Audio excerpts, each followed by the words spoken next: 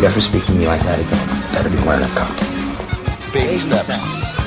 One break, I'm in Okay, friends, let's everybody take your positions, please.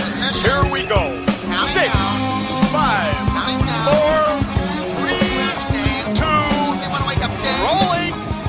Dave! And Dave! Unchained. welcome to Dave and Dave Unchained, a Van Halen podcast. I'm Dave. And I'm Dave. And we are at episode 89, Dave. We are in May of 2023. The summer is upon us. We are now in our 8th year. Starting our 8th year, if you could believe that. We have passed the 7-year mark and moving on into 8 years. When we started this, we were 46 years old. And we thought the band would get back together for at least another tour. Oh, yeah. Oh, there was all kinds of hopes and dreams back then. And, Right. and this is even way prior to COVID. So, know. Oh, yeah. But the crazy part is we're here 7 years later going on 8, and there's still stuff to talk about. I'm not sure how that happened. That's right. Speaking of that, we're going to go right into Van Halen news. Van Halen. Well, the Red Rocker, Sammy Hagar, Van Halen's second lead singer, is dominating the news. He has got all kinds of stuff going on, and we're going to start with this. He actually came out on the episode of Fox's The Issue Is. Sammy's doing all kinds of press. He is all over print and television and podcasts. It's unbelievable. What's he doing press for? He is promoting his new Cabo Wabo Beach Club and Bar, so he's doing a lot of that. And he's and he's just promoting a lot of his rum and his Whatever's on his t-shirt that week. Yeah. I also think his canned cocktails have now expanded and they're able to be gotten in different states and stuff. So, listen, Sammy loves attention, okay? We all know that. He likes it. He loves it. He loves being in the spotlight. In fact, we're going to get to all this. But, of course, Fox had this TV show called The Issue Is, and Sammy was on there, and he unveiled this whole story. I can't believe he got into this, because this is a very sore point. But for some reason, he took this point and turned it around, and I'm going to tell you about it. Dave, I know, has big opinions on it. So, on The Issue Is, now, think about Sammy's career, right? Montrose, his solo career, Van Halen, and this is what he's talking about. So, I guess everybody is sort of fascinated by his Cabo Wabo brand and how it's expanded beyond the tequila and the club and now this beach restaurant and all this kinds of stuff, right? What was the origin of Cabo Wabo, right? And they started getting into the origin of it, which we all know involved Van Halen. Cabo Wabo being the song from the 1988 album OU812. And he said he saw this drunk walking in the street, kind of bouncing off the barbed wire, and one day in Cabo, and he joked around saying the guy's doing the Cabo Wabo because he's sort of like wobbling as he walked, and he started laughing. Then he said, I'm gonna build a bar and call it the Cabo Wabo. Then I thought, maybe I could have my own tequila. See the light switches going on, and I started to see down the road. Oh, maybe I could have these all over the world. And then he said he bought property and he did it. And he said they wanted to get Van Halen involved and some of the guys invested, but he said they all freaked out when it lost money the first year. It was like, we can't afford $10,000 this year. So they wanted out. We're not putting our money in this thing. I said, okay. I took it over and it just exploded. And the Cabo Wabo brand is now a multi-million-dollar project. But it was weird that he went on TV and said that because everybody is sort of suspicious about, not that I think he did anything wrong, because he tried to help them and get them involved and, have the band sort of attached to it. Everybody would have prospered from it, but they all gave up on it. He brought this all out on television. He's like, they lost millions. It was unbelievable. What did you think of that, Dave? If they had stuck around, they would have made some money, but you got to remember that that at the time, it was bleeding money badly. And Sam had offered to buy them out. I think it was in the biography that Sam didn't release. There were a couple of chapters released. If those are to be believed, he had really strict terms on what to do in order to buy them out and make sure they got reimbursed whole and all that stuff. Right. And it just looks fishy when you go into business with other people and it's failing. And he's like, all right, we're going to need more money. And by the way, it was more than $10,000. Absolutely, yeah. I mean, those guys sneezed that money out, you know. Oh, I'm sure it was more like 100,000.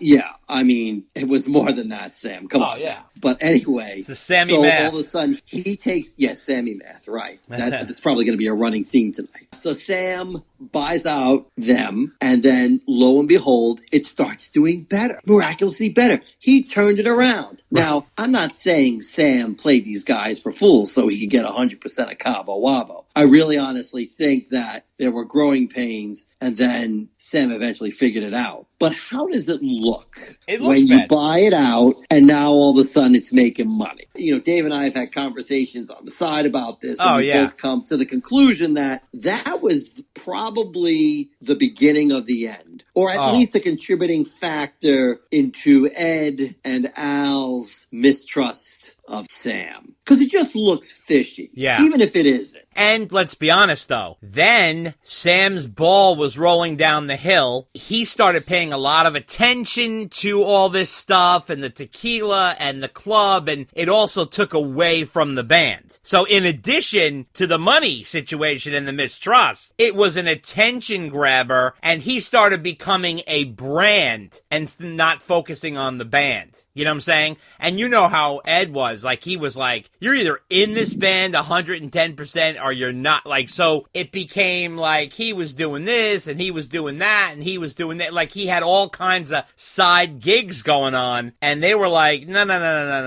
And Sam was into all kinds of stuff. If you remember, he started like a biking company. He started like a travel agency. He started a line of clothing. Like, he was really starting to like branch out. And you know what? I'm giving Sam all the credit in the world, because holy shit, he really knows how to market himself and really knows how to build a brand. I give him all the credit in the world. Some people just know how to do that. He's one of those people. And I think that's genius. But it didn't fly with the brothers. It just didn't fly with the brothers. So it becomes really strange. And, you know, here we are. Ed's gone. You know, Al's in hiding. And the next news item here is Sam's Cabo Wabo Beach Club and Bar, opening up at the Waterfront Beach Resort on Pacific Coast Highway in Huntington Beach, which was across the street from the beach. Said it's a restaurant that's designed to evoke the ambiance of Cabo San Lucas, where he founded the Cabo Wabo Cantina in 1990. This is 11,000 square foot restaurant. It's got a full bar, and the food is designed to be a combination of the cantina from Cabo and a kind of a beach bar and grill locations that he has in the several airports that are around. And the restaurant has breakfast, lunch, and dinner. And on top of that, all the personal net proceeds that he gets from the Cabo Wabo Beach Club and Bar will be donated to the Children's Hospital of Orange County through the Hagar Family Foundation. So Sammy makes so much money, he's giving it away.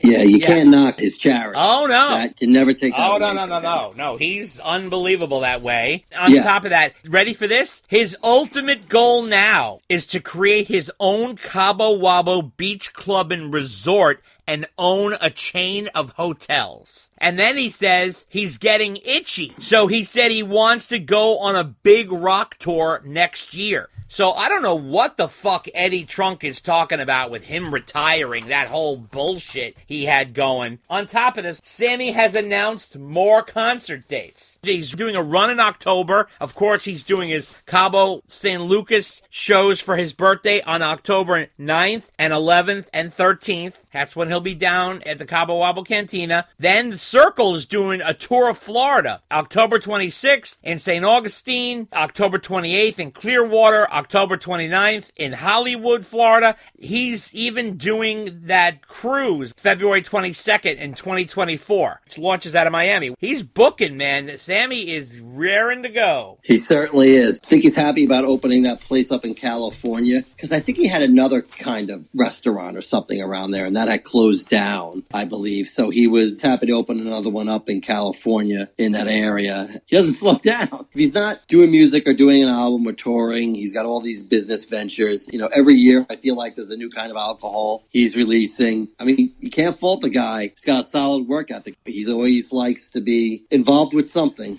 Well, let me tell you something. He is all over the place. Television, radio, podcasts. He's doing live concerts. He's doing brands of stuff. Unbelievable. He was featured in a big USA Today story, and he talked about Van Halen a little bit. He said, the peak of my musical life was Van Halen. My ego wants to say I was doing great as a solo artist. Well, yeah, I was doing fine, but Van Halen was some other thing, man. It was a four-headed monster, and I miss Ed dearly. I cherish him more than ever. What happened with us at the end was such a shame. It's what happens when drugs and alcohol are involved. It's such a shame. If Van Halen were still together today, we'd be headlining every one of those festivals all over the world. I miss his unique creativity. He'd play something, and then I'd go, what? Where the hell did that come from? He was so out of left field, so original. That creativity always lifted me. So he had good things to say about Ed, and he also said that he thinks Crazy Times is his best writing since Van Halen or Montrose. How do you like that? Spinning the wheels. Yes, interesting. Well, I will say his writing was good on the Crazy Times. Oh, no, it's excellent. I think songwriting, lyric-wise, it was one of his better albums. I'll totally give him that. Yeah, no, totally. Not only that, but you gotta give it to the guy. He's releasing albums, he's touring, he's doing a million things. I mean, he's delivering for the fans, for sure. My God, he's got the energy of a fucking 25-year-old. It's unbelievable. And he looks amazing. For 75 years old, I mean, are you kidding me? I know. I want to be Sammy when I grow up. Me too. Of course, you know, Sammy's got the ego. So he was talking with Classic Rock. He said that he felt like he made Van Halen better, of course. So he said, I had more experience under my belt when I joined Van Halen in 85 than they had. They had been together for 7 years making records. I had been around for 10 years before that. Hager said that the band was in awe of him, saying that I knew how to sing, I knew what Eddie was playing, I knew which keys things were in, the arrangement of the music. Eddie really got off on that because he never had a musical partner with Dave. Even his father, Jan Van Halen, said to Eddie, this guy sings like I play clarinet. And he said that the 9th year of Van Halen was really rough, the 10th year was no more, and the 2004 reunion was a mess. He says, we never got back to the beginning that I loved so much. I tell you, though, you gotta love the fact that he's unfiltered in these interviews.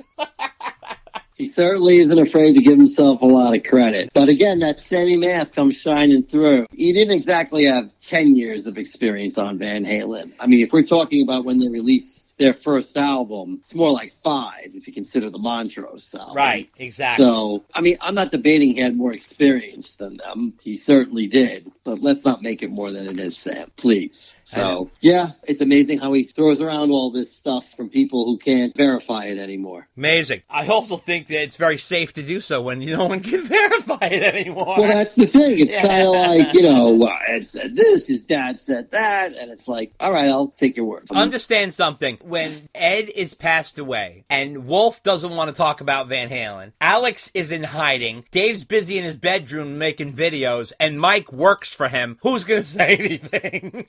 Well, right. But, you know, I mean, you and I are probably one of the few people who've been following it as closely as we do. Sam just says whatever and knows what works for a good story. So 99% of the people don't care. And then it's, you know, you and me ripping it apart. Right, exactly. Now, he is all over social media. He knows how to work that camera. He knows how to do all that stuff. So what he did was, Sammy, this is a real young person thing. He did an unboxing. Now, if anybody on here doesn't know what an unboxing is, just to give you a quick rundown, it's when a new product comes out and someone opens it and goes through the product on a video. So, using this example here is the live right here, right now vinyl release that came out, right? So Sammy picked up the package, brought the package into his kitchen, opened it up. he's pulling it out, he's opening up the sleeves, like he's showing you everything. Now, Sammy is obviously a celebrity and he was part of the band, so he doesn't do the unboxing the way a professional unboxing would be. A professional unboxing would be like showing you every angle. They go out of their way to give you a feel and look of what it like. Sammy, obviously being the celebrity that he is, was kind of like showing you his excitement about this. Now, in the process though, a little news information came out of this. So he did this unboxing on Instagram to promote the Live Right Here Right Now vinyl. So that was cool. And, he got excitement. He was losing his mind, this and that, and kind of reminiscing over it. Then, he kind of like makes comments sometimes after he posts something. Someone will ask a question, and then he wrote a little something there. And he said, the whole Van Hagar catalog is being remastered, soon to come with extra tracks in a box, shit, etc., etc. It's been a long time coming, but we got it done. So this kind of set ablaze a lot of questions. He said box, shit, etc., etc. Is he referring to a box set that's coming? Obviously we knew about these vinyl reissues and them having extra tracks, but now he's talking about a box set. So I'm not really sure. Dave, have you heard anything on the links? No, I really haven't heard. I mean, there was talk about and stuff like that, but nothing definitive. So the live album that came out was 4 LPs. And, right. That was almost a box in itself, right? So right. Is he talking about something like that, where each LP comes in a box, but it's not a additional box set with bonus tracks? So no one really knows. But we'll see. At least they'll re-release the Van Hagar era and remastering it, which is long overdue in the States. At least they're giving the catalog some attention. Yeah, finally. Absolutely. Now, Sammy also did a benefit. We talked about this on last cast on May 13th at the Fillmore, where he did his 8th annual Acoustic for a Cure, an all-star benefit. He was joined by Bob Weir, the Grateful Dead, Michael Anthony, of course, Chris Isaac, Vic Johnson from The Circle, Taj Mahal, Don Was, and Nancy Wilson. It's all benefiting the Pediatric Cancer Program at UCPF Benoff Children's Hospital. And he did that, and he came out and played a set where he's playing acoustic. He played Affirmation from The Space Between. He also played Father Time off of Crazy Times. And then he threw out an old classic, Your Love Is Driving Me Crazy. And then he came out and did Cabo Wabo with Michael Anthony and Vic Johnson, a cappella. Then he jumped on Bob Weir's set, and he played with Bob Weir, playing One More Saturday Night, Wilson Pickett's In the Midnight Hour, and Loose Lucy, which is a Grateful Dead cover. And here's a clip of that. Loose Lucy is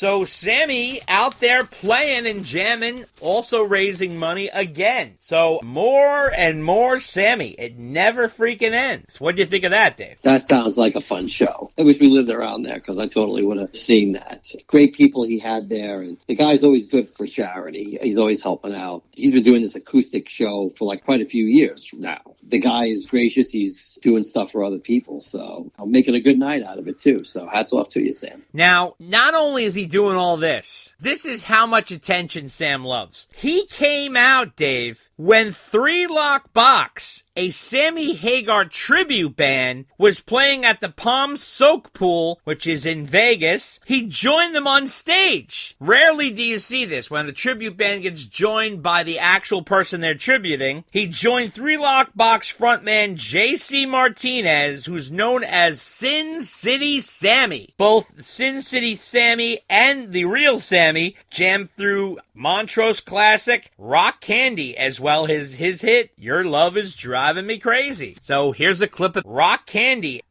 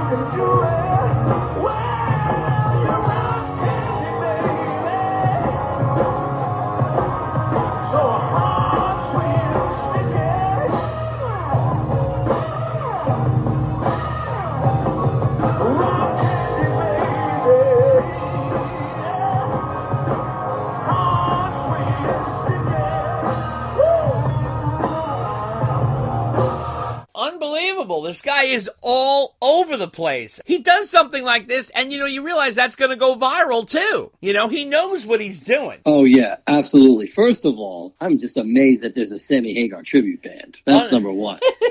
But number two, they must have been beside themselves with joy that Sammy came out there and sang a song with them. They were lit. Yeah. Oh, yeah. And I saw a video of one of the songs. It's just so funny seeing Sammy next to a guy imitating Sammy, who does a reasonable job of sounding like Sammy. Mm-hmm. So yeah. it had to be surreal for them. You're right, Dave. That does not happen too often at all. Again, hats off to Sam for actually doing that. Right, absolutely. No, I think it's very cool that he did it. Now, this thing is not very cool. So Sammy Hagar's son, Andrew Hagar, started talking about these uncomfortable social media experiences he's had where he's been subjected to harassment from David Lee Roth fans who blame his father for the decline of Van Halen. And they're channeling their anger toward him. They were bombarding him with daily hate messages on social media accounts. He started having to block people that were responsible for it. And he says, people hate me because of the whole Van Halen feud. I mean, I have people who are massive David Lee Roth fans or people who think my father ruined Van Halen just direct all their ire toward me. I've blocked a lot of those people now, so it's not as bad as it used to be, but for a long time, I would get crazy messages every day. And it blows my mind that people have this kind of time and want to spend that kind of emotional energy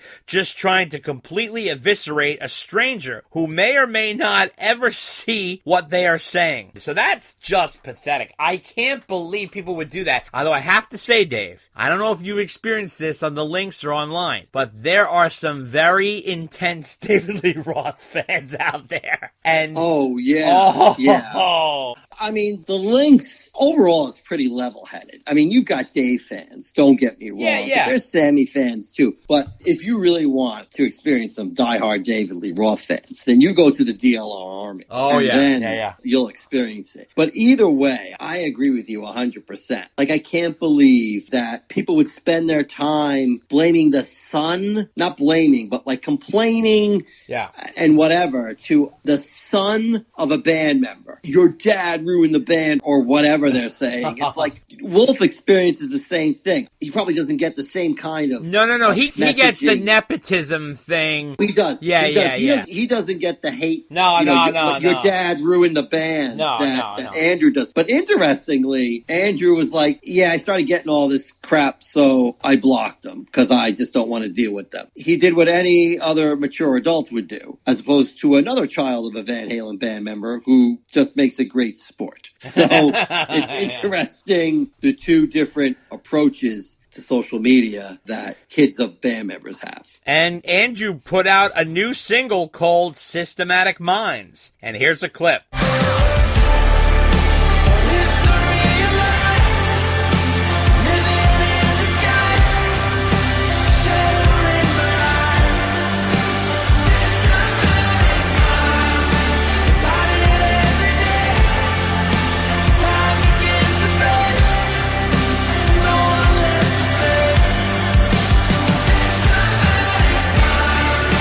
And he said, as we race toward a precipice on the edge of the unknown, few people have ever stopped to question why. Are we headed in the right direction? Is this destination somewhere we can return from? Could it potentially lead to our demise as a culture or a species? Between the looming threat of AI, decisive political rhetoric pushing us into the extreme margins of quote-unquote free thought, the overwhelming negativity of our attention economy, and of course, the myriad social issues, it feels at times we are watching the decline of Western civilization. It's easy to think we're teetering on the brink of a potential collapse or perhaps a revolution. So, interesting thought process there, and Andrew is out there working on his career. Sounds pretty good. I thought the song was pretty decent. What do you think? Song was okay, not my cup of tea, but I certainly appreciated the artistry that went into it, and the thought process, and the lyrics behind there. Glad that Andrew did not inherit his father's penchant for questionable lyrics, shall we say. Right. But definitely a professional sounding song, arguably as good as anything Wolf is putting out there. I mean, I've heard more of Wolf's stuff. I prefer Wolf stuff. Oh, yeah. I've heard a bunch of Wolf songs over one of Andrew's songs, but he's out there doing it, so you got to give the guy credit. That's not easy in this day and age. And plus, being the son of a famous rock star, I mean, that guy should call Wolf, and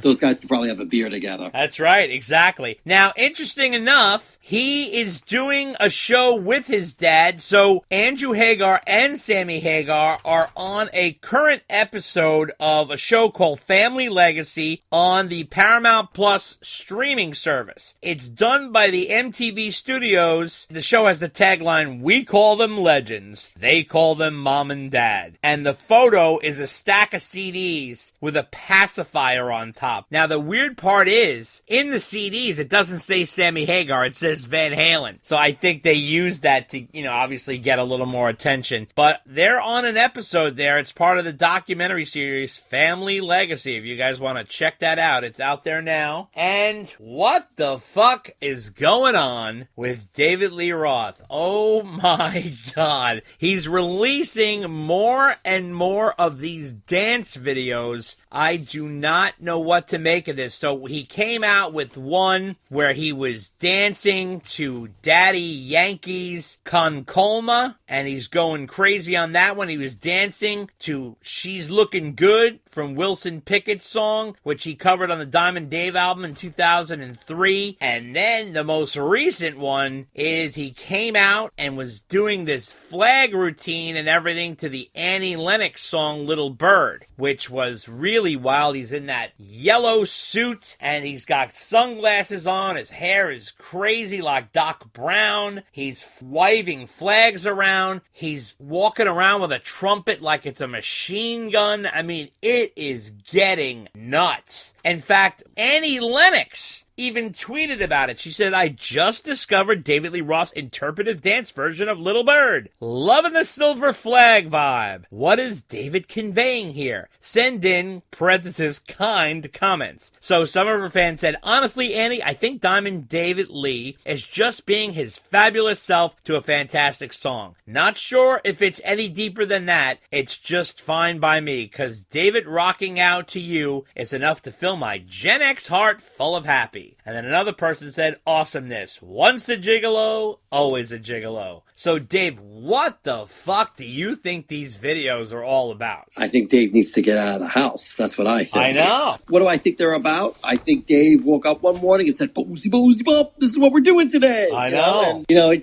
that's what he wants to do. He wants to get in front of a camera that almost looks like it's on the floor to a song, usually that he recorded, smile like the Joker the whole time. Wow. And he's getting all dolled up, and maybe this is sort of like an outlet because he can't perform, or like he's not touring, or I don't know, man, but it is fucking crazy. Yeah, I just think he's just doing what he wants, and that's what he wants to do now. Although I think you're right, maybe he's starting to get a little antsy around the house. Yeah. And he went up into the attic and said, "Hey, these are the flags from the Van Halen reunion tour back in 2007. I think I could do something with these." Oh my God. And they're huge. Those flags are huge. They take up like the whole room. It's like bigger than 3 bed sheets tied together. It's gargantuan. Well, when you're playing arenas, you need a big ASS flag, right? So, I'm thoroughly convinced that's what they're from. But anyway, look, he's going to let his freak flag fly. And at this point in his life... Literally. Yeah, good call, right? But at this point, it doesn't matter. He doesn't care. He's never cared, quite frankly. No. I just wish he would hone in some of that energy and just focus it a little bit. He's doing the podcast, which is great, but, like we always say, it'd be great if he told he's been telling some Van Halen stories, but maybe something from, after the band broke big, or as the guys on the DLR cast like to point out, maybe something from his solo career, which he never talks about it. Right, almost never talks about it. Never talks about it. Come on, man. Granted, there are less people who want to hear that stuff than stories about Van Halen, but it's your cast, man. Talk about what you want. You can certainly talk about the Eat 'Em Smile Band, and lots of people would be interested in that. Totally. But Dave's going to do what Dave wants, and, we just have to accept it or move on and listen to Sammy. So pick your poison. Exactly. So now Wolf has come out with a second single from his upcoming album, Mammoth 2. The last single was Another Celebration at the End of the World. We were all excited about that. Now he's come out with a new single called Like a Pastime. Here's a clip.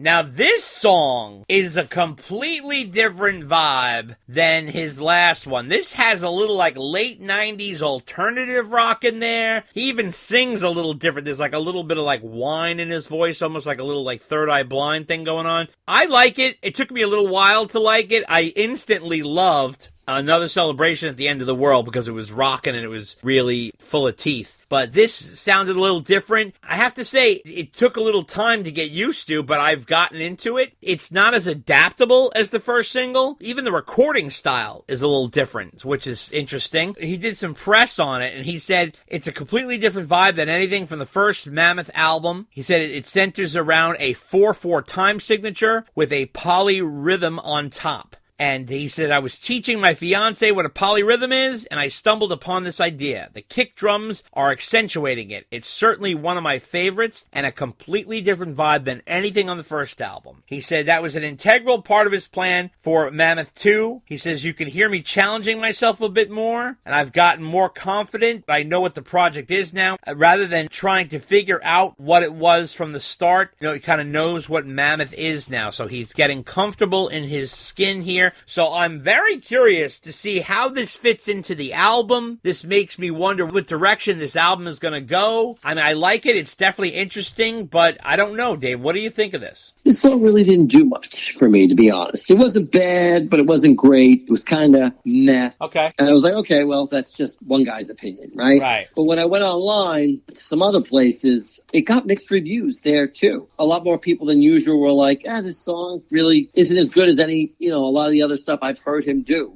which seemed to be a common enough thread. So this song really didn't move a lot of people, including me. You know what really threw me with this song is the opening is pretty aggressive, and then it doesn't get aggressive. And then it's sort of like almost mid-tempo, and then it sort of gets aggressive again in the end. So I guess I was a little confused by it, but I did listen to it several times, and I got more into it. I'm just curious to see how it sets into the context of the album. So I'm waiting to see what happens with that. Meanwhile, he talked a little bit about some Van Halen drama with Barbara Caserta of Linear Rock. So she was asking him about, of course, no one will stop talking about the Eddie Van Halen tribute that never happened. So he said that unfortunately with Van Halen, there's too many pieces that don't operate as they should, unfortunately. But that's neither here nor there. It's just how reality is, unfortunately, sometimes. And he was talking about how the Foo Fighters have less drama and they're more involved in their camp. And remember, he did that tribute to Eddie when he did the Taylor Hawkins tribute, and he did it with Dave Grohl on bass, Josh Freese on drums, and the Darkness's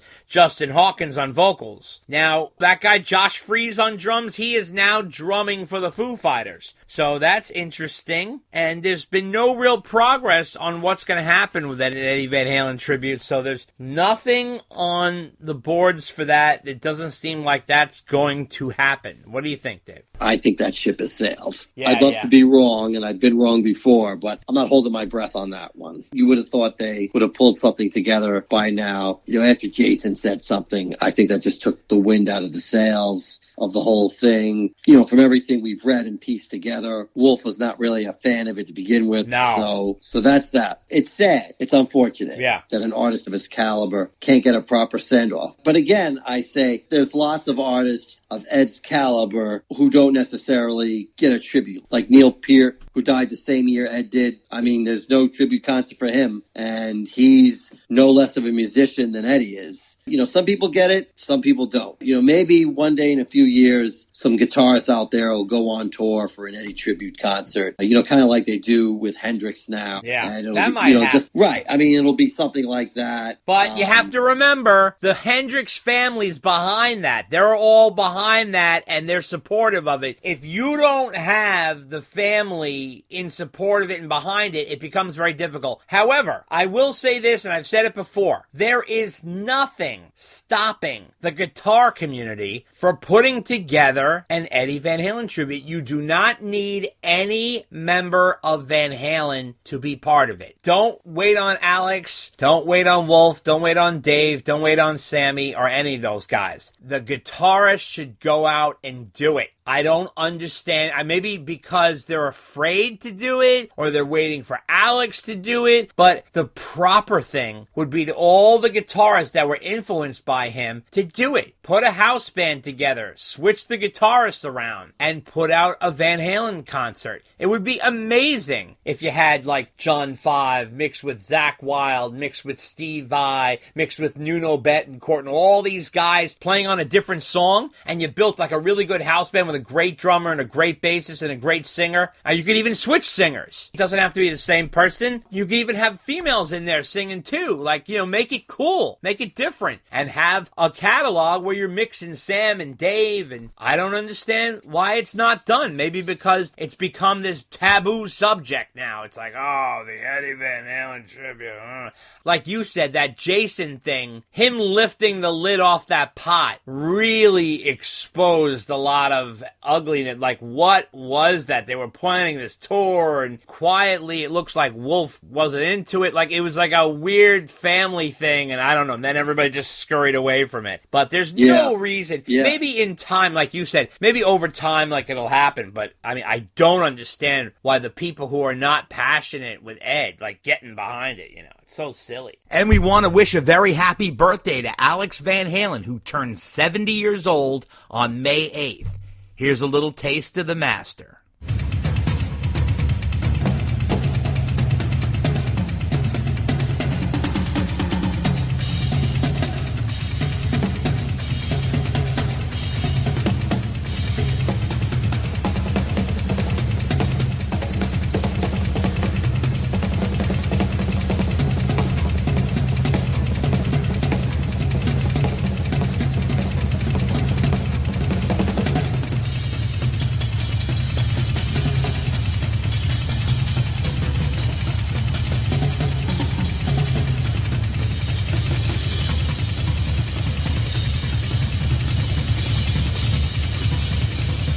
Also wanted to let you guys know about Extreme. So we all know Extreme has a new album coming out next month called Six. Their first in 15 years. They released 3 songs and they're really exciting. They had Rise, they had Hashtag Rebel, and Banshee, right? They're all great songs. Really excited about it. So Nuno Bettencourt apparently played this new song called Hurricane, which has not come out, and he played it for Steve Vai and Tom Morello, and he claims that they got so emotional of it, both of them broke down into tears. So, very curious to hear what this song is all about. Extreme has been playing Rise live in their set, and they were on the Monsters of Rock cruise where they debuted it, but Nuno Bettencourt, dicking around playing basketball, gave himself a knee injury, and he had to perform sitting down. This caused Extreme to cancel their scheduled performance at M3 Rock Festival in Columbia, Maryland a couple weeks ago because of Nuno's knee injury, resulting in his inability to perform. So Nuno said, "I am seriously bummed that Extremes are not able to perform for everyone at M3 Rock Festival, and we've been looking forward to this festival for months. We apologize for the inconvenience to the fans attending the festival. We can't wait to get back on stage once I'm all mended up." And they will be playing the Best of Blues Rock Festival in Sao Paulo, Brazil on June 2nd. Dave, what do you make of all that? I guess we should start calling him Nuno Broke It on the court. Oh, nice.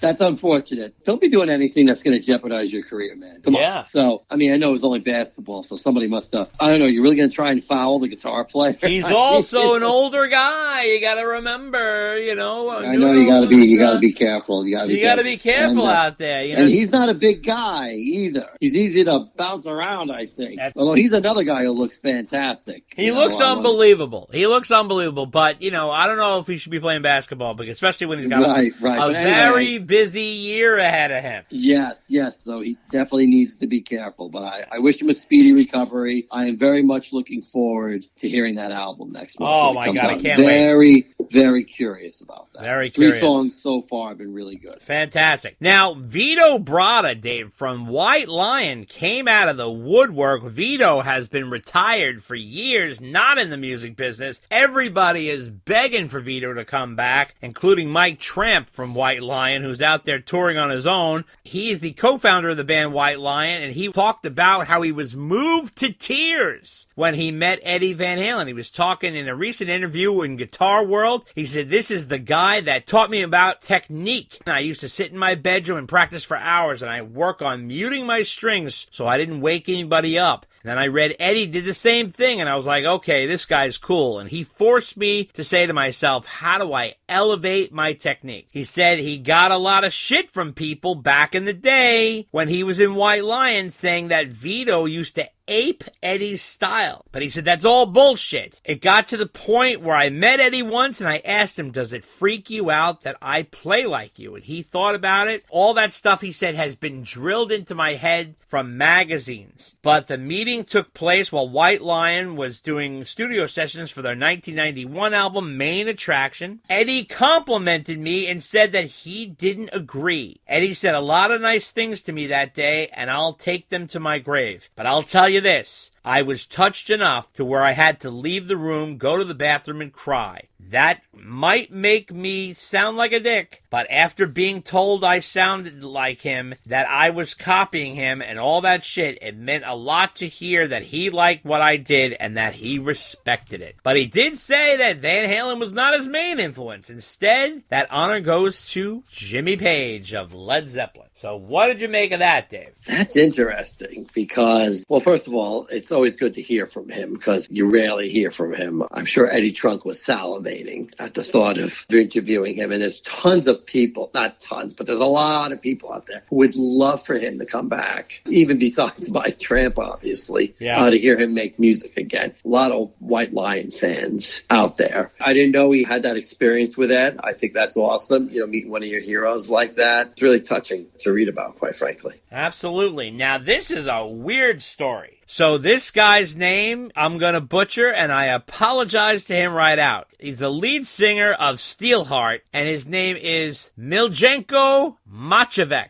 And he, like I said, was from Steelheart. They sang the songs, I'll Never Let You Go, Angel Eyes, She's Gone, and We All Die Young. So just to familiarize yourself with the band, he said, I always felt like I would sing in Van Halen. I had that vision. He was telling Metal Edge. And when Gary joined the band in a weird way, I felt like, oh, that's when I should have been there. Very strange comment to make. He said he developed a deep bond with Eddie Van Halen after linking up with him through a common friend. He said, I was in Niels Lozauer's studio. And he goes, hey, why don't you come over? Eddie's here. You should meet him. I came in and we met and we just connected. It was like, oh man, you're great. You reek of soul. That's what he would say to me. He gave me his number and said, let's connect. Then I came over to his house and we had some wine. And he talked a lot and we had some good conversations, talked about music. And he said, you know, I should have been in the band at this time. He was saying this to Eddie, which is ballsy, you know. This, he said, was in the early aughts, after Sharon's tenure and after the disastrous tour with Hagar and during a place when Eddie was trying to get himself together health-wise and the band was in somewhat of a holding pattern. And he also said he had a Steinway piano, an upright Steinway piano, and Eddie wanted to give it to him, but he didn't want to take it, and now he regrets not taking it. They said they had really good talks, but he told him, listen, you need to connect with Dave. Come on, it's time. It's time. So I can't believe everybody's coming out with these Eddie Van Halen stories now that Ed's gone.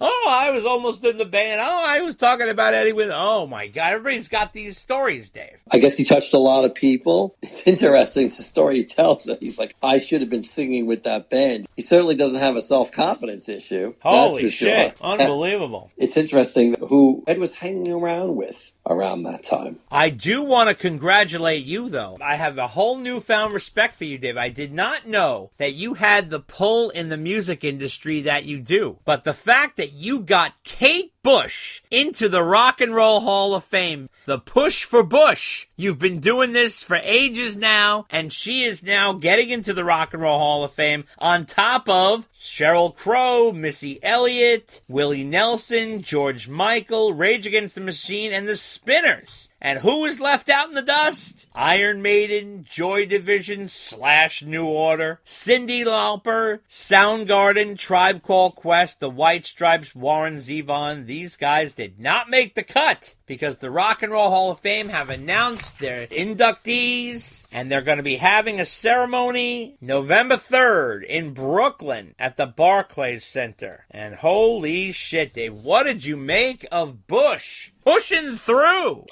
Well, look, we could spend a whole podcast on the Rock and Roll Hall of Fame. I know. First of all, I really don't understand how Soundgarden didn't get in. Oh, I think that's it's just crazy. Just a travesty. Despite all your joking, I've never been a Kate Bush fan. All of a sudden, I heard her song on the radio one day, and I was like, what is this? And my daughter was like, oh, that's the song from Stranger Things. And I'm like, oh my God. So she's having a whole career resurgence. And now all of a sudden, a year later, she's in the Rock and Roll Hall of Fame. I mean, is she really in the Rock and Roll Hall of Fame because she had this hit song in a TV series? Maybe I'm just ignorant, which I could very well be because I really don't know her career at all. But I just don't understand, or I just lack the knowledge of how influential she is. is. I just don't see it. I don't understand that. It's absolutely shocking. And then, of course, let's not forget the backdoor entries. This is the new thing now, is we let people in the back door. So you got DJ Kool Herc from the Bronx. He's getting a Musical Influence Award. And then you got Chaka Khan. Dave, Chaka Khan, poor Chaka Khan. She has been on the ballot 7 times. And she never got voted in. Now they're sneaking her in through the Musical Excellence Award. And it's just bizarre. And I'm not saying Chaka Khan's not deserved.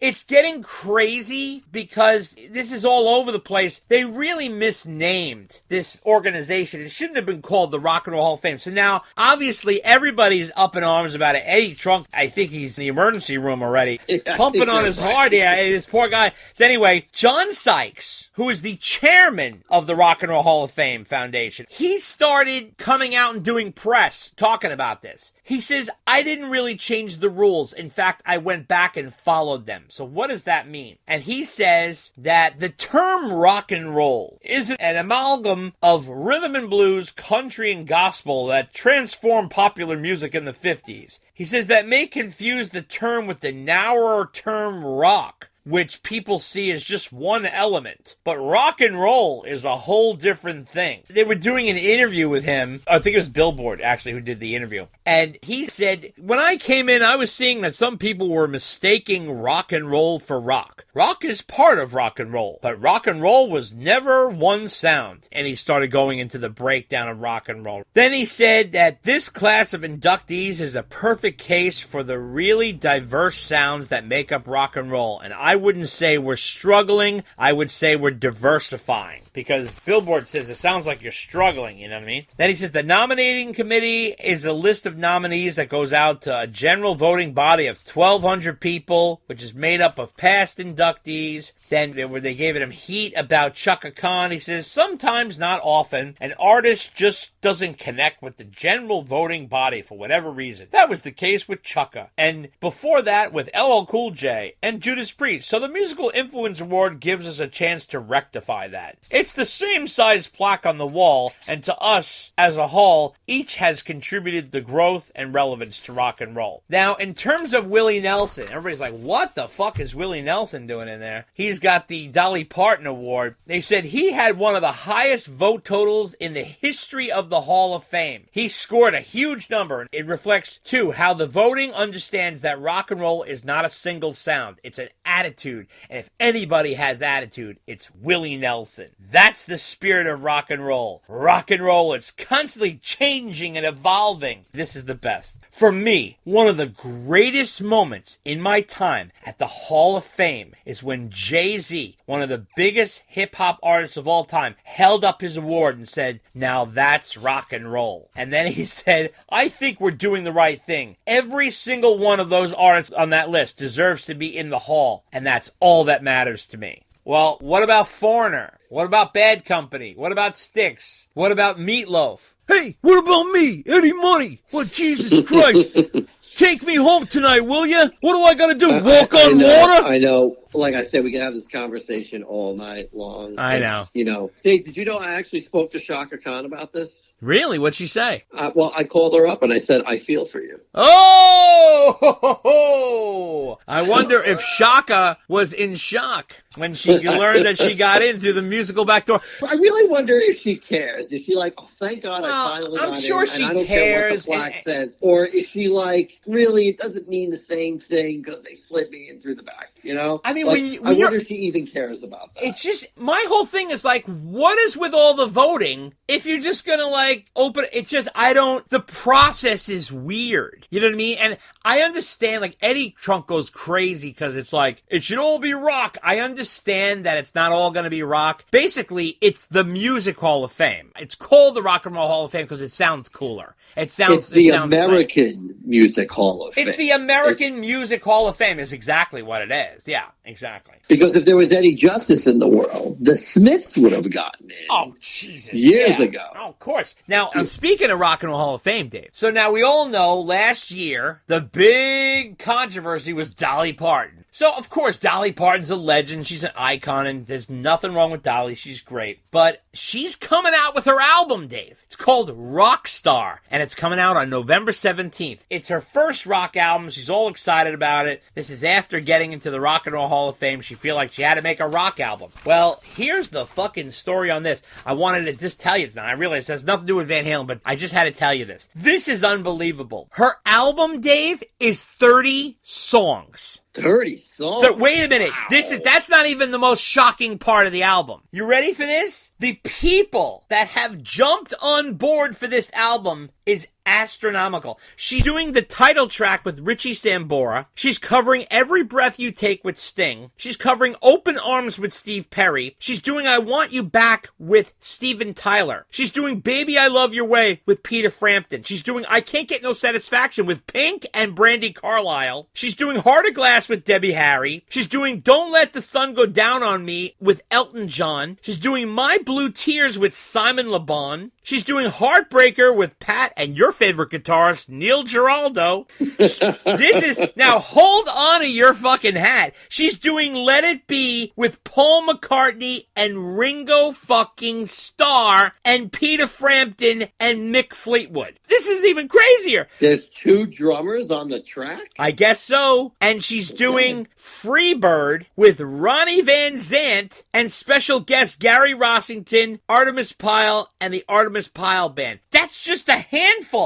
She's got other people on there like Sheryl Crow and Michael McDonald and fucking Miley Cyrus and all kinds of shit. Chris Stapleton, Joan Jett. She's doing I Hate Myself for Loving You with Joan Jett. Stevie Nicks. Oh my God. Even fucking Kid Rock is on there. I mean, it's like, holy fucking shit. It's like it's the thing to do. Right. Right? I can't believe Steve Perry came out of the woodwork for that one. Can you believe That's that? amazing. And the best is, here's my question. Next year at this time, is that going to be Willie? Is he going to be coming out with an album now with all the rocks? Is this going to be like a thing? It's just bizarre. It's just very bizarre. Anyway, we're on to the last item of Van Halen news, which Dave absolutely loves because he's ready to go to bed, comes from Gene Simmons. So, interesting is that Gene did an interview with Classic Rock magazine, and he didn't talk about himself. That's a miracle. So he talked about, and very open and honestly, about Eddie Van Halen. He said he was the most important musician since Jimi Hendrix. Thank you for saying that, Gene. And he says, when I was told Eddie Van Halen had died,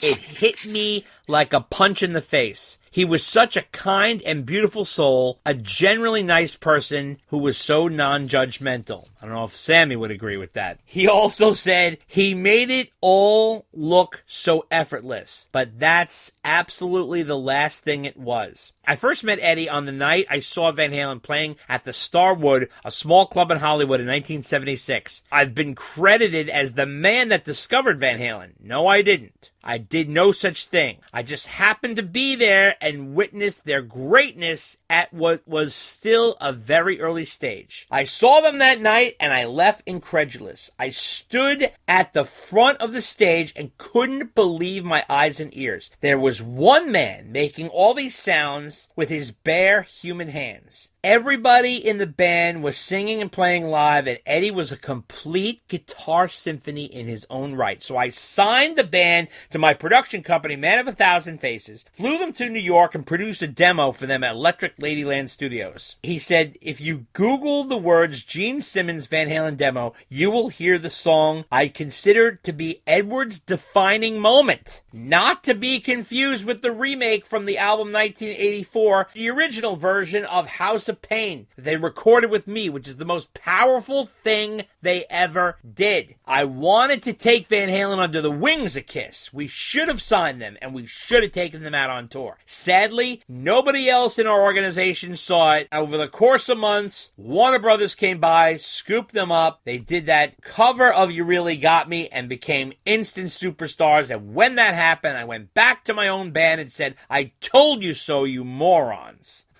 And then he said there was absolutely no one who could touch him at his peak. And what really intrigued me about Van Halen was that they came out of nowhere. It seemed like they had no lineage. Now, Edward talked about being a fan of Clapton, and I'm sorry, I do not see it. Where other guitarists were inspired by B.B. King or Albert King, Edward was playing majors and minors and flat thirds. What he did was closer to classical music. My friendship with him is something that I will always treasure. Eddie didn't badmouth rival bands. He did his own thing. Eddie was all about the music. That was something I always admire about him, and there will never be another one like him. I mean, I have never seen Gene. Ever. And I'm a huge Kiss fan, and I love Gene. I think Gene is the best. I think he's funny. I think he's interesting. He's intriguing. He's smart. And he's the biggest ego you could ever imagine. But, you know, I've never seen him talk like that about anybody. And he really laid it down for Ed. So I thought that was a beautiful thing he did. What do you think? That's Gene Simmons of Kiss. Gene Simmons of Kiss. I did think it was very nice what he said about it. Yeah. I give him full credit for that. I would like to say that when he talks about how he was given credit for discovering Van Halen, he was the guy who gave himself that credit. Of course. All the time. Yeah. So, you know, I think he leaves that little detail out. I think he's a little older and maybe he's trying to repair some of the damage. Yeah, but no, it was really very nice what he wrote and very thoughtful. It was a little atypical of Gene, not typical of Gene at all. It was well written and a heartfelt tribute. I just gave some summary. He went on for pages. He really fucking opened up about Ed, so I really thought that was something special.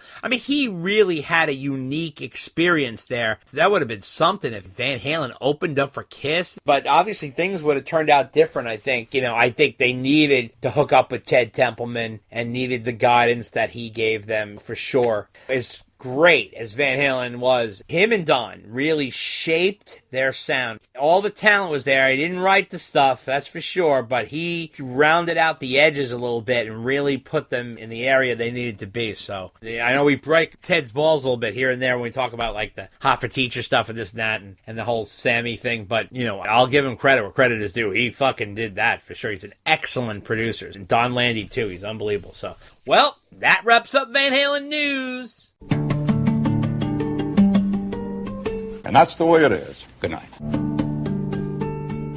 And we are on to our interview with Alan Berry. Oh my God. This guy gets the Van Halen Fan Award of the Year. This guy has put out a 5-part docu-series on the making of 1984. Van Halen's 1984. So he talks about everything in this over 2.5-hour documentary, but it's in pieces. He broke it down into 5 different episodes. And it talks about the lead up to 1984 with the US Festival and building 5150 to making 1984 to promoting 1984 and touring 1984 and the breakup and the fallout and everything afterwards before 5150, of course. So that whole time period really covers like 83, 4, and 5. And he really did not good, not great, but an astounding job and really put a lot of work in. This is a well-done docuseries, and we did an 1.5-hour interview with Alan. He's a very cool guy. He's like one of us, and he really made this from a fan perspective. Now, keep in mind, Alan is a professional filmmaker, so this is well done. It's beautifully layered, and the images he has in here, he does a professional voiceover, and the interesting thing about this docuseries, there's no interviews in here, but he's got great music and great clips and great photos. He's got photos and artifacts you've never seen. He's got all kinds of story in here that you've never heard. Really, really cool stuff.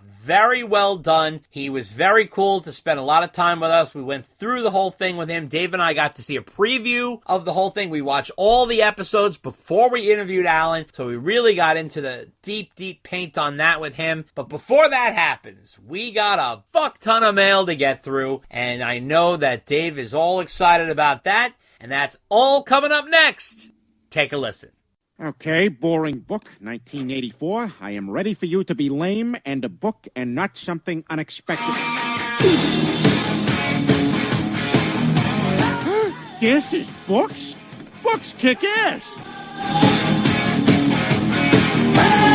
Probably reading Orwell. If you need a dose of VH, get a taste of the closest thing. Romeo Delight, the ultimate Van Halen tribute band, playing all the hits from the David Lee Roth era, first classic 6 albums, plus deep cuts, some of which have never been played live before by the band. They even throw in popular tracks from the Sammy Hagar era and solo hits. The most viewed Van Halen tribute band on YouTube, Romeo Delight, doing customized recreations of staging, instruments, and costumes from the classic Van Halen era. They even perform entire Van Halen albums in sequence. Romeo Delight plays theaters, casinos, summer indoor and outdoor festivals, and special events. They're also available for private parties. To contact them, call Bud Blanche at 215-704-5144. That's 215-704-5144. Or via email at sonicparade1@yahoo.com. Romeo Delight, the ultimate Van Halen tribute band. The long-awaited Van Halen book from legendary rock journalist Steve Rosen is here. Tone Chaser, Understanding Edward, my 26-year journey with Edward Van Halen. This is an over 400-page odyssey of Rosen's decades interviewing and being friends with the late guitar god, Eddie Van Halen. Rosen says, I spent 14 long, hard months writing Tone Chaser. It was both the most difficult story I've ever written and the most rewarding. I wanted to be honest and transparent as I possibly could, which was not always an easy thing to do. In the end, this was the most complete and comprehensive book I could have possibly written. There was nothing left to say when I reached the last page. With every word I wrote, I was reminded of the time I spent with Edward, and that hurt terribly. But it also brought back what a remarkable experience that was, and how insanely lucky I had been to have ever known him, and astonishingly to have been friends with him. I hope you can feel everything I felt. That is the purpose of this book. Pre-sales are currently going on now for the self-published book. PayPal Steve directly at scrosen@sbcglobal.net. That's scrosen@sbcglobal.net. It's $47 for those who are buying it inside the U.S., and that includes shipping. $95 for those who are buying it overseas, and that includes shipping. Tone Chaser, Understanding Edward, my 26-year journey with Edward Van Halen. Don't miss out. Order it today. Pick up the new book, Eruption, Conversations with Eddie Van Halen, by Brad Tolinski and Chris Gill. These music journalists share with fans new and old alike a candid, compulsively readable, and definitive oral history of the most influential rock guitarist since Jimi Hendrix. It is based on more than 50 hours of unreleased interviews they recorded with Eddie Van Halen over the years, most of them conducted at the legendary 5150 studios at Ed's home in Los Angeles. The heart of Eruption is drawn from these intimate and wide-ranging talks, as well as conversations with family, friends, and colleagues. In addition to discussing his greatest triumphs as a groundbreaking musician, including an unprecedented dive into Van Halen's masterpiece 1984, the book also takes an unflinching look at Edward's early struggles as a young Dutch immigrant unable to speak the English language, which resulted in lifelong issues with social anxiety and substance abuse. Eruption, Conversations with Eddie Van Halen, also examines his brilliance, who changed the face of guitar manufacturing. Eruption, Conversations with Eddie Van Halen. Get your copy today on Amazon.com. Hey everybody, how you doing? This is Steve Rosen, rock journalist, author of Tone Chaser, Understanding Edward, my 26-year journey with Edward Van Halen. You are listening to the one and only Dave and Dave Unchained. Pick up the new coffee table-sized book, The Decade That Rocked, by legendary rock photographer Mark Weissguy Weiss. This 376-page book has hundreds and hundreds of full-color photos that Weiss shot through the 80s for magazines like Circus, Faces, and Hit Parader, featuring bands like Van Halen, Motley Crue, Twisted Sister, Bon Jovi, Skid Row, Guns N' Roses, Ozzy Osbourne, and more. There's even behind-the-scenes stories to go with these colorful, eye-popping pictures. The Decade That Rocked A new book by rock photographer Mark Weiss is available for purchase now. Go to thedecadethatrocked.com, where there are exclusive bundles available with extra prints, t-shirts, and even patches. Inquire about the Van Halen bundle, especially made for Dave and Dave Unchained listeners. Order today. The Decade That Rocked. It'll rock your world. Author Greg Renoff is back with a new book, Ted Templeman, A Platinum Producer's Life and Music. The new biography of the record producer Ted Templeman, who went on to produce Van Halen, the Doobie Brothers, Van Morrison, Aerosmith, Sammy Hagar, and more. The book, which runs $19.95, and it's currently available at Amazon.com. From the man who brought you Van Halen Rising comes Ted Templeman, A Platinum Producer's Life and Music, written by Templeman as told to Greg Renoff. Available for only $19.95 at Amazon.com. Order it today. Need a laugh?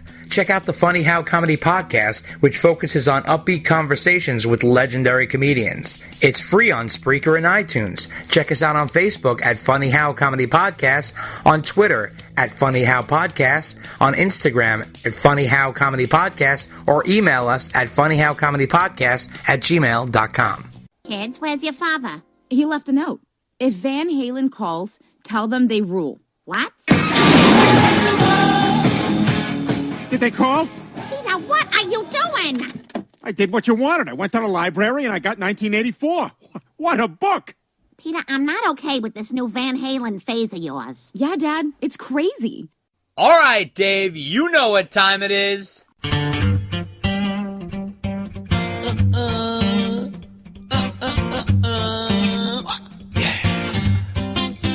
Dave and Dave's mailbag is big and round.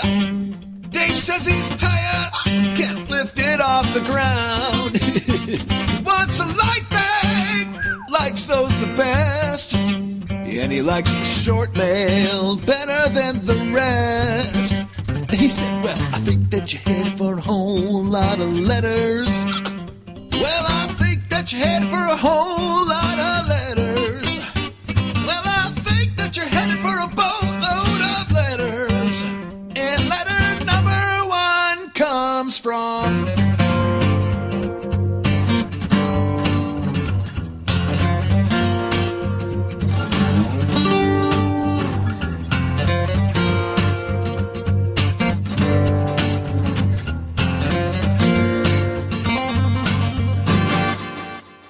That's right, it's mailbag time again. And we got a boatload of letters here, so we're starting off with Mike DiGiorgio. Well, he had a long letter, so I cut it down because Dave's going to get cranky. If we're already starting late tonight, so he's going to get upset. The crank factor is already set to 9. We are on the edge, and we're just going to slip by. So he says here, the story about David Lee Roth pissing his pants and the stain you can see in the Hot for Teacher video, Dave seems to be changing his story. Decades ago, he said it was a water stain, and he said, I bet I could dump water on myself and no one will notice. And his original story was that, and then he changed it. So he's wondering about that. He also said you referred to the Rockline 1991 episode where Ed and Al were shocked that a caller knew that some of the song titles for Unlawful Carnal Knowledge that weren't used, like The Wish and You Never Know. And apparently what they don't even realize is they mentioned those titles in a magazine article. And that's probably most likely where the guy got it from. And apparently it was in like a guitar magazine. Ed and Al didn't pay attention to their own interviews, so it's not like the guy was sneaking tapes from 5150. Also, he wanted to discuss the Mine All Mine vinyl release, which is already out by now. The re-release of Live Right Here, Right Now, and the bonus track that is the live version of Mine Oh Mine. He said all the advanced materials are claiming it was recorded from the 1993 tour. I bet not.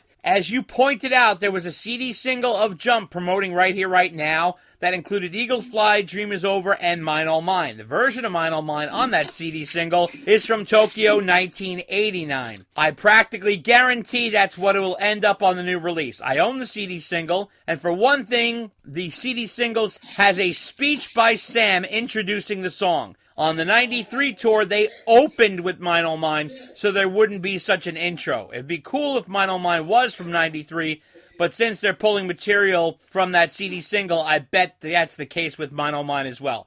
Mike DiGiorgio. Well, Mike, starting off with David Lee Roth.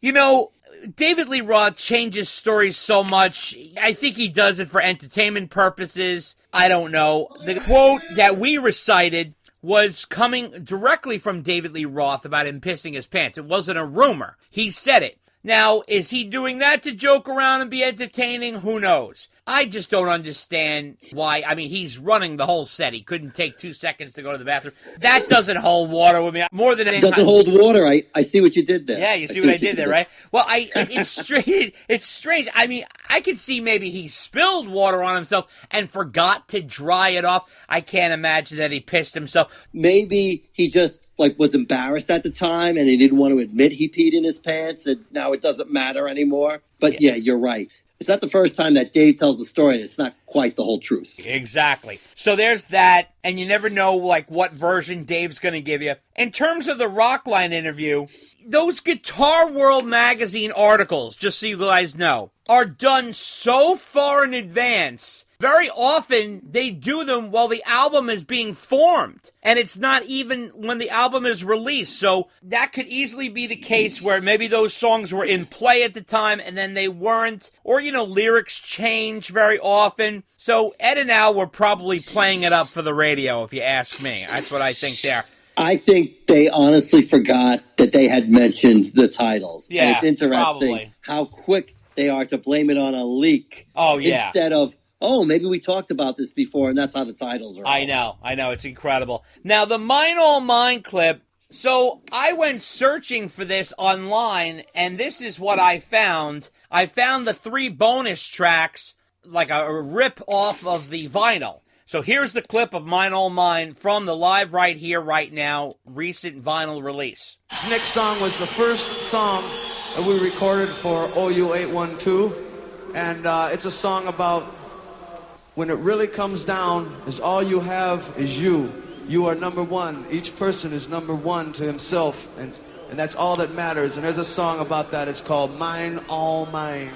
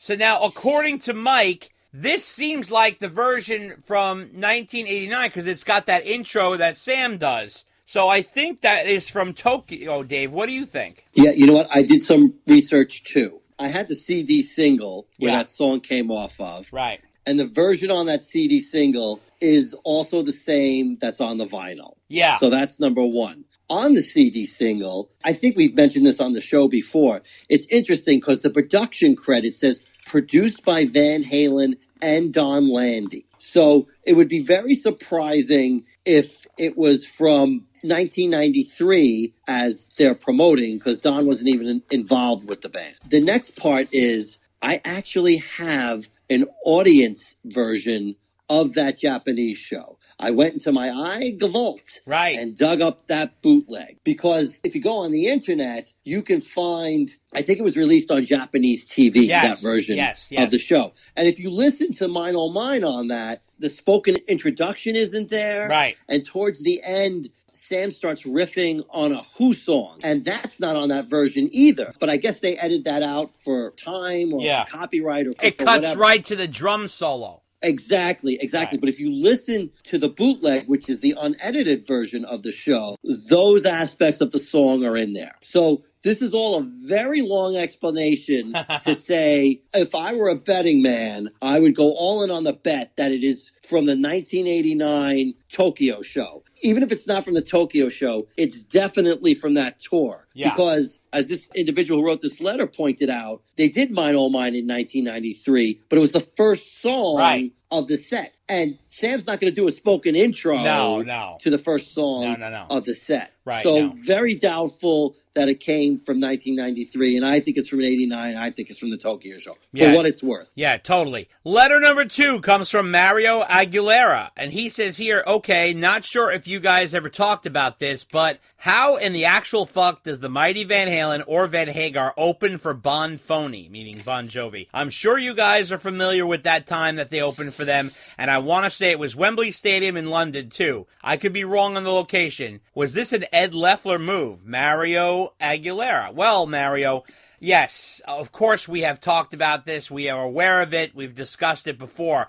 But no, it was not Ed Loeffler. Ed Loeffler was passed away at that time. It was a later time. It was 1995, and that's when Ray Daniels was running the band in terms of management. And they did it because Van Halen's popularity really had dropped off in the European market, but Bon Jovi was hot as a pistol in 1995 overseas, and they were playing Wembley Stadium. So now, for Van Halen to open for Bon Jovi, it would give them a massive audience. But the truth is, a manager should have thought about it. I'm sure that Ray was thinking in terms of volume and numbers and money and this and that, and it all made sense on paper. But it doesn't make sense from an emotional standpoint for Van Halen to open for Bon Jovi. That's not a good look at all. So it doesn't make sense there. But they did do it for sure. And, you know, they were a little lazy, to be honest. During the Sammy years, they didn't want to tour overseas. It was too much work. And, you know, Sammy was not into it. And they wanted to get back. And Ed wanted to get back to the studio and write more music. And they didn't want to, like, really do the long, long tours. For example, that Japanese show that Dave just talked about in 89, that was sort of a rarity that they did something like that. Most likely, they were probably paid sick money to go to Japan, and they couldn't pass it up. So that was the case. So overseas, you know, it just doesn't look good, you know what I mean? Ed Loeffler would have never let that happen. And remember that Ray Daniels, he was the brother-in-law of Alex Van Halen, and that's how he got in there. So what do you say, Dave? I agree. They, for whatever reason, did not have an international plan or international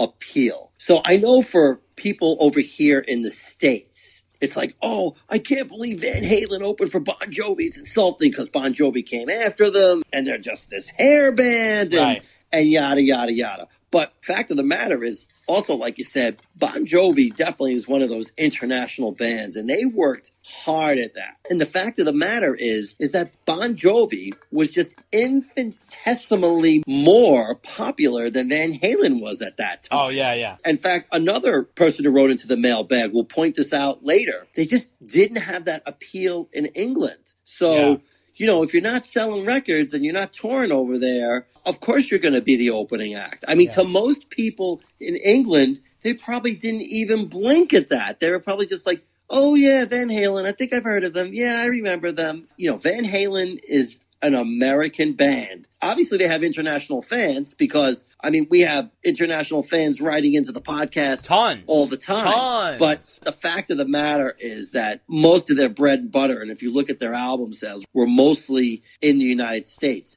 And that's just the way it was. Bon Jovi did the international work, and Van Halen didn't. Van Halen could have had it. They didn't put the time in. They didn't want to do Right, it. Listen, right, exactly. if they had really gone out of their way and promote, you don't understand. It's not just touring. They got to promote over there. This is a whole other country. You have to put in the time. Bon Jovi used to put in the time. They wouldn't just tour. They would do all kinds of interviews and press and record store signings and all kinds of stuff. They really put the legwork in for years and years. Right. So, anyway, letter number 3 comes from Babbleman, and he says, "Hi, Dave and Dave. I have a question for both of you. In your opinion, what Van Halen book is your favorite? The book you like to read again and again and look again and again. So if you have only one Van Halen book, what is it?" Second question, please give me your top 3 Van Halen books in ranked order. Thinking of maybe buying books to give as gifts to my friends. Babbleman. Oh, Babbleman, that's a very difficult question. I mean, we're friends with a lot of these authors, too, but, I'm just going to tell you straight out, essential reading, and I can't be bound, but I would say essential reading is definitely Eruption, Van Halen Rising, Running with the Devil by Noel, Eruption in the Canyon by Andrew Bennett, and Tone Chaser. Now, the reason I say this is because you get different angles on the band on all these things. I'll go over it real quick. Van Halen Rising, Greg Renoff, great guy, great writer. He did a beautiful job covering the beginning of Van Halen. Now, Noel took you on the road with the band. He was the manager. He was close to the source. So he gave you a nice insight there. Steve Rosen's book, Tone Chaser, good friends with Eddie Van Halen, on the inside, spent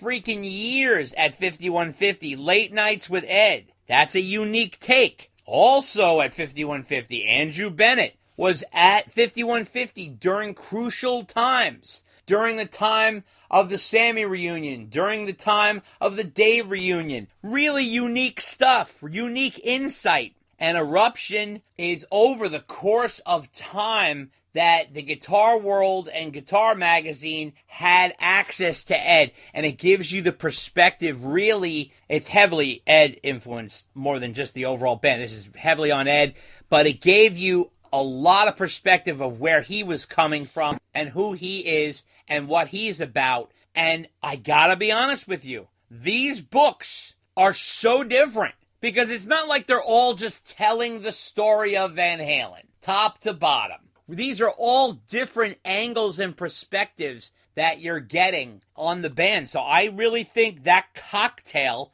that I just mentioned there is what you really, really need. It's really unique. And don't get me wrong, I'm not counting Neil Zlozauer in here because that's a visual book. So now if you want visual, that's different. You talk about reading and reading and reading, although there's some reading with Neil. It's not the same. It's mainly visual. So those are the books you want to read over and over again and pick up little details, and those are the real deep dives, for sure. And I cannot put them in order, but you go ahead, Dave. What do you think? So I agree with you because my top 3 books were the Andrew Bennett book. Right. First of all, it's a great picture book, but he also has great stories, right? Because he was there at important events, right? At reunions. There's Greg Renoff's book, which has phenomenal insight into the early days of the band and is just incredibly researched. And then there's Steve Rosen's book, Tone Chaser, which just came out. The revelations in the book of like Ed's frame of mind and what he was thinking are something else to read and behold. It's just really a great story on Steve's friendship with him and really gives you insight into how Ed's thinking and how he treats people and things like that. So those are my top 3 books. And as far as the book I go to again and again, I really haven't done that lately because we've had so many authors on the show. Yeah. I haven't had time to go back, but I will tell you, pre-internet, the book I did go back to again and again was the Van Halen Encyclopedia. Oh, yeah.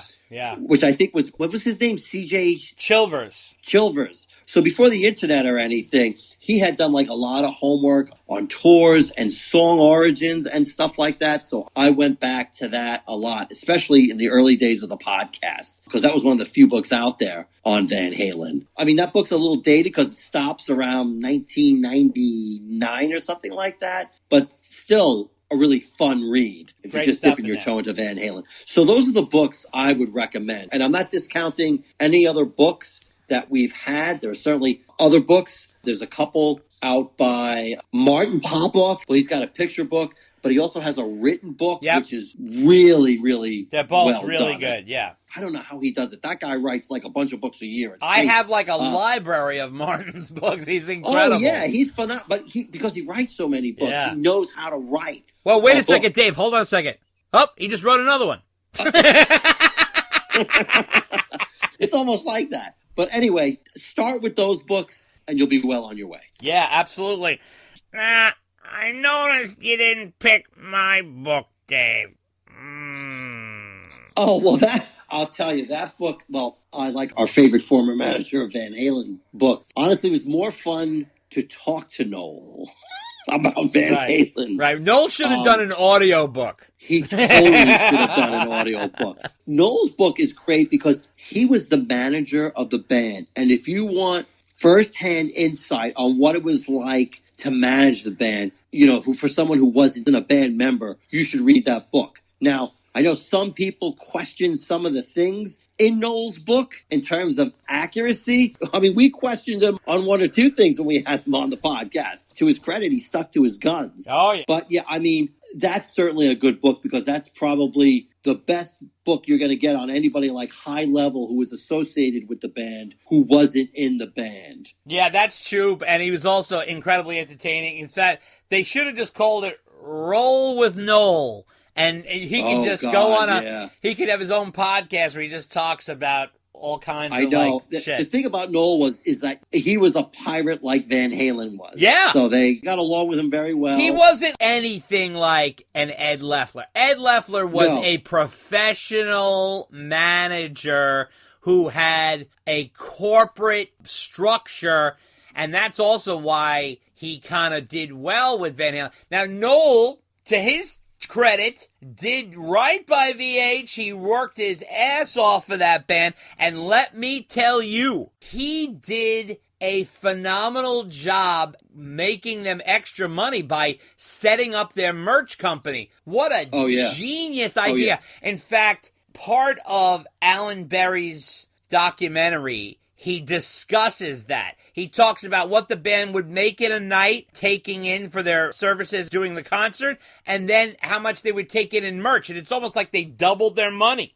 It was incredible. Oh, yeah. You can't take that away from him. I mean, listen, Noel was not a traditional manager. No. So maybe he didn't do everything 100% right that a traditional manager would do, but he never stole from the band. No. He never screwed over the band. No. So could he have done a better job as a manager? Could he have made them more money? I mean, maybe, but Noel also said he renegotiated their contract by getting, the old one to expire. Yeah. So, assuming that's true and there's no reason to disbelieve him, like you said, he did right by the band. And he was with them. He was on the road with them. But that's where he was most comfortable. Yeah. He'd be the first to tell you I was never in the studio with the band, right, but he was always on the road with the band. So if you want some great road stories, read that book. Right, yeah, he's got some great stuff.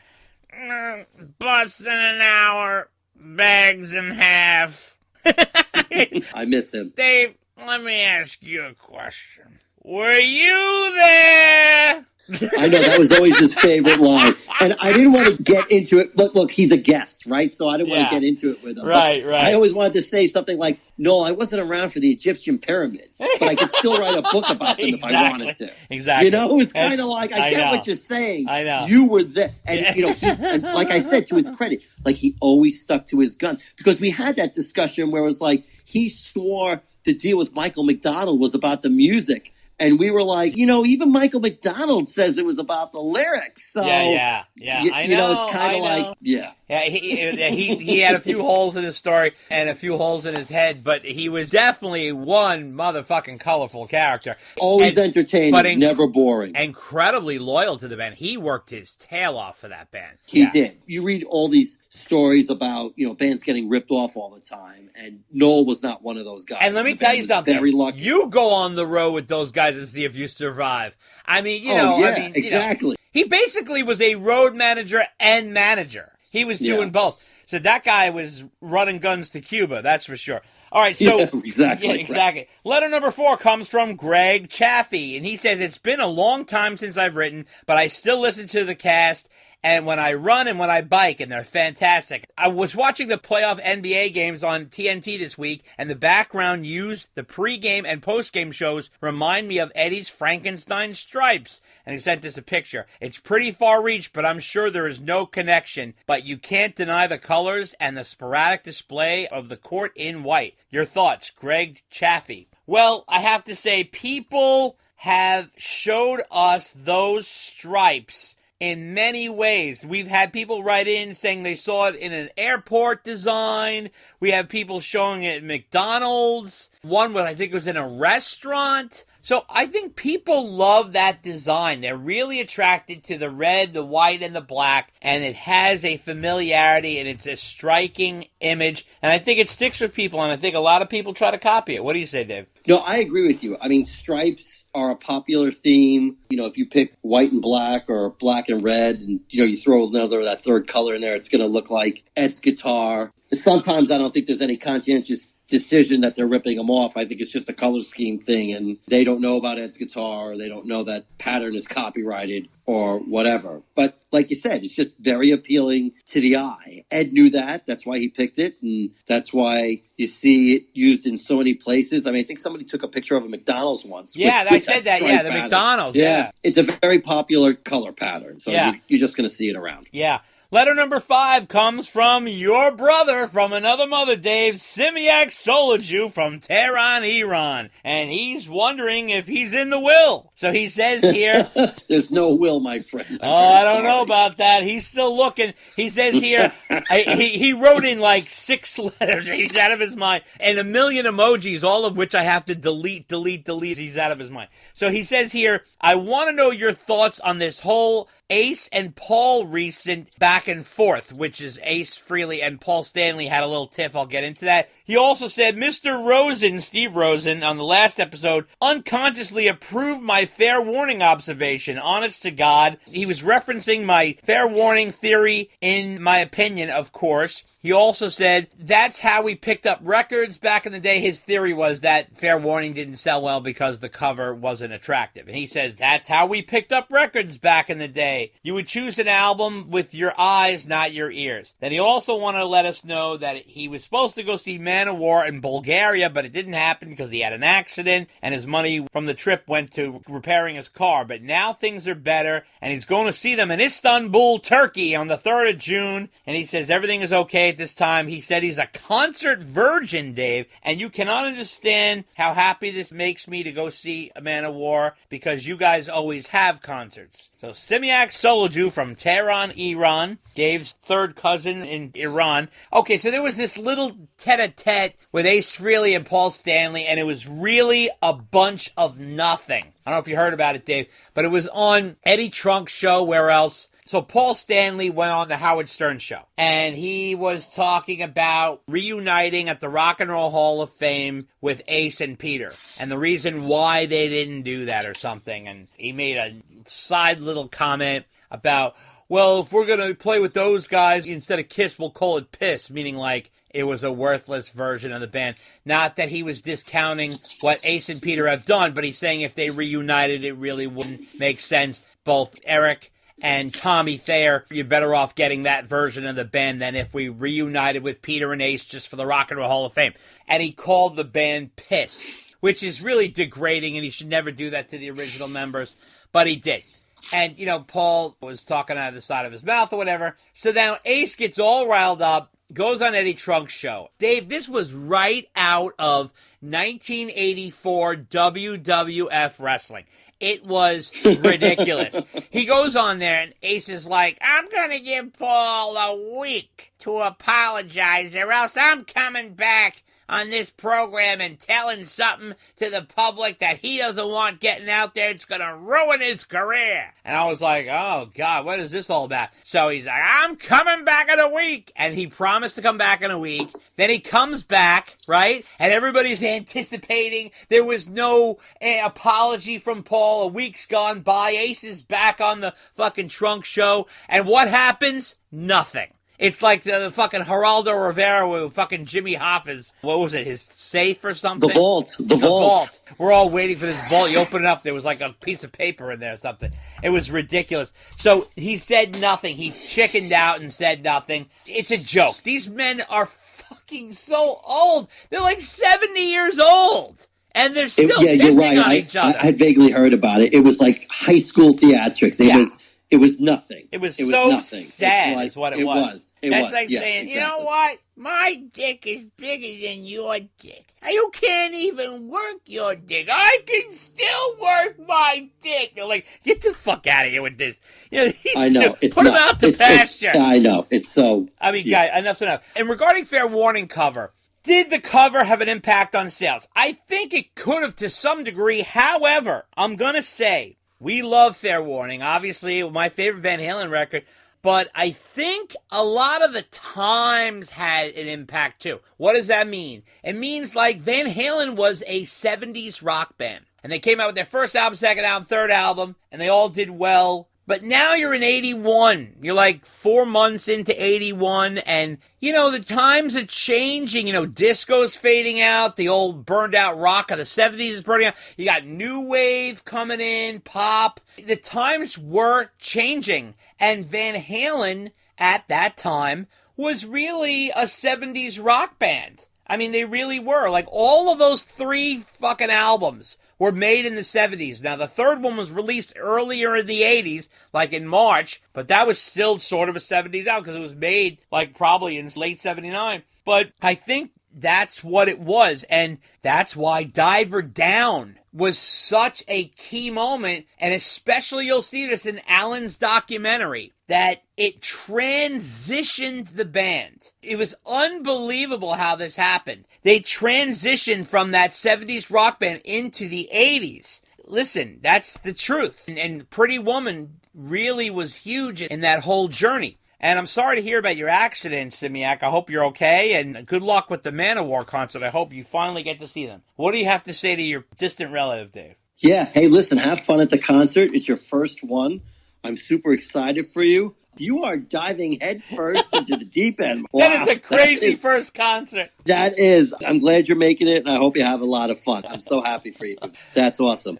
About the album covers, does that affect sales? Maybe not a whole heck of a lot. I don't think as much as you are. I mean, I do tend to agree with you that, say, like Women and Children First is a better album cover than Fair Warning. Diver Down, like, I don't know, it's basically just it's a flag is what it is. It's lazy is what it is. It's the Diver Down flag, you know? I mean, Fair Warning is an interesting album cover. It's not a very positive album cover, but I personally don't believe it affects album sales as much as you do. So I don't really think that's like make or break in terms of whether an album is going to sell or not. The interesting thing about the Fair Warning album cover is you got to see the whole painting to really appreciate it. Oh my God, yes. Yeah. Yes. Yeah. The album cover is a really small piece. Oh my God. And if you look at the whole piece of artwork, you're like, wow. Yeah. That would have been cool to use as the whole album cover, but I guess they didn't. Well, yeah, I don't know how they would have fit it without. No, it wouldn't have worked. Yeah. Anyway, letter number 6 comes from Shannon the Dude. And he went crazy, Dave. So he says here, am I remembering correctly that Black and Blue was the lead single off OU812, backed with Apolitical Blues? What a mistake. If they didn't want a pop song, they should have made it a 3-minute and 40-second version of Sucker and a Three-Piece. The first 2 verses of that song are pretty tight, but the song suffers from bloat at the start and around the solo. And he also said, I'm listening to Just Like Paradise. You know how in modern times Dave just doesn't sing the song right? his weirdo phrasing and Tokyo Dome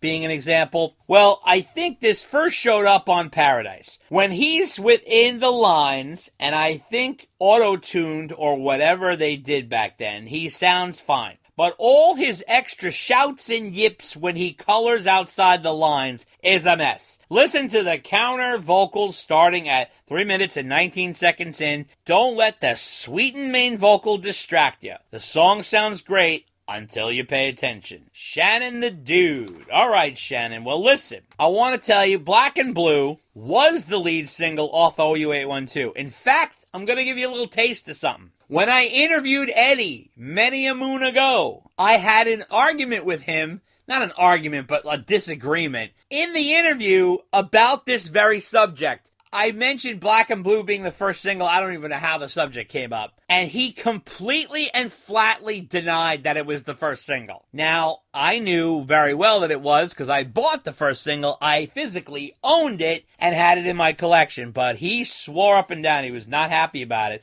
He got a little cranky about it, which is so funny because like an older version of myself would have never argued with him about it and been like, yeah, whatever, he doesn't remember or whatever. But I was like so obstinate about it. It's so ridiculous. So anyway, wanted to let you know that song is 5 minutes and 25 seconds, which is a long song for a single. Now, when they cut it down, they didn't even cut it down that much. They cut it down to 4 minutes and 59 seconds. So you're talking about a shaving of 26 seconds, which is still long. Now, Sucker in a Three-Piece, I don't think was the move. Believe it or not, I would have gone with Mine All Mine. I thought that would have been a first good single and follow it up with AFU. That's just my opinion. What about you, Dave? What do you think about that? Well, I agree with you. I think Mine All Mine would have been a better song as this. Black and Blue it's like a decent album track. Yeah. Especially because the songs they had released as singles before on 5150 like they popped. Were usually the keyboard tracks. Yeah. And so I was kind of surprised they picked an all-guitar song for this. And really, lyrically, as a single at the time, it was kind of risque. You know, you're talking about, hey, we're going to have sex until we're black and blue, yeah, and then you know, you've got all sorts of like allusions to S&M and stuff like that. And it's like, I mean, and the song, I think it barely went top 40. It didn't do that well. But it's draggy. I mean, I love the song, but it is. draggy. It's not, it doesn't have a fast pace. No. So, in fact, Dave, you knew it was a single. Me, I had no idea it was the first single. Really? They really didn't. Yeah, they really did not play it on radio, you know, at least on New York radio all that much, or I missed it. I didn't hear about it. I didn't know it until years later that it was the first single. I can't believe that Warner Brothers went with that because if you look at that album, I mean, Mine All Mine, When It's Love, Finish What You Started, Feels So Good, they all pop out as like poppy sort of catchy singles. Like Mine All Mine has that rockin' guitar and keyboards, and it's definitely kind of a good opener. It was always, exactly. I love that as an opener. I thought it was a great opener on the 93 tour. So that is an interesting take. Did they even do a video for Black and Blue? No. That's what, remember, When It's Love was the first video they ever did with Sam officially. Okay, that's what I thought. So they were still like in the mindset of like, oh, we don't need to do videos. Yeah. And then they released this song, and it was probably the worst performing single they've had with Sam at this time. Oh, yeah. I don't know what happened that the record company finally got through to them and said, we're doing videos now, you know, because they weren't doing them up until then. It was really interesting because I actually love Black and Blue, but the thing is, it's like, it's kind of a bluesy, draggy jam. And then if you listen to the B-side, which is Apolitical Blues, you're like, what the fuck is this album going to be like? Because it just doesn't have that bite. Or like that pop, like nothing comes out. And so there was a little bit of that. Now, in terms of Just Like Paradise, this is the clip that Shannon the Dude is talking about right here. Just like paradise. Just like paradise. Don't wanna go.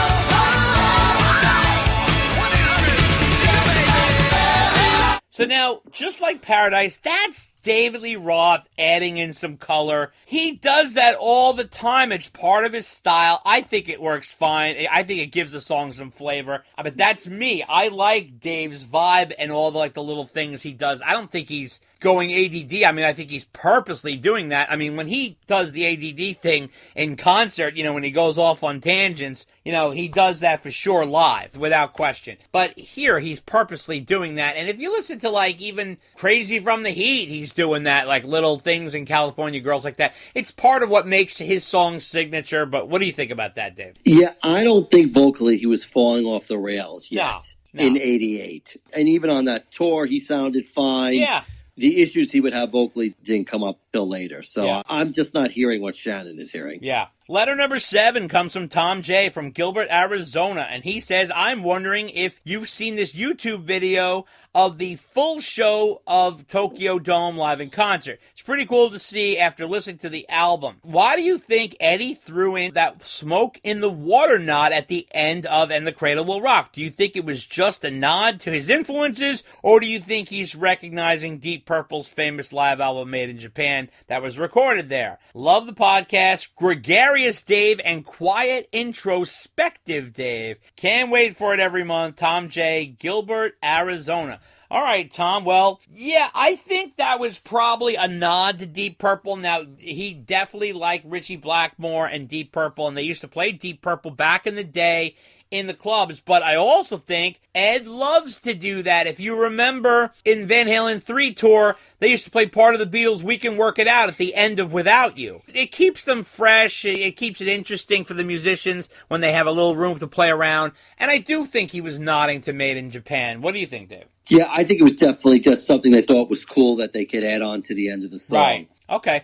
Letter number 8 comes from Casey Alford. And I had to cut this down, Casey, because you wrote pretty long. So he says here he's still catching up on old episodes, and he came across an interview we did with Noel from June of 2017. And in it, he describes a dastardly thing that the band did to Michael Anthony in 1984 by making him a sideman. It's about 42 minutes in. Does he mean he became a hired hand, not a full member of the band? Can you guys elaborate on this? Was this just from tour income at the time, and perhaps then on he got just a touring salary? Seems odd, as he still got some writing credits on the albums he did up to Balance, and this was apparently retroactively done in his fateful 2004 deal just for that last tour he did. Otherwise, I believe he was let go as a full member of the band at that point. He also said of interest in April of 93, Brian May of Queen had recorded the Starfleet project with Eddie. Do you think that May and Van Halen spoke about royalties on that occasion? Both bands eventually ended up trading philosophies, with Queen members sharing equal credit and Van Halen going on in an opposite direction, taking poor Mikey out of the equation. Feel free to ask Brian this question when you get him on to promote the re-release of the Starfleet EP when the box set comes out.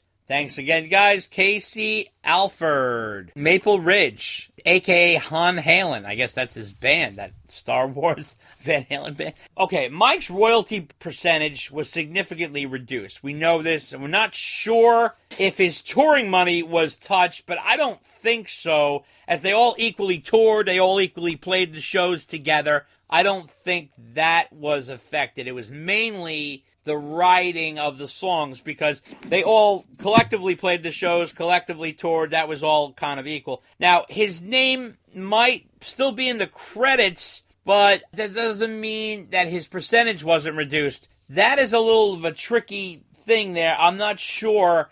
You'd have to really go through the Van Halen paperwork to figure that out, because I don't know if it changed once Ed Loeffler came in. I don't know. Now, in terms of the Queen members, they all wrote songs, those guys. For example, John Deacon wrote Another One Bites the Dust. I think Freddie might have wrote the lyrics, though. And apparently, Eddie Van Halen and Brian May jammed, and then, Brian turned that jam into a Starfleet album. I don't even know if Eddie knew he was doing that. So that's kind of weird. What do you think, Dave? So the dastardly thing that Noel is talking about is the fact that they told Michael he wasn't going to get his songwriting royalty money from that album, even after the album came out. And he agreed to it. Now, later on, it seemed like he was still getting songwriting credit, an equal share of the songwriting credit on 5150 and OU 812. And then by the time For Unlawful Carnal Knowledge came around again, I think there's another letter that alludes to this. His royalties for songwriting credit were adjusted again. So the question was, why were they still giving him royalties after 1984 if they didn't want him to have it to begin with? That's what Noel is talking about when they said they were making him a sideman, because they took his royalties away, in fact, retroactively. But Michael wasn't apparently too bothered by this because, it was almost like a gift because he knew he wasn't writing any of the songs. Right. I mean, how could he say anything? And he was never going to find a better gig financially or even just like, hey, I'm playing with great players. He was just never going to find another gig ever, and he was fine with that. You got to remember, it's not always how much money you make, it's how much you save. And Michael didn't have a drug problem. He didn't have a drinking problem. Yeah. He started buying cars once he started hanging out with Sandy. Yeah, but that's just a fun thing. He invested, though. Right, he invested right. money in Disney and stuff. He made some money there. Right. I mean, I think like, he liked like Mickey Mouse watches or something. Yeah. That. So, I mean, the guy knew he was leading a comfortable life. Yeah. He was really not going to have to worry about money, and he didn't blow it really on anything. So, and he knew he had a good deal, and this kind of stuff just didn't bother him like it bothered apparently everybody else. Right. So that was that. What can I tell you? As far as Eddie and Brian May, I totally doubt those guys ever had a royalties discussion, because I don't think Ed ever talked about business with anybody except if it was the business manager.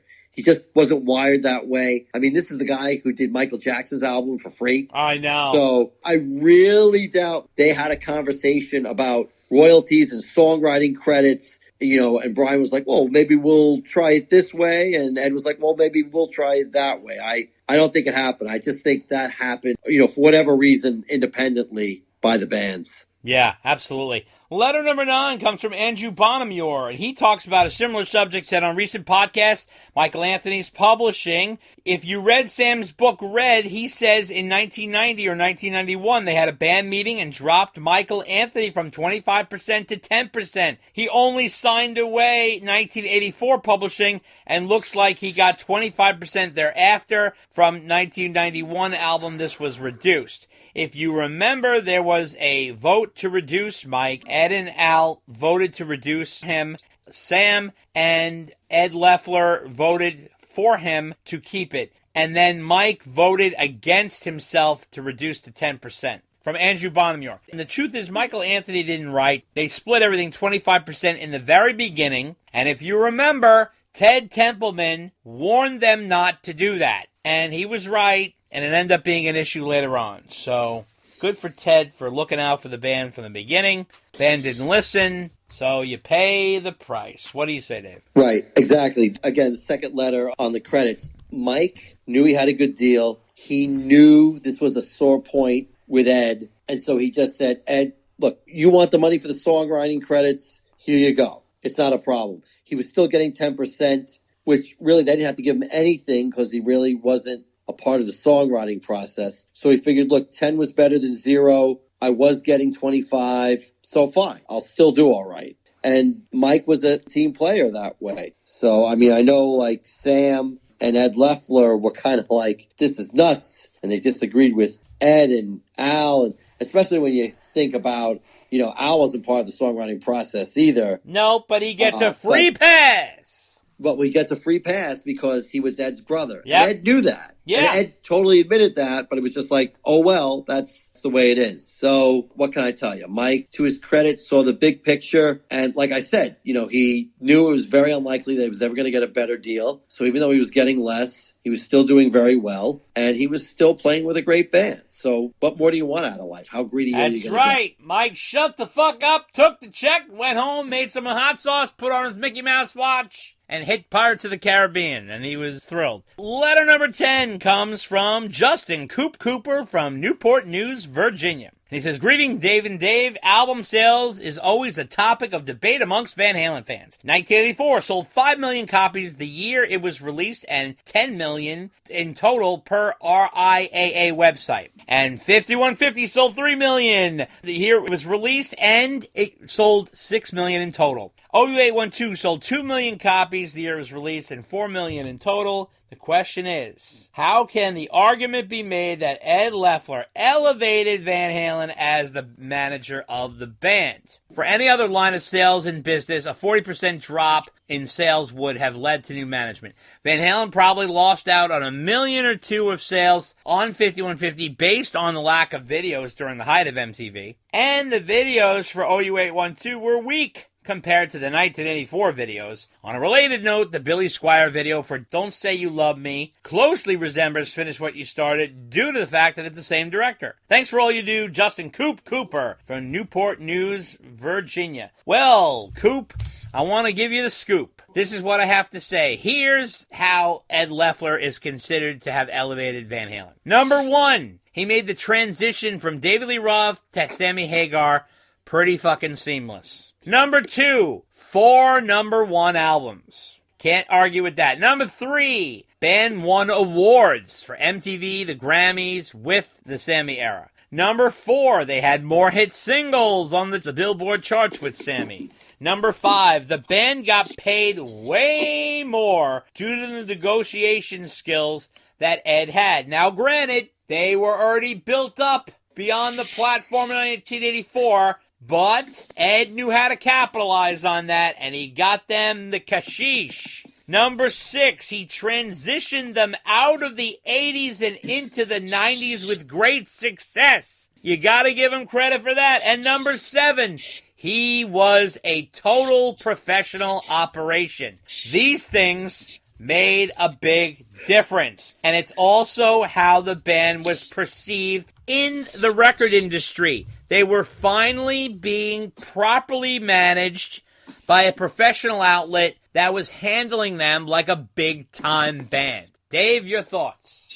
I hear what he's saying about the volume of the album sales going down, but you got to realize 1984 is one of those once-in-a-lifetime albums. And it's sold, by the way, I think it's over 15 now. Oh, probably. Yeah, right? yeah. You'd really be hard-pressed to duplicate those kind of sales again. I mean, that just almost never happens. I mean, the fact 5150 sold as well as it did with a new lead singer without any videos, you want to give Ed Loeffler credit for that? I mean, go ahead. If you're going to give him for credit as a manager, he should, because that almost never happens. Never. I mean, that's crazy. So he should get credit for that. So you really can't be like, oh, well, the volume of the album sales went down, so why is this guy so great? I mean, let me tell you, the fact the band did as well as they did after Sam came aboard and brought along Ed Loeffler, that's why. So I think it's very unfair to just solely compare his success because 1984 was just one of those albums that just did crazy well at the time. I mean, I do agree that 5150 probably could have sold more if they did videos. Yeah. But they didn't for whatever reason. But look how well it did without the videos. I mean, that's like insane. Yeah. I mean, if you had told me to bet money on that, I never would have in 100,000 years. And they Forget did it. make up for it by giving us Live Without a Net. So that was a huge bonus that came out at the end of that tour. You know, I have to give them credit for that. That was a huge thing.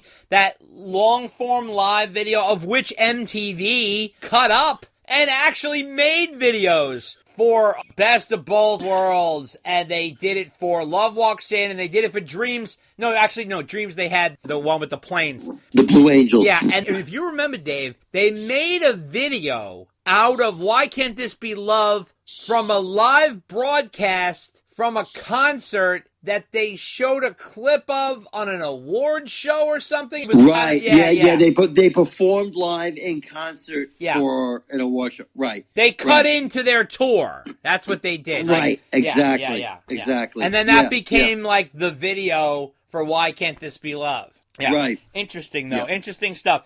Letter number 11 comes from Jeff Bonitatibus from South Glens Falls. And he says, hi, Dave and Dave. I've been a listener since 2018, and this is my first time writing in. I will be 50 on May 3rd, and my first record I bought was Van Halen with the single of Jump. I was 11 then, and from there they became my all-time favorite band. I have always been asked the basic question, Sam or Dave? The question is, I like both, and even Van Halen 3.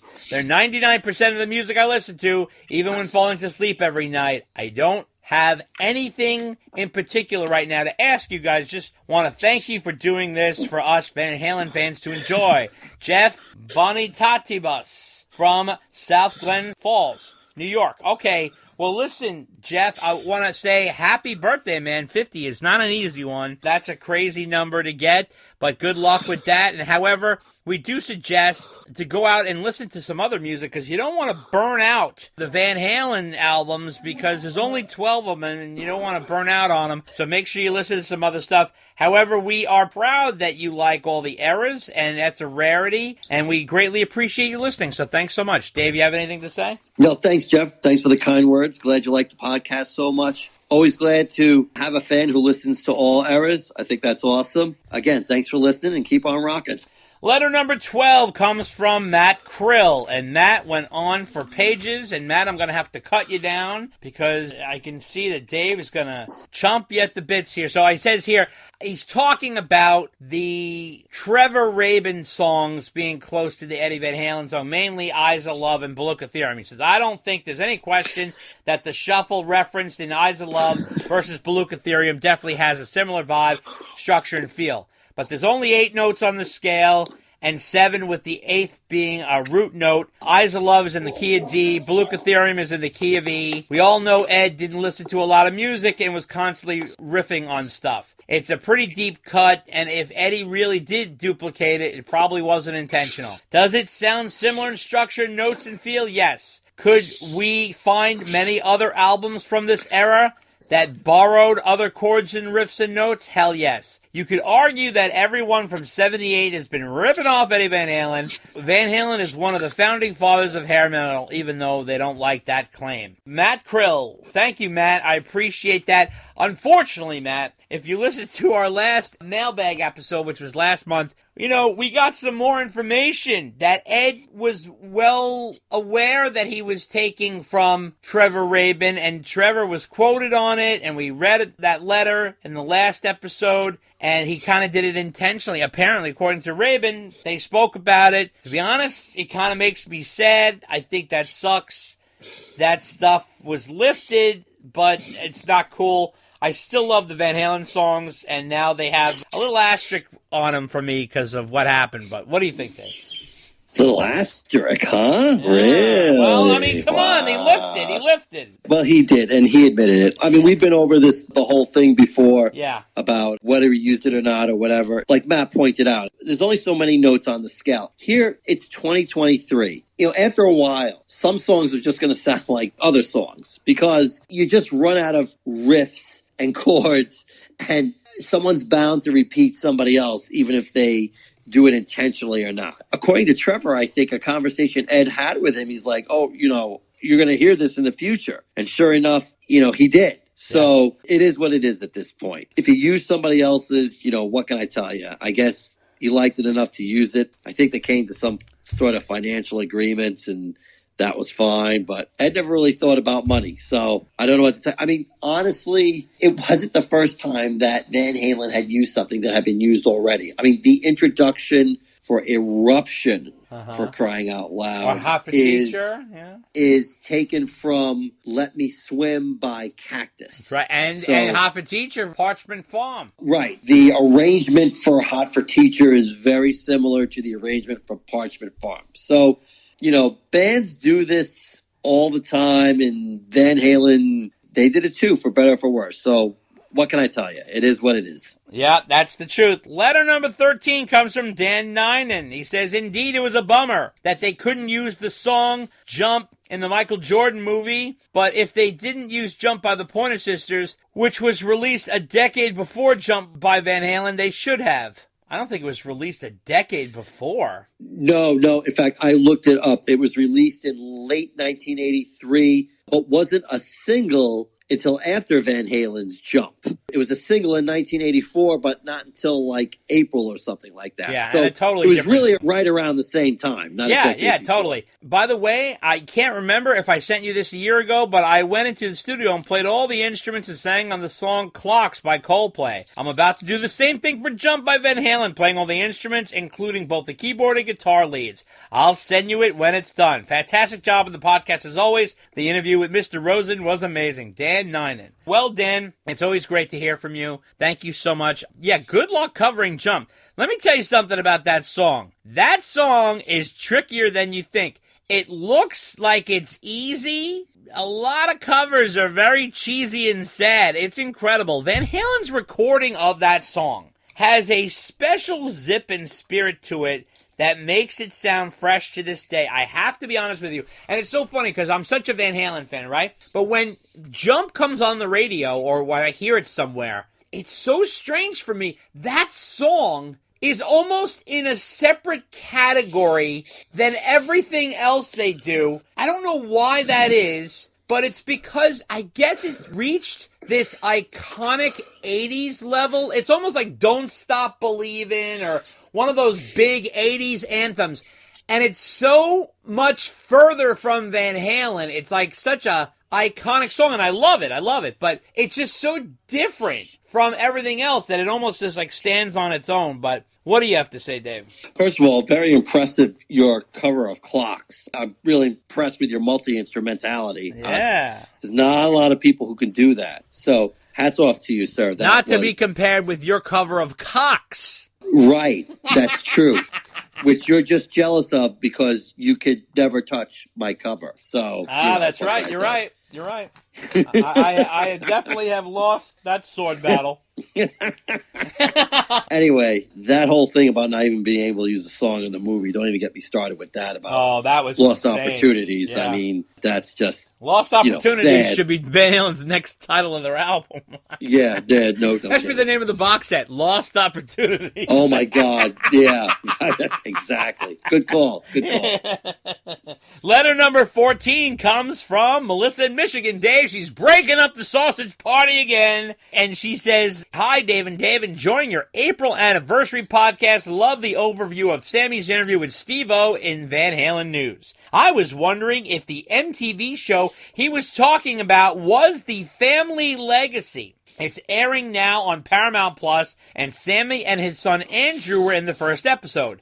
It's decent, the segment is short, but it all's focused on Van Halen, and it's not Sammy's solo career, so it's worth checking out." Melissa in Michigan, she says, "No sausage, just saucy." So she's got a little bit of a kick to her there. Thank you so much, Melissa. We appreciate hearing from you. Yes, I think you're right, Melissa, and we talked about this in Van Halen News, the family legacy thing. Yeah, that could be that Sam thinks, because Paramount is definitely the company that does MTV, and perhaps that's what he was thinking about. But like we said in a past Van Halen News, there's going to be a whole documentary on Sam on A&E when they do that Rocker series. So that's still coming in the fall. What do you say, Dave? Yeah, good call with that. I forgot about that one. So, when Sammy does these things, I think he knows, like, he does something, but, I mean, he forgets about it. He's like, it's that thing I was doing. And, right, honestly, I don't blame him for not remembering all the details on the spot. Not for nothing, but he also did the Fox News thing. Not News, Fox Nation? What the fuck? The Fox Nation, that's right. I still haven't seen that yet because I don't have that app, and they want to charge you for it. But there's that, then there's this thing, then there's the A&E thing. So, how many things he's doing, it's like he doesn't even remember. And I'm not making fun of his age. It's almost like it all becomes a blur when you do that much press, Yeah, no, that's true. That's true. Letter number 15 comes from Gavin Green, and he says here, "I thought I would share the Chicago Sports Podcast, which began with Secrets as the opening music. Check it out. It's ESPN Chicago, 1000 AM, Waddle and Sylvie. On to a question and observation. You guys are spot on when you discussed how Van Halen's 5150 sold 6 million albums without videos. The anticipation for that record is something most younger fans will never experience. It was a monster album before it was released. It's similar to Metallica's Black Album. The fans knew it would be different and didn't give a shit. How much do you think the band/management knew this, or how much of the record sales do you think were based on the strength of the album? David Lee Roth's Crazy from the Heat also benefited from this anticipation. Same question for that EP. Thanks, Gavin Green. Well, Gavin, great question. Now, Van Halen was a super hot commodity at this point. Plus, there was a strong curiosity factor. And there was this big feud in the press between David Lee Roth and Van Halen. So this is the mid-'80s. WWF wrestling is hot as hell. They really drummed up this Van Halen versus Dave thing in the press. King Kong versus Godzilla. And to be honest, I think it was a combination of things. Number one, 1984's strength. Number two, the curiosity factor with the new singer. Number three, the strength of the album. Had really good songs on it. Number four, the fact that Crazy from the Heat did as well as it did. They wanted to see what Van Halen did in response. Number five, I Can't Drive 55 being popular. Now, that helped a little bit, not a lot, just a little bit. And number six, I think all the attention the guitar magazines were giving Ed. They were all over him. You could not get a guitar magazine without Ed on the cover. It was unbelievable at that time. And also, number seven, the huge crossover appeal of Jump. So now, Jump's crossover appeal opened up Van Halen to other markets. There were people looking for a Van Halen album that were not traditional Van Halen fans because of the success of Jump. So that's just my thought. What do you think, Dave? No, I agree with you on a lot of their points. I think 5150's success was based on the strength of the album because there weren't any videos. The anticipation and the curiosity factor was definitely a big piece of it. I think those things contributed more to the success of the album than they did Crazy from the Heat. Crazy from the Heat was just like this solo side project. I don't know how many people were curious about it. I mean, the success of that album was due in very large part to the videos that were made for sure. for that EP. Yeah. If it wasn't for those videos, I really doubt that EP would have done 80% as well. And also, Dave got massive press.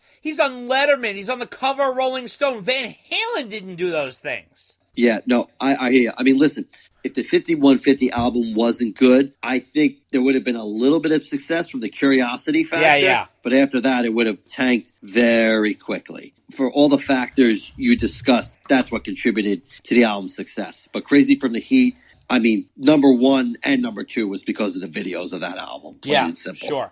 Letter number 16 comes from Kentucky Todd, Dave, and he says, it's been a while since I've written in, and I love you guys for putting together the greatest podcast of all time. Please keep it going. I'm a truck driver, so I love the fact that there are several hours long. Sorry, Quiet Dave. Now, listening to the podcast makes the time fly by when driving across the country, and for years I've heard people say Sammy is the better singer, but Dave is the better frontman. Even people who prefer the David Lee Roth era have said this. To that, I have to say, what the fuck? Even Edwards said in Guitar Magazine interviews through the years that Dave has a unique voice and that it's great. I would never say that Sam doesn't have a great voice, but I do definitely say that I much prefer Dave's voice. So, Kentucky Todd. Well, Todd, I want to tell you this. Thank you so much, number one, for the kind words about the podcast. I love that you are listening to us in your truck across the country. That means a lot to me. Please be safe out there. And we all have learned from the pandemic how important the truckers' work is. For everybody to get their goods and services, that we need the truckers. They're very important. So, okay, in terms of this deal here, you know, Sam is constantly cited to be the better singer because of the quality of his voice. Now, what do I mean by that? By the notes. He can hit certain notes, and he has a smoother sounding voice and a wide variety of things that he can sing. Dave's voice is a stylized voice, which is great for Roth. You know, it works on rock songs, and Ozzy is like this, Vince Neil is like this, Mick Jagger is like this. They work within a certain range. Now, the first 6 albums are also filled with the band's classic material, so it's not just the impact of the vocals, but technically, Sam has a better vocal range. But the question is, who leads the band or fits the band better? Now, let me give you an example, right? In Black Sabbath, Ozzy, stylized singer, sounded great with Black Sabbath, classic. Ronnie James Dio comes in, very similar to Sam, great voice. Did a great job with Black Sabbath. Sounded like a different band, in my opinion. I love Black Sabbath with Ronnie James Dio. Different band than Black Sabbath with Ozzy. And that's how I feel about Van Halen. Now, here's another thing. Vince Neil. Vince Neil sounds great with Motley Crue. Love Vince Neil with Motley Crue. John Corabi comes in. John Corabi has a better voice than Vince Neil. Can hit much bigger notes. Has a much better range. And what happened? He went into Motley Crue. He was fantastic with Motley Crue. But a different band. It was a different fucking band. So it's just totally different. David Lee Roth, he got reamed with his vocals all the time. I really think it's because of his live reputation where he's kind of unfocused on stage. ADD goes in and out of the song with lyrics, drops lyrics here and there. But I also think on the records, Ted Templeman and Don Landy knew how to get the best out of Dave. They kept him focused. They kept him on point. And, they nailed it with him. And, it's a complicated issue. What do you say, Dave? Well, first of all, I think Sam is technically a better singer in terms of technique. And I don't think too many people would deny that. But, you could technically be better, but that doesn't mean more people are going to like that. I read an interesting quote the other day. Someone was talking about the Diver Down album. And they said, Diver Down may not be Van Halen's best album, but it's the one that I go to the most. Yeah. Especially in the summer. Yeah. So it doesn't have to be the best for you to like it the most. Right. And I think that's the case with Dave.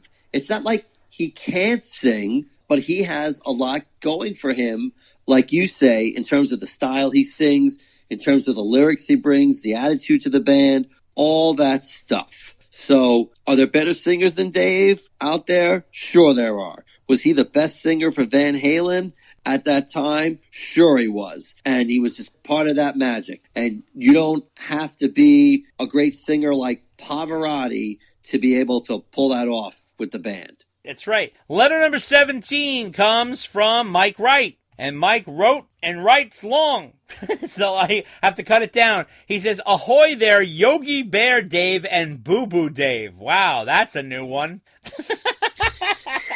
I don't know what he's talking about, Dave. Oh, hey, Boo Boo. He wants to ask us about a different kind of truth. He wants to ask us a what-if rumor. I read somewhere, but now can't find it anywhere, that the early days in the process, Dave was vocal about wanting Mike involved, but with Wolfgang also in a lesser role. I can't help but wonder how that would have worked out if a reunion with the proper lineup would have sold better. I'm not knocking Wolfgang. He's based on a different kind of truth that's fantastic. I can only wonder what impact Mikey's playing would have had if he had given the opportunity and the equal space in the mix. And he says, great podcast, guys. Thanks, Mike Wright. Okay, Mike, well, listen. Well, this is interesting because apparently there are some versions of the Different Kind of Truth songs with Michael Anthony on it, because when Van Halen reunited the original 4 guys, Eddie and Alex with Dave and Mike, in 2000 leading into 2001, some of those songs were recorded.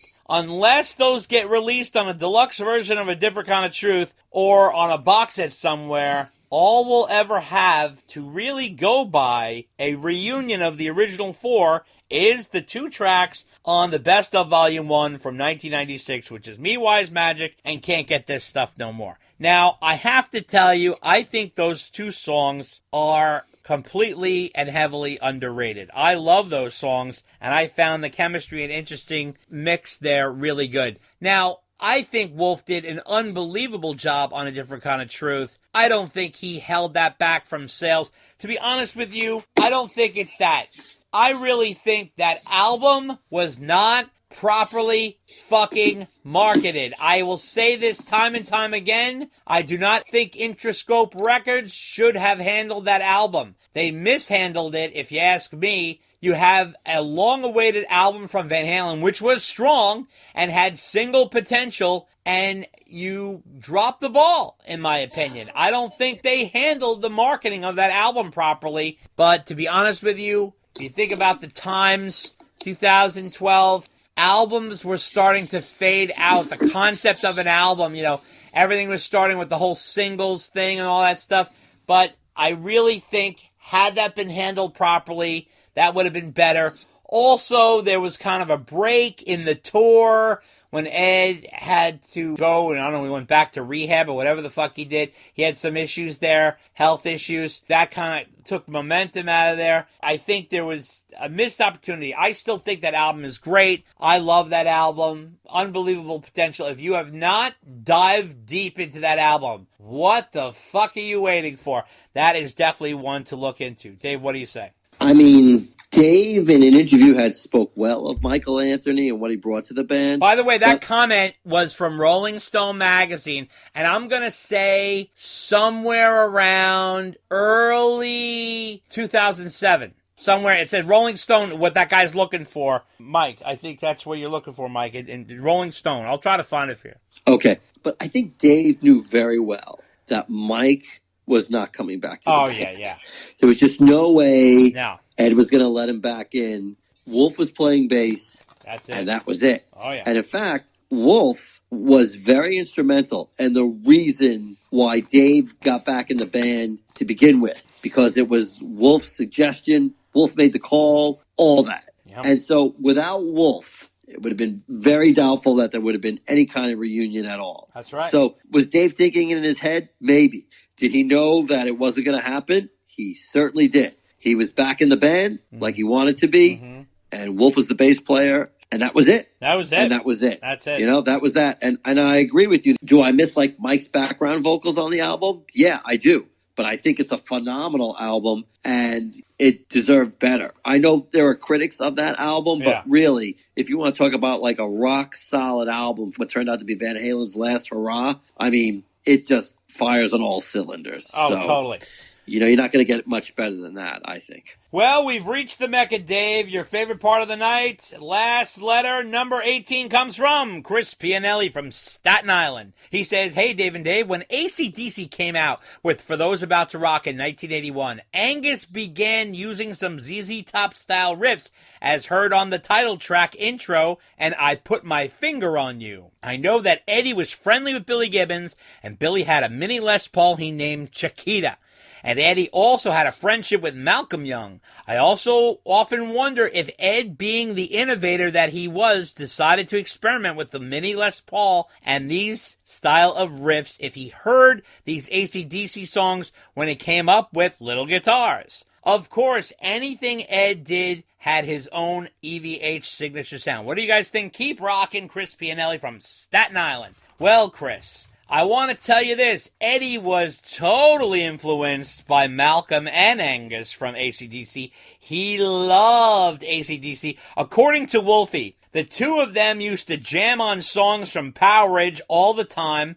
That was Ed's favorite AC/DC album, my favorite AC/DC album too. I think that album is unbelievable, underrated. According to Ed, Drop Dead Legs from 1984 was inspired heavily by the song Back in Black by AC/DC. He also loves ZZ Top and Billy Gibbons. In fact, Hot for Teacher is basically Van Halen doing ZZ Top. Totally inspired by Billy Gibbons as well. Now, on little guitars, very well could be, because I know those are some huge influences on Ed. I remember him taking out that mini Les Paul, I guess it was during Little Guitars in concert in the 82 concert, right, Dave? Yeah, I think that's right. That's right. Yeah, I think so. So, what do you have to say, Dave? What's your take on this? I mean, Hot for Teacher, number one, as we mentioned before, it was inspired by Cactus's Parchment Farm. Yep. There's a lot of boogie going on in there. Yeah. And ZZ Top was also definitely an influence on Van Halen. So it doesn't surprise me at all that there's an influence from them on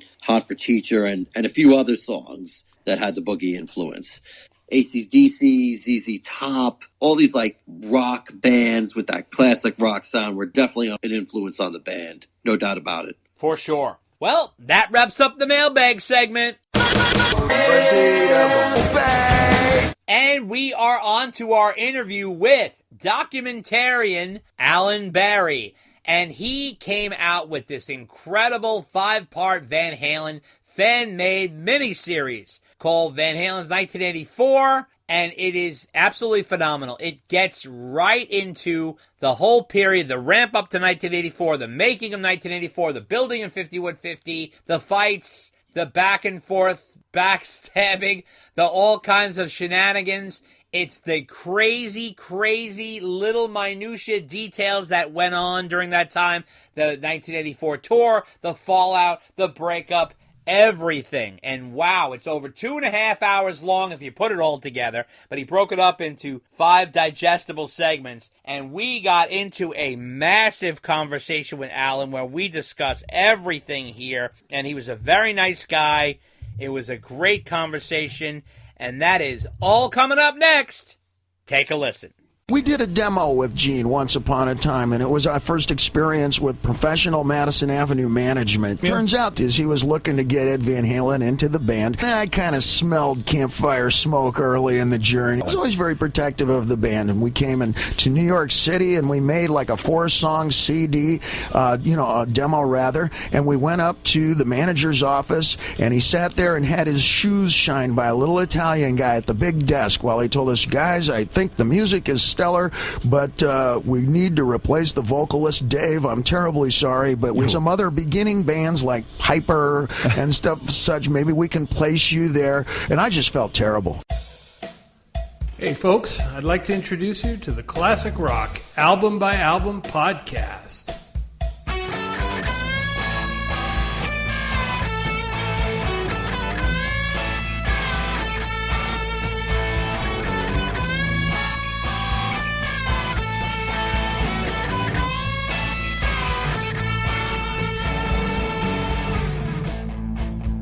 Welcome to the Classic Rock Album by Album podcast, where no stone is left unturned in the show's epic quest to review and dissect every single rock album ever made. You can find the Classic Rock Album by Album podcast wherever podcasts can be found, including Spotify, Stitcher, Apple Podcasts, and Google Podcasts. Our website address is classicrockalbumbyalbum.libsyn.com. That's LIBSYN.com.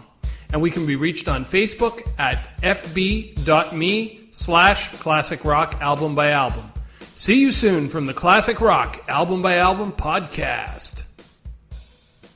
Take a trip to the rock concerts of the 80s in this new full-color 300-page book, Pictures Alive, filled with never-before-seen photos.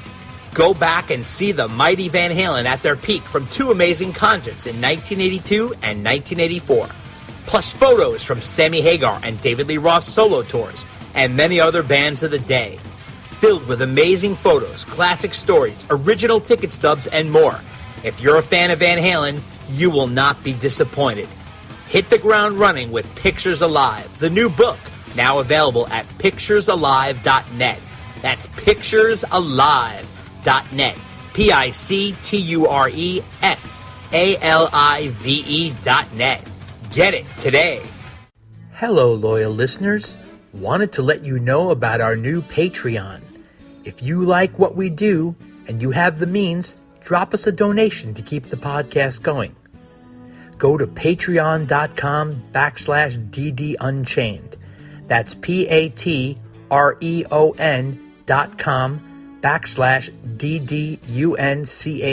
UNCHAINED. Any size contributions are greatly appreciated. We have special packages to those who donate $45 or more. You'll get the Unchained package. Trust me, it's worth it. Contribute $65 or more and you can get the Romeo Delight package, which is Unchained plus more.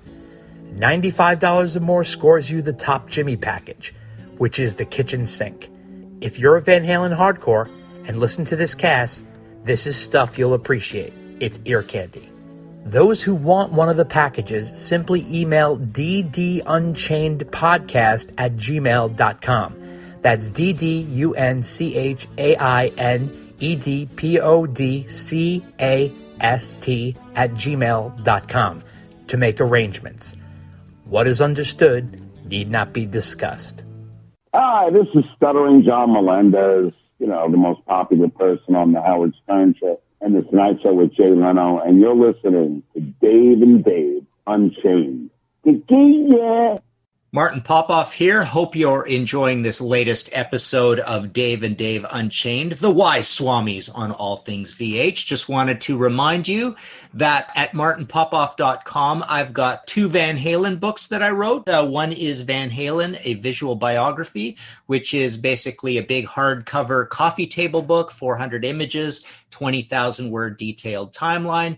And the other one is called Unchained, a Van Halen user manual. It's the sort of 120,000 word, very academic, a lot of crazy chapters, a lot of trivia, wordy book that I did on Van Halen. So yes, go to martinpopoff.com.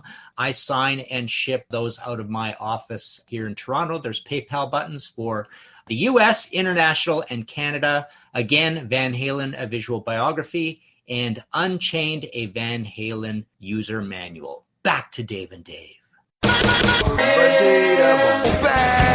And if you would like to send us a letter asking a question or making a statement or whatever you'd like to say, you can send it to ddunchainedpodcast@gmail.com. Check out the new podcast, The Rock Quarry, your place to hear in-depth interviews with some of rock's most colorful characters, with your host, entertainment journalist David J. Criblay. The Rock Quarry is available for free on Spreaker and iTunes. You can check us out on Facebook at The Rock Quarry Podcast, on Twitter at Rock Quarry Pod, on Instagram at The Rock Quarry Podcast, or email us at therockquarrypodcast@gmail.com. What I'm doing on stage is me. That's the only thing I can do. Seriously. I put everything I got into what I do on record or live, and I'm glad people like it. Well, ladies and gentlemen, we have an extraordinary guest this afternoon. He is an incredible documentarian. You've known his work with his past documentary about Black Sabbath. We talked about his incredible documentary that he did with Steve Vai. And now this man has put out this miniseries based on Van Halen's 1984 tour album, the lead up to 1984 and afterwards. It's called Van Halen's 1984 documentary miniseries. Please welcome Alan Berry. Hey everybody, thanks for having me on, guys. Awesome. Alan, thank you so much for taking the time. And Dave and I have never done this, but we are going to start the interview with a round of applause. Bravo, bravo. That's right. So now the reason why we did that is because not only is Alan a very talented documentarian, but he has done something that no other Van Halen fan has done. He has put together an extraordinary documentary series that Dave and I have seen and absolutely love. You guys are going to fucking flip for this. There's so much layering in this. It's almost like when you see a piece of clothing and the stitching is really done well and it's made with a quality piece of material.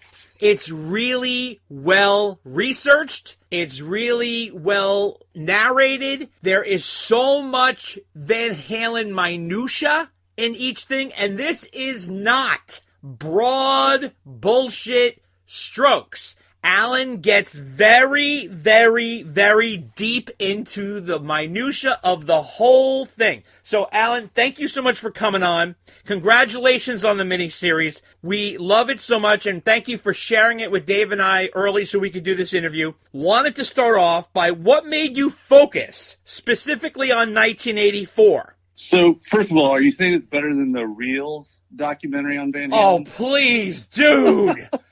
Come on, dude. listen. Come on, dude. That's not even. That's not even. He's not even in your realm. Don't start this interview with us asking why didn't you insult me? I mean, come on, man. Come on. So that was part of the thought process too. I had seen the Reels documentary. I was like, oh my God, this is a piece of shit, right? Yeah, exactly.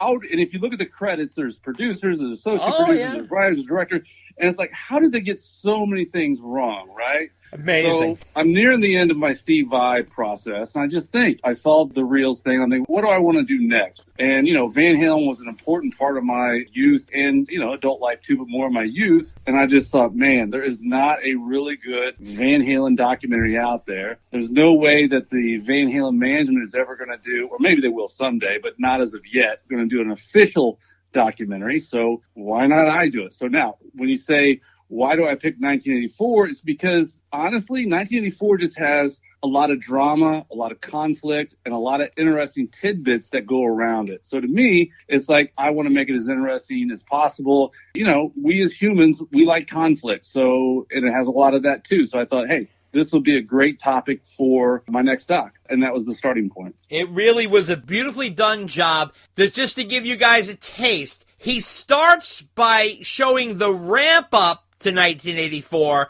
He talks about the making of 1984. He talks about the tour of 1984 and the fallout. Now, Dave and I saw 4 parts. Before we started this conversation, you said there is now a 5th? Yes. Let me clarify. So, or maybe you guys know, as far as like how the YouTube algorithm works, right? It's about time watched. And so the first part was like 40 minutes. And I just thought, you know what? I'm going to cut this in half just because you got to placate a YouTube algorithm. So I wanted to make it a bit shorter. And I had 2 distinct areas. So I haven't made it longer. I've just divided it up a little bit. So the first part is on the building of 5150. So that's part 1. And then part 2 is the Road to the US Festival. So I've basically just taken the 40-minute chunk and breaking it down into 2 20-minute things. That's definitely something I want to tell everybody, too, is that this thing is over 2.5 hours long total. Now, if I had my way and everything was great, I would just make it one video. That would be fine. But I know how people's attention spans are, et cetera, and they see, oh, my God, 2.5 hours, I'm not watching this.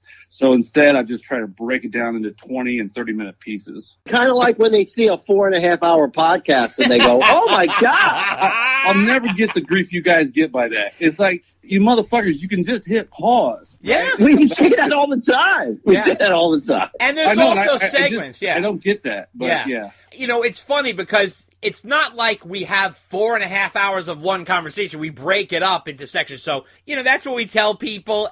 Listen, like I always say, this is, Wayne's World where we're just focused on talking about Van Halen. So that's pretty much the podcast. So now just back to your thing. When did this process start? So, we are now in early May of 2023. When did you start the process working on the Van Halen documentary series? It was in October of last year. I was going on vacation, and I brought some books with me of Van Halen that I bought, and that's when the process started, was October of last year. And ever since then, it's probably been maybe some weeks as little as 30 hours a week to maybe 40 to 50 hours a week here, in the past 3 or 4 months of work.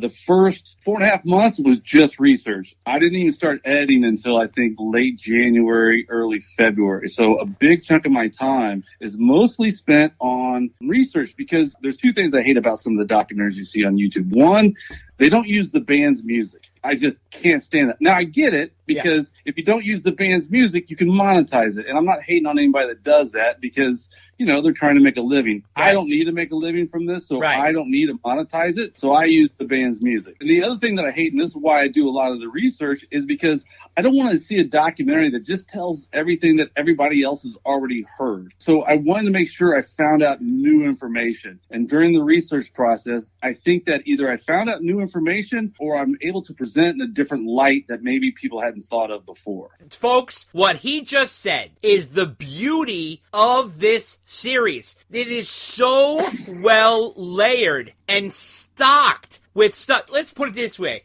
I was watching it, and there were times I had to pause so I could take in certain details because there was so much information. That's how detailed oriented it is. So in speaking with that, how did you research this? What was your process? What did you do to obtain the material that you got? You have some unbelievable material that you show physically and you also discuss. What was your process? So one of my biggest sources of information is the Dave and Dave Unchained podcast. And I'm not kidding you. I know I'm buttering your bread, but it's the truth, man. So I've always been a Van Halen fan, right? No doubt about it. And nothing against the Hagar years. I love Sammy Hagar. It's a standard thing. Like Sammy Hagar on his own. Not a fan. I'm with Van Halen. But, big fan. But I wasn't really aware of your guys' podcast. So when I started doing this research, I was like, wait, what's this Dave and Dave? I was like, man. And then I just started listening. I was like, oh, my God, these guys are giving me a cheat sheet to the documentary, right? So anytime I'm walking, running, whatever, I'm listening to your guys' podcast. I think I've gone through every episode. So that was probably one of the top tier things I started with was your guys' podcast. And you guys just so much information. I really have to thank you guys for that. Wow, thank you. That's incredible. I hope you put it in the credits somewhere. Oh, stop it. And let me say this. I'm not praising this documentary because he said that. I'm going to go beyond that and say there is stuff in this documentary that has never been talked about on this podcast that I was like, holy shit, holy shit. There was a lot of holy shit moments. Oh, yeah, for sure. And there was a lot of...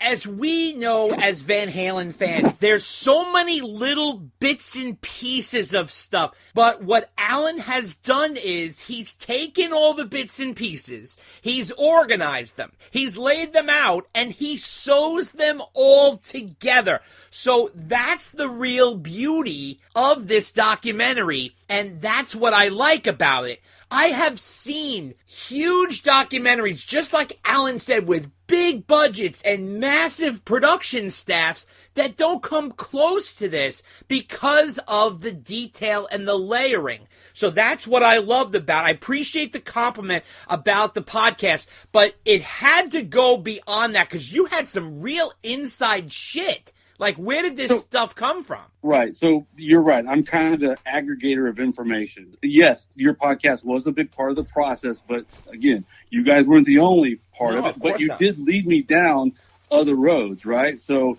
like Noel Monk, his book was a huge, huge thing for me.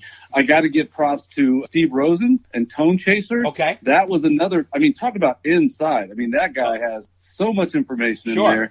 Can I plug him for a second? Yeah. I just talked to him the other day and I said I would mention this. Sure. He's having a reprint. It's on Amazon and he's asking people to write reviews on Amazon. So if any of you guys have gotten the Tone Chaser book, you know how good it is, go on to Amazon, give the dude a rating and write a quick review.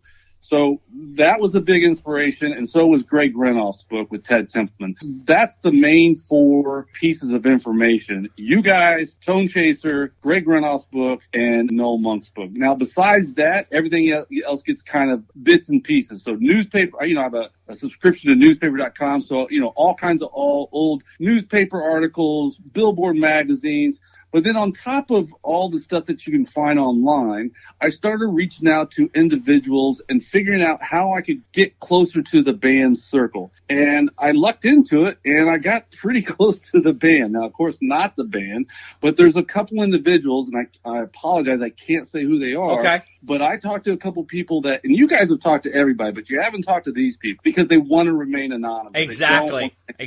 So that helped me out quite a bit. Like during the script process, they're even watching these cuts and they're giving me feedback of this is good, this was not true, this is true, et cetera, et cetera. So it was an accumulation of podcasts, books, magazines, and interviews. Right. Okay. So let me ask you this. We can't reveal the people names, and we don't know them either.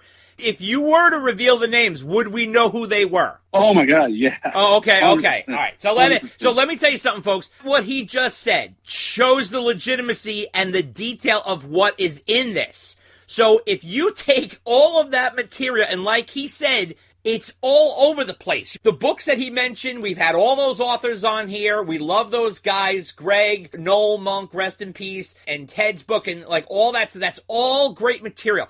But, there's so much information and like all these pieces all over the place, and he really kind of puts it all together. And again, concentrated on 1984. So that's what's so cool about it. Real quick, so I can't mention a couple of names, and they'll never write books. But one name I can mention, and I definitely want to give him a shout and props, is Neil Ozower. Neil has been very cool with me. and letting me use some of his photos, and we talked about shit. And he's just been a very cool dude to me about all this. So, and I know everybody knows his name, but he is a rock star in and of himself, not only for the sick shots that he has taken, and I have yet to see rock photography that matches Neil's Lozauer. Okay, yet. And there are amazing photographers out there. Neil, the way he captured Van Halen is something that is beyond. He was so inside that it was incredible. And on top of that, I wanted to ask you, the people that won't reveal their names, did they say why they won't write a book or why they don't want to be revealed? Is there a reason? They have no interest in it. And I get that. So I'm, for the most part, an introvert. Like, this is a video podcast. I probably wouldn't go on it. Okay. And if you notice in my videos, maybe at the end I'll take a credit, but I don't get on camera and say, hey, this is Alan. I like behind the scenes too. Okay. So I get that with these people. Okay. And the great thing about them was I don't believe they were partiers, so their memory's fully intact. Okay. But for the most part, my understanding when I've talked to them, it's just that they have no interest in it. They've moved on in their lives. For whatever reason, they were just being cool with me and decided to give me still give me information and help me out. See, that's the part that really escapes me. If that's who they are and that's what they want, why would they then talk to you? Well, think about that. So, like, with this, maybe it's just the love of the band. So I'm not making anything from this. No. A lot of people ask me that too. Well, why are you doing this? Why would you waste 7 months of your life putting all this work in when you're not going to get paid anything about it? And it's like, well, life isn't all just about that, right? I'm an old guy too, like you guys are. Yep. And at this point, no offense, but no, don't take it. I've got a day job, I've got the bills paid, etc. And there just comes a point in your life where you're like, you know what?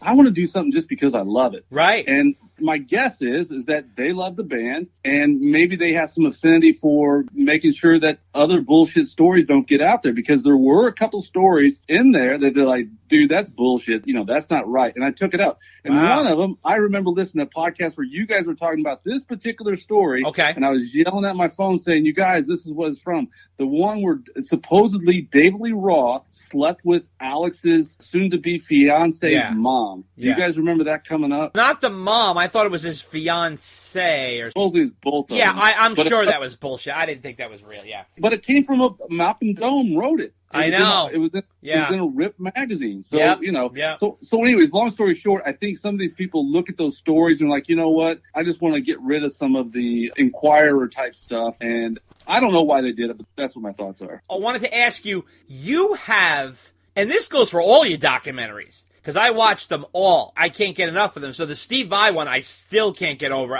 That was so well detailed. I've interviewed Steve a million times, and I've met him and spent time with him. I can't get over that one. That was so well done, and even Steve couldn't get over it so much. What did he do? He did a little something for you. Tell everybody what he did. Yeah, he did, man. It was incredible. So about 3 days before Christmas, there's a box at my door in this guitar shape, and I'm like, holy shit, there's no way. Open it up, and it's a guitar from Steve. Steve sent me one of his gym guitars. And he inscribed it on the back. Yeah, he described it on the back. I can't remember off the top of my head what he said, but it's right next to me right now. And brother, that just brought me so much joy, so much more joy than $1,000 or whatever. Steve Vai was such an inspiration to me when I was younger, etc. And to be able to connect with him, and I didn't make any money from it. I don't care. It was just awesome. So yeah. I got a guitar from Steve Vai. I still can't believe that I'm saying that. And let me tell you, that also shows the level of class that Steve Vai has. He is an unbelievable human being. He really is. He's super cool, man. I sent them an email with a script. I'd gotten done with my Sabbath one, and I was just like, who do I want to do one on next? And Steve Vai was just always an inspiration to me, and there's no docs out. I said, let me do Steve Vai.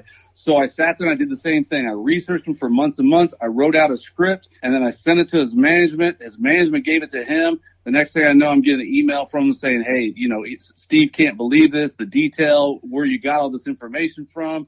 Would you like to have a meeting with him? I'm like, yeah. So we get on a video call. He praised me more than he should have. And he was just like, whatever you need, let's do this. And I was like, great. So, and then over the next 9 months or so, he was just a great support. I would say, hey, is this true? Is this right? No, that's not right. This is the way it was, or whatever.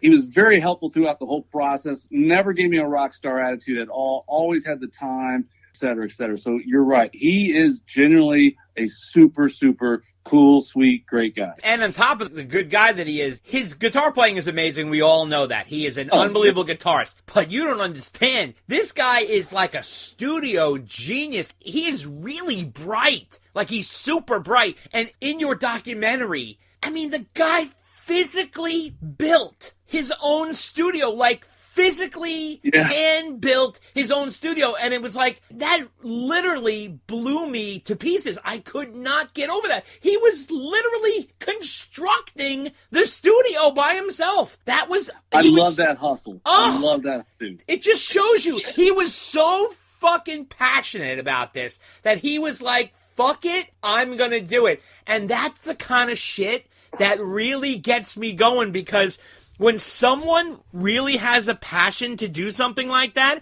and that passion drives them beyond whether they can or cannot do it, and they end up doing it because they're so passionate, that really inspires the hell out of me. So that was really exciting. So do you think you will get anything from Van Halen?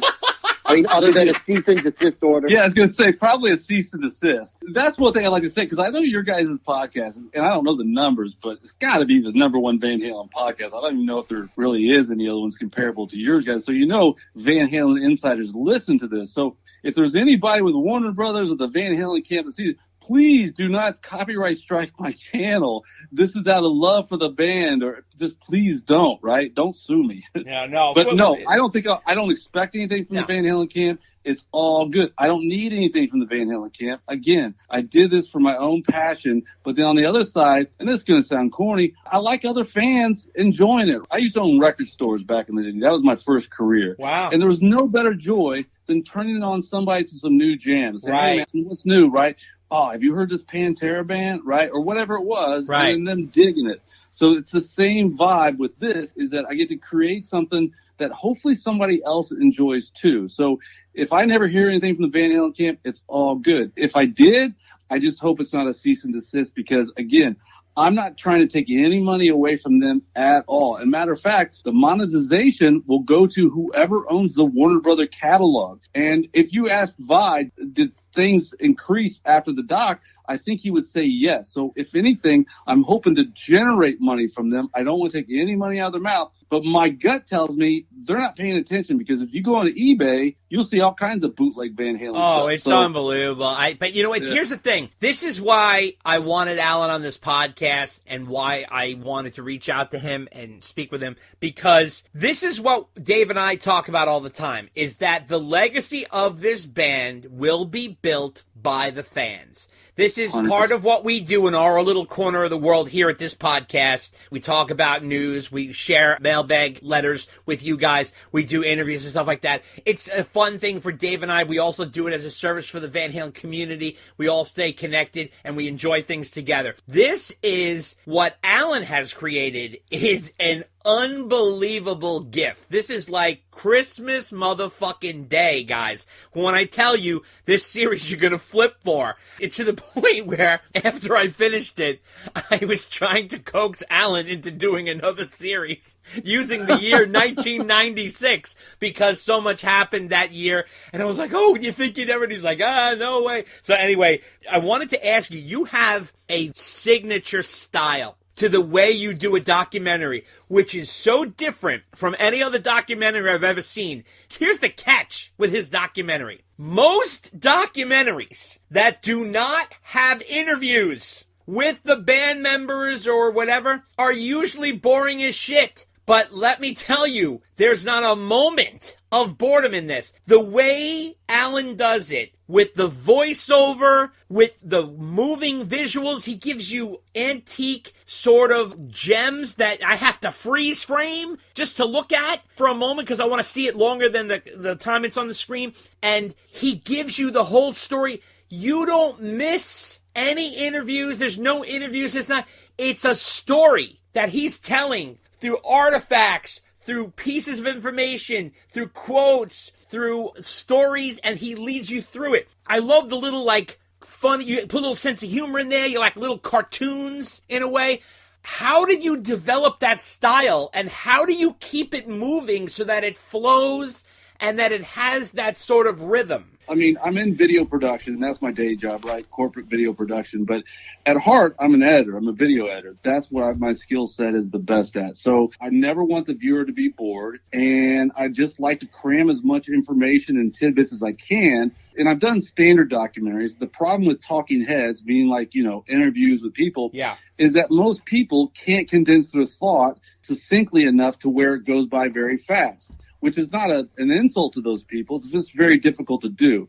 So the way I script it is I try to just get to the point, tell that point, and then move on to the next point, and just have no fluff. You guys do it too. There's not a lot of fluff. It's mostly meat, and that's what I want to give people, is mostly entertainment. The other thing is like, I always loved back in the day when The Simpsons, I'd watch it and they would have a reference that maybe 5 people got. I have references in here that I'm sure most people will not get, but the people that do get it will really appreciate it. And the thing about layering is that I think that you haven't said this, but hopefully it comes across. I spend a lot of time in music choice. I don't just go for the knee-jerk, well, we got to have jump up front or whatever. Right. I try to do a mix of, or what song I think works the best. So in this doc, you're going to hear bootlegs. You're going to hear unreleased songs. You're also going to hear some of the normal songs too. But did that come across at all? Did it seem like the music selection? No. I was going to get to that. Yeah, no, I totally said, wow, he's really digging deep, doing like unreleased tracks and things like that.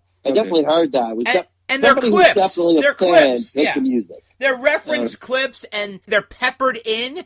It's the way you layer the visuals, layer the music, and then you have this voiceover that really takes you through. And, certain voiceovers really hit. Like, for example, the voiceover in Goodfellas, right, which is Ray Liotta, rest in peace. I love the way that voiceover takes you into that story. This voiceover does the exact same thing. It sets you into the mindset, and while you're absorbing that voiceover, you're picking up on the sound bites, you're picking up on the visuals, and like Alan said, there's little jokes like hidden in there that only like hardcore fans would pick up on, and I was like, oh shit. And there's so many really funny moments too, because he'll do a little cartoon, and when I say cartoon, he's not actually doing an animation, but he'll have like a picture of David Lee Roth with a bubble coming out of it, and then a picture of Noel Monk and a bubble coming out of it, and it's really funny. So like, was that fun to do, to pepper in that humor? Yeah. If I was the listener right now and I hadn't seen the doc, I would think, oh, this is going to suck. No.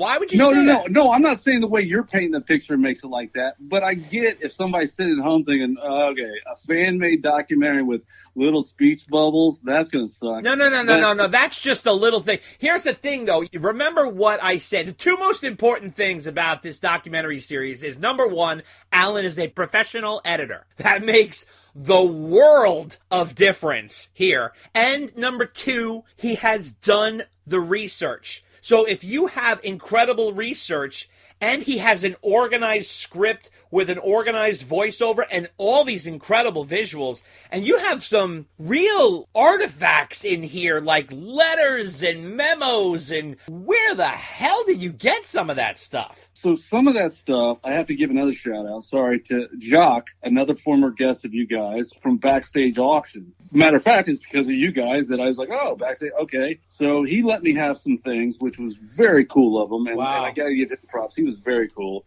He didn't give them all to me, of course, but he gave me some things. Now, again, there's some of those things that I just can't mention, but I do have stuff that is not available anywhere else. Okay. There are going to be photos in there that have either never been circulated or very lowly circulated, and I can't give away some of that stuff. No. Right. That's fine. That's fine.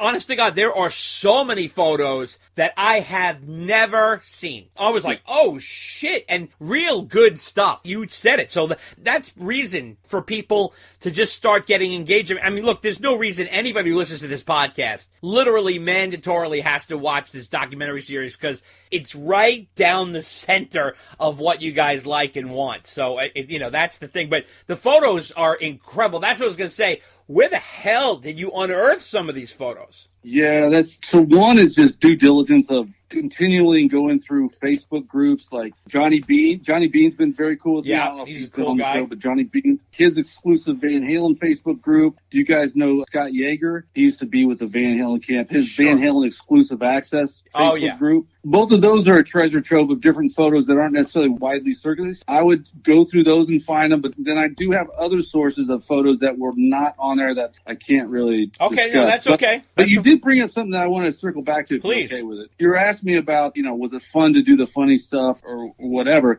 And I think in the announcement that you made first time on the last show, Mark Enix, he's the guy that gets to see all this stuff first, because he's my litmus test. He's been my best friend since we were like 16, 17 years old. Kind of like you two guys, right? He'll tell me, dude, that joke sucks, or that's good, that made me laugh, or whatever. So I do have like a buffer. Him and my brother are my buffer. If they don't laugh at it, it gets cut. But if they like it, it stays in. So I do have a buffer with them. I'm not the brightest guy. Mark, he's a very intelligent guy. I write it all, and then he cleans it all up and takes out all my poor grammar. Well, listen, everybody has different strengths. No one's brighter than anybody else. Believe you me, I've met some of the brightest people in the world, and they're not the sharpest tool in the drawer. I do 95% of it, but I didn't want to make it like it was all of it. No. That's great. Hey, listen, that's awesome. So also wanted to ask you, because 1984 was such an interesting time, do you think the massive success caused the massive breakdown? Now, we all know that there were always differences, there was always a tug-of-war going on, but do you think that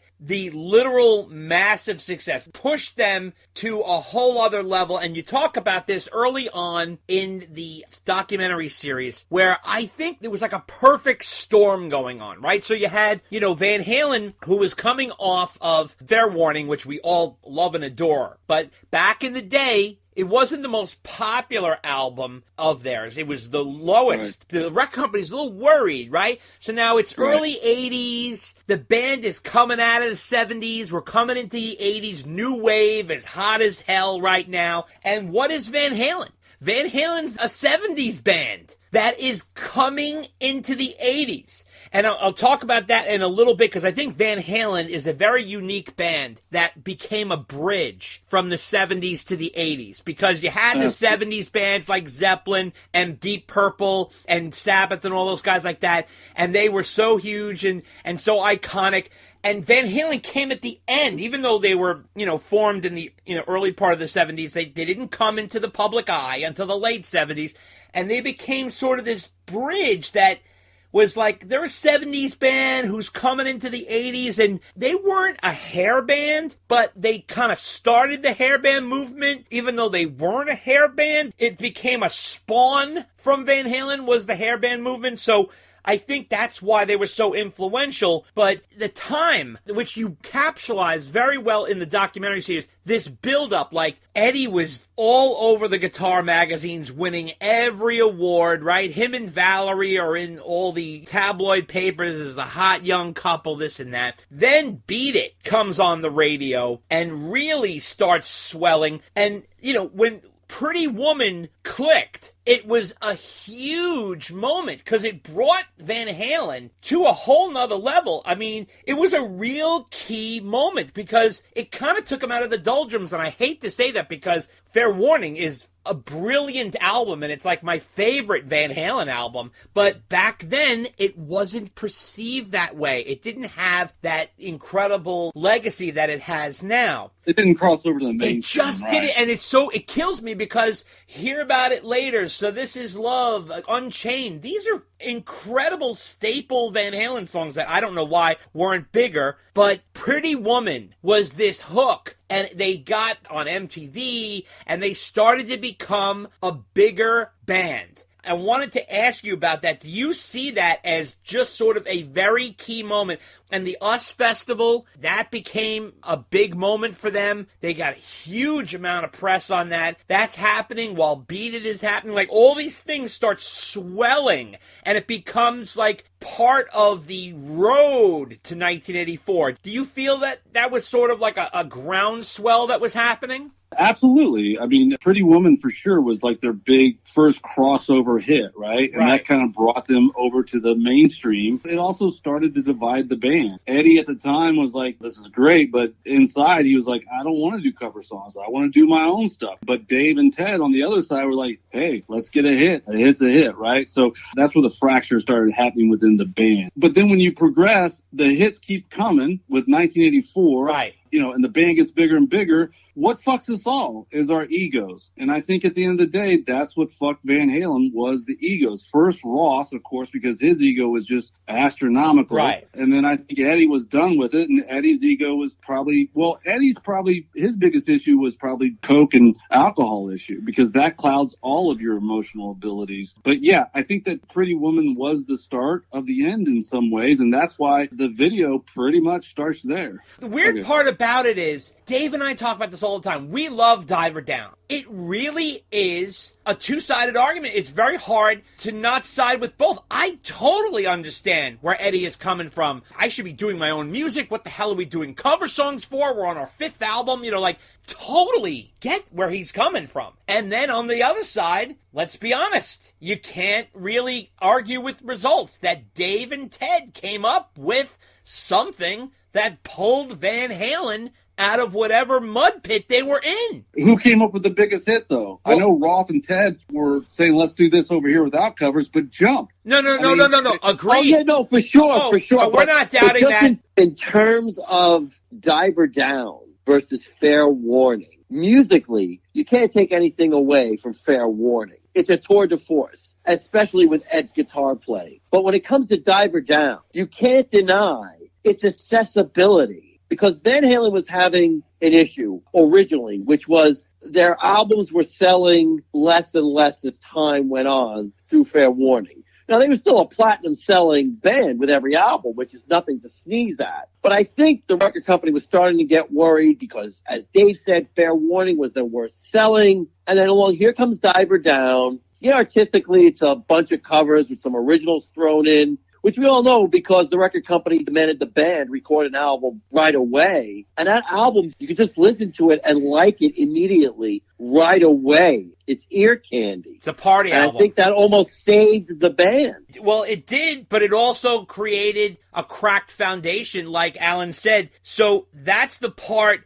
that's so confusing. It was a genius move, but it also hurt them. But again, you don't have Jump unless Eddie gets pissed off enough to say, you know what? Fuck you, and fuck you. Now I'm starting my own studio. Now we're recording the next album at my studio, and we're starting off with my fucking song that you guys have been rejecting. So you almost have to say it was the catalyst that really set the band to go to great heights and even pushed Eddie in the creative direction that he needed, which was to have his own studio, to have more control. It made him make a move because he worked so hard on Fair Warning and to not get the results that he wanted. And now Diver Down happened. It got him like good and mad. And then he came back like a wild man with 1984. I mean, it really is such a juxtaposition. You know what I mean? And I also think that the US Festival is such an interesting moment because the band is sort of in like inner turmoil in a way. And here they're doing this big payday, which, let's be honest, 5 million or whatever they got for 1983 for one concert. You don't realize how insane that money is back then. That is astronomically insane. It really was crazy. So were the cost of the US Festival. Oh, I mean, it's not like they cleared 1.5 million. I mean, no, of course not. Their walkaway money was not as good as people interpreted it to be. No, but don't you think that heavy metal day and putting Van Halen as the headliner kind of crowned them? It was like a crowning moment. Yeah.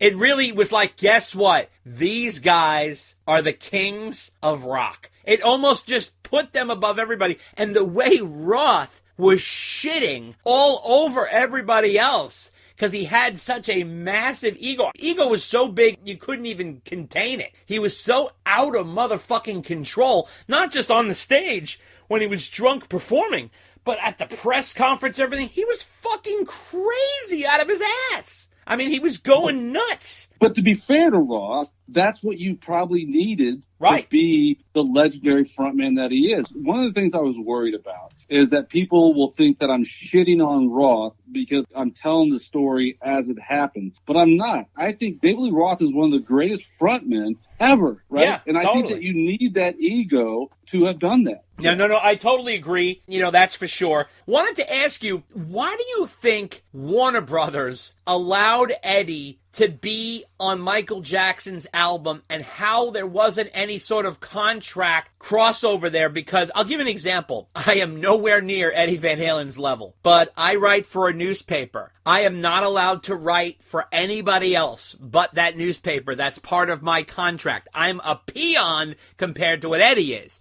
Eddie Van Halen goes to play on somebody else's album and gets no points or anything for it. Warner Brothers does nothing about that. Like, how does that happen? And then that album ends up blocking them on the charts. How did he get away with that? So just purely speculation, right? One, I'm sure you're a great writer, but are you the Eddie Van Halen of writers? Of course not. I'm not saying I am. I'm just saying, even on my level, the little peon level that I'm at, I'm not allowed to write for anybody else. So what I'm saying is if you're at Eddie's level, which is the upper echelon of his game, how do you let Michael Jordan play for someone other than the Bulls when you're signed to the Bulls? So Michael Jackson was big, but he wasn't as big after that album. So it wasn't like it was a superstar. And Quincy Jones, he's somebody who'd been in the music business for 20 years before that. He can make shots. He can call everybody at Warner Brothers too. So I think if Quincy Jones is asking for it, I think some doors open up. And let's remember, Eddie didn't get any points because Eddie didn't want the points. I know. He could have got paid. That was his decision not to get paid. So I think if you're Warner Brothers, you're going to tell Eddie Van Halen that he can't go play on this guy's album that who knows if it's going to be big or not be big, and it's being produced by one of the most legendary producers ever. I just don't think you can say no to that. I don't think they had the option. He probably didn't even ask. Oh, I agree. But my question is, as you well know in the business, right? When something becomes utterly successful beyond measure, how does Warner Brothers not retroactively go back and be like, dude, are you kidding me with this? Eddie is selling Michael Jackson albums to kids that are not going to normally buy a Michael Jackson album. So he opened the door for that album to be even bigger. So the question is, how does retroactively Warner Brothers not then step in and say, we need to get some repercussions? I mean, this is insane. It was already a done deal. What are they going to go back and say? Renegotiate a deal that's already happened? And Eddie wasn't pushing it at all either. So I just don't see what the leverage would be from Warner Brothers to go over to CBS and say, give us some of that money. One thing I thought that was really interesting in the doc, you discussed the song I'll Wait and the story of I'll Wait. And I think I'll Wait is a hidden story because I think I'll Wait is a lot of the reason why Dave didn't continue with Van Halen, because I guess Eddie's writing was going in another direction, and obviously Dave was struggling with writing I'll Wait, and they needed Michael McDonald to come in. The way you unraveled that story with the tape recorder and everything, and there was so much interesting stuff in there, and the tension that was created between Eddie and Ted on that song, and Ted talks about it in his book. He would sing Argent's Hold Your Head Up almost to mock him about I'll Wait, because he thought it sounded just like that, and it infuriated Ed, like really agitated him, and that became a tension. And how the fuck did Michael McDonald not get credited? I mean, that's his producer and his record company. How would they not make sure that Michael McDonald wasn't covered? I don't really know, but my speculation is that actually Roth got it blocked somehow because it hurt his ego that he needed to go to an outside writer, because Roth, I think, was struggling with melodic type music that Eddie was creating. So now you bring in this other guy, this accomplished songwriter, that kind of gave him a cheat sheet on how to do it. And I don't think that Roth's ego would allow that to be known publicly. Again, just speculation. I have really no idea. That's an interesting theory, I got to tell you. It really is. And I really think that moment in the doc, in my opinion, really gives you a peek into Dave seeing like I don't know if I'm going to be able to hang in here. Like Eddie's writing, which was fantastic, but was going in a direction that he was so unfamiliar with, he didn't know what to do. So do you feel that between Eddie taking over with 5150, with Jump being successful, I'll Wait being successful, right? And Eddie's tension with Ted, all these types of things, do you think he started to like see, the forest through the trees in a way, like almost like, I don't know if I'm going to be able to survive here. I'm being edged out in an indirect way. Again, this is speculative, but I think everybody, for the most part, would say that Ed was one of the sweetest guys, with the exception of when he was drinking or doing drugs and he went off on a tangent or whatever. For the most part, people thought that he was a pretty sweet guy. And I think that part of that niceness, he probably would get railroaded by an alpha like Roth or like Ted. But as he gained accolades and got the confidence, I think he started to be like, no, fuck you. I want to do it my way because I'm the one that's creating this shit. He got the confidence up to basically push back. The alphas didn't know how to handle it, so I think it ended, right? I mean, for the longest time, I think Roth probably pushed Eddie around to some degree until the last couple of years. Eddie was tired of getting picked on, right? And he just was standing up for himself. It was amazing how he does that stepped sound up. Close or am I off? Or Oh, no, I think you're dead on. I also thought it was interesting to show really how much extra money Noel made the band through his organization of the merchandise. That is a really key moment there, because if you see how much the band was making, and you mention it in the doc for a performance, and then the money they were making with the merch, it was almost like doubling their take. Yeah. I mean, that was an unbelievable, brilliant stroke on his part. Yeah, I mean, back then, bands weren't doing that, with the exception of like the Dead. Most bands would go through a third party to have their merchandise created. You got to credit Monk for coming up with that, because merchandise is where the bands make a lot of their cash. Especially big time. Especially now. It's not the music sales, it's the T-shirt. Go ask Metallica if they'd like to have T-shirt sales or album sales. I mean, of course, they'd want both, but T-shirt sales is where it's at. And at that time, they were an anomaly on that. It didn't cost much. They each had to kick in $50,000, which, it's a lot of money, but the return was unreal. It was incredible, and the way he organized it, and you have to realize how early in the game this shit is. Like, it's 2023, and people are merched out the yin-yang now, but back in 83, that's 40 fucking years ago, Noel had set up massive catalog of merch. I've never seen anything like that. In fact, Greg Renoff just tweeted it out, like a catalog of it, and all the prices and all the different items, and it's like, holy shit, it's really impressive. And you note that in the doc about the money difference there and the money they were making. That was incredible. Also wanted to ask you about Crazy from the Heat. Crazy from the Heat is such an anomaly in a way. Like, where did that come from? Why did that happen? And then you ask, how did Ted, who's Van Halen's producer, and Warner Brothers, who's Van Halen's record company, have this whole thing going on with Dave, and the band was like unaware of it, or became aware of it kind of late in the game, I should say. Don't you find that a little strange? Well, I mean, there's two sides to that story, right? A lot of this doc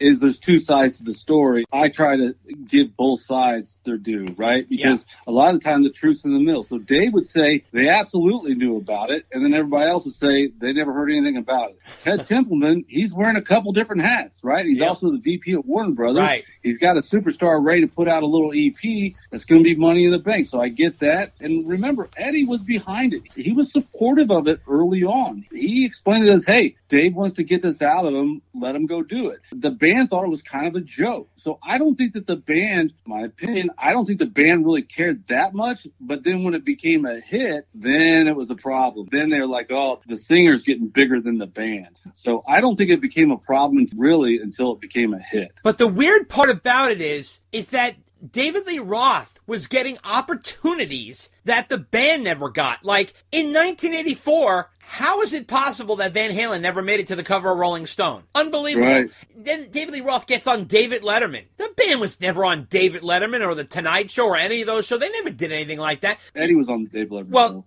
after. He was on after Dave was on. And he only right. And I think that was only because he tagged along with Valerie. He tagged along with Valerie, and they loved having him sit in with the band. That was a kind of a cool thing that Letterman would do if a musician was in town, and, you know, Paul Schaefer had all the connections. He'd let so many different people come in and sit in, and they didn't have to do anything. It was a no-pressure deal. They didn't have to sit down, have to do an interview. They didn't have to do a performance. They would just jam with the band, and you'd see them on commercial breaks and stuff. Eddie loves that shit. He would just sit in and play some stuff. Paul would do the vocal lines on the keyboard and stuff like that. It was like a loose New York thing. And he was there because Val was promoting some TV movie of the week. And the best part of that whole thing is when Letterman turns to Eddie and says, "Isn't David a pain in the ass?"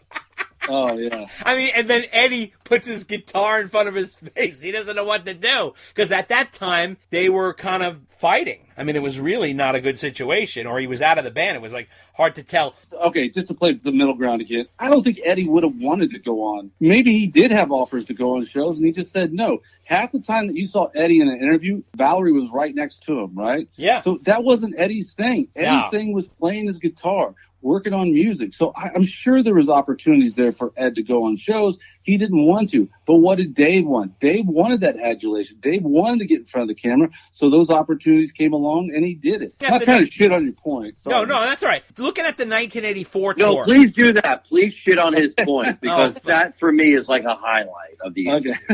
He's a prick. All right, so the 1984 tour, everybody talks about that tour as being a very kind of strange tour in a way, because the band was so physically separated from each other because the stage was so big, and that they had all the different solos. And if you look at the set list, it's kind of small. It's like 14 songs, and they have all of these solos, including Dave doing his sword routine, and like, it just didn't seem like that band energy. Like, it had this different sort of vibe to it. When doing the research for that, did you get the feel of that as well? Yeah, I mean, I did. I got that was really where the cracks were really starting to show, was on the tour, because that's where Dave thrived, and the rest of the kind of band was like, man, we're kind of over this, right? They were getting into other things. So, yeah, I think that's where everything really started falling apart, was that 1984 tour. Absolutely. Now, the interesting thing is, you also use a David Lee Roth AI voice,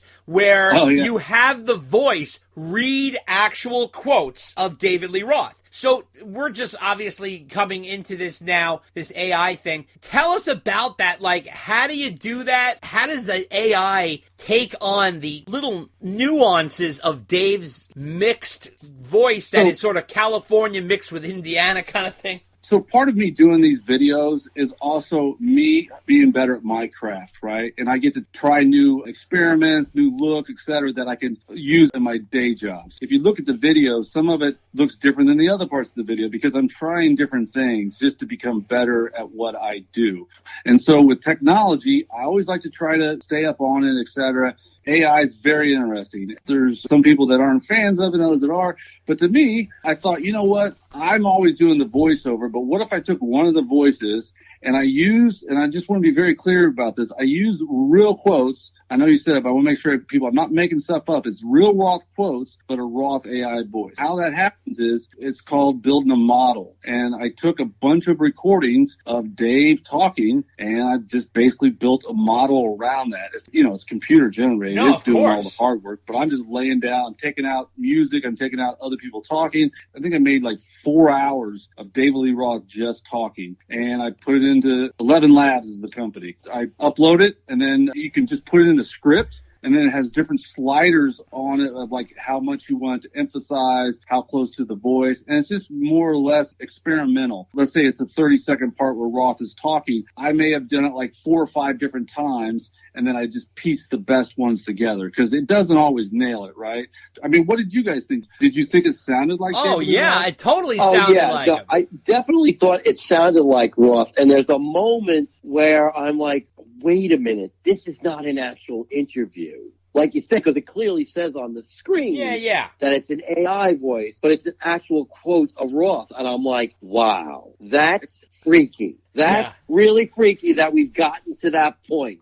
because Dave and I joked, we're like, oh man, it's too bad he couldn't do the same thing with Noel Monk's quotes, because that guy had a voice that was instantly quotable. So it was cool. It was also freaky at the same time that we've gotten to that point where you could take Dave's voice and have him say like anything and have it sound like David Lee Roth. It was incredible, and it's almost scary. Dave, earlier this afternoon, sent me a Beatles song that was AI, right, Dave? Right. They took a John Lennon solo song and said, turn it into a Beatles song. And that's what the AI program did. Dave was like, here we go. Are they going to start like making Van Halen albums without Van Halen now? It gets a little scary. The other part of that story is originally I reached out 11 Labs because I wanted to make a model of my voice, because I don't like doing the voiceovers. They take me forever because it's tough for me to read stuff and get it right on spot, et cetera, et cetera. So I'm like, I want a model of my voice so I don't have to do the voiceovers anymore, because this is a 40-page script. It took me weeks to do the voiceovers. Oh, I can imagine. Long story short, the David Lee Roth one's not a professional grade AI voice. They're building me a professional voiceover where you won't be able to tell the difference.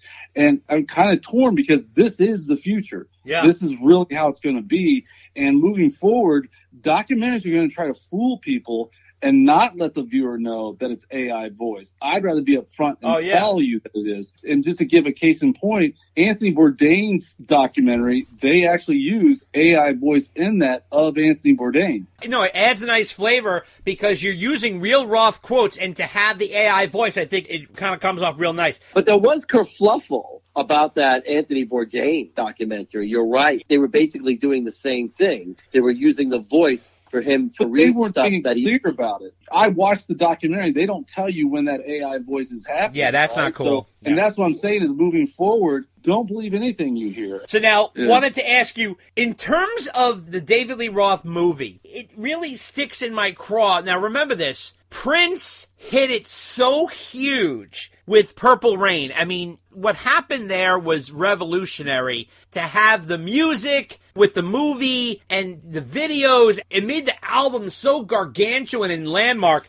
Do you think that Dave saw what he was already doing with video, saw what Prince did, and said, that's the next step, we need to take the band? Or do you think it was all his own ego that he wanted to do his own movie? Because originally he was talking about Van Halen doing the movie, and no one would get on board. Okay, so I don't know if you know this or not, but the Van Halen management would get scripts for Dave, like lots of scripts. Even Ron Howard sent them a script. I cut it from the doc, but like I have a script that Ron Howard sent them. There was a script for the Lost. You remember the Lost Weekend, the MTV series? Yeah. MTV people wrote a script to do a movie of the Lost Weekend with Dave. So Dave was already getting primed that he could be a movie star. I mean, top tier people were coming to him and saying, hey, let's have David Lee Roth be in our movies. And then I think the ego does come into play because him and Pete Angeles had been making these videos and they're like, well, why can't we just do it on our own? I think the part about offering it to the band, I think that was just him trying to get them on board. I think he always wanted to do it on his own. I don't think he really wanted the band involved. I think he wanted it to be his vehicle to ride in. I tell you, that Lost Weekend idea is a phenomenal idea. In fact, if you read the script of Crazy from the Heat, it's fucking insane. I mean, it really is like kind of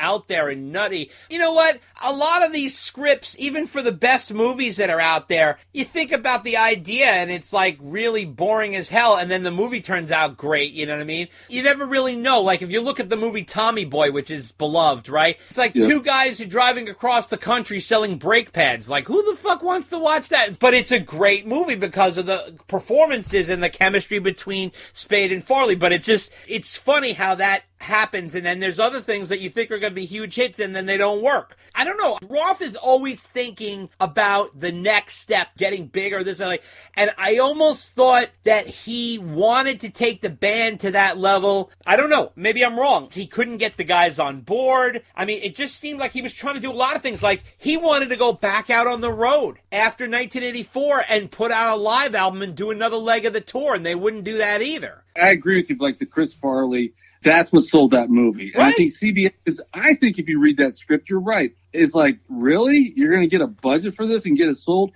The reason CBS Theatrical Films greenlit it was because of David Lee Roth. And it makes sense. Okay, $10 million is a lot of money. Prince just did it. David Lee Roth at the time was pretty much, if not at the time, was just as hot as Prince. Yep. And they had killed it with these videos. So it made a lot of sense to throw $10 million his way. Right. But obviously, it wasn't that great a deal because when everything fell through and CBS Films goes bankrupt, nobody else picked up that film. No one did. And or the question... And don't you find it ironic that after Pete Angeles and him break up, David Lee Roth never really put out any more great videos? Well, I wanted to ask you about that because you say in the doc that Pete and him parted ways in 1989. I could have sworn that they broke up after A Little Ain't Enough because I remember in Your Filthy Little Mouth, Dave was on his own. He was not with Pete. But I could have sworn that A Little Ain't Enough, he was still with Pete. Remember he did the whole Little Ain't Enough video where he was the fat guy again and that whole thing? I mean, I don't know. I could have sworn he was still with Pete at that time.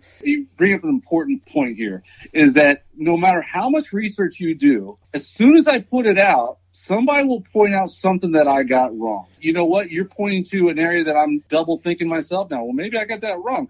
But I'm good with that because it's like what I love about your guys' show is if somebody calls you guys out on something and they're right, you'll be like, okay, now we know that's the right point, right? And I'm the same way, is that I'm going to try my best to get all my facts as best as I can, but there's no way everything's going to be an absolute. So if somebody down the road finds something out that I said ends up not being true, I want to correct the record too. So to be honest with you, man, off the top of my head, I just don't know for sure. Yeah, I have to look at, you know what you could probably check? I was going to do this, but I didn't have enough time. If you check the liner notes for A Little Ain't Enough, I could swear Pete is in there proving he's still involved with Dave. The reason I say that is I could have sworn that Pete was not on board with the Your Filthy Little Mouth material. He was like, you gotta be fucking kidding me. Like, almost like it was all over the place. He had a country song. He had like a Rasta song. It was like all over the place. He was like,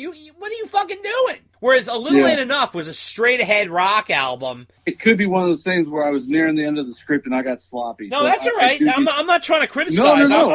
Okay. While you guys are going back and forth, I went into my iGevault.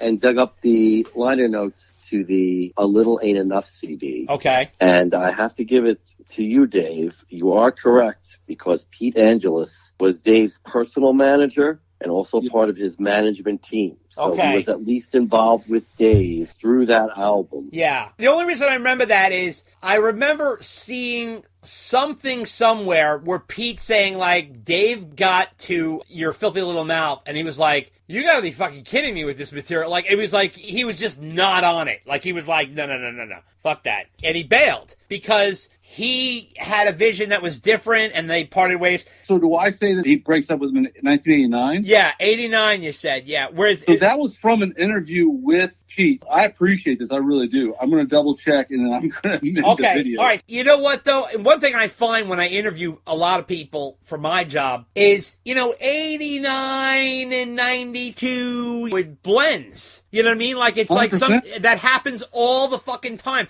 I just had a whole discussion with someone over $50,000 difference in a story that I'm writing. This guy was saying it was $360,000, and I said it was $410,000. And I'm like, I got paperwork here that says $410, and he's like, I'm thinking it was $360, and I'm like, you're thinking it was $360? I have paperwork that says a bond was passed for $410, and he's like, you know what?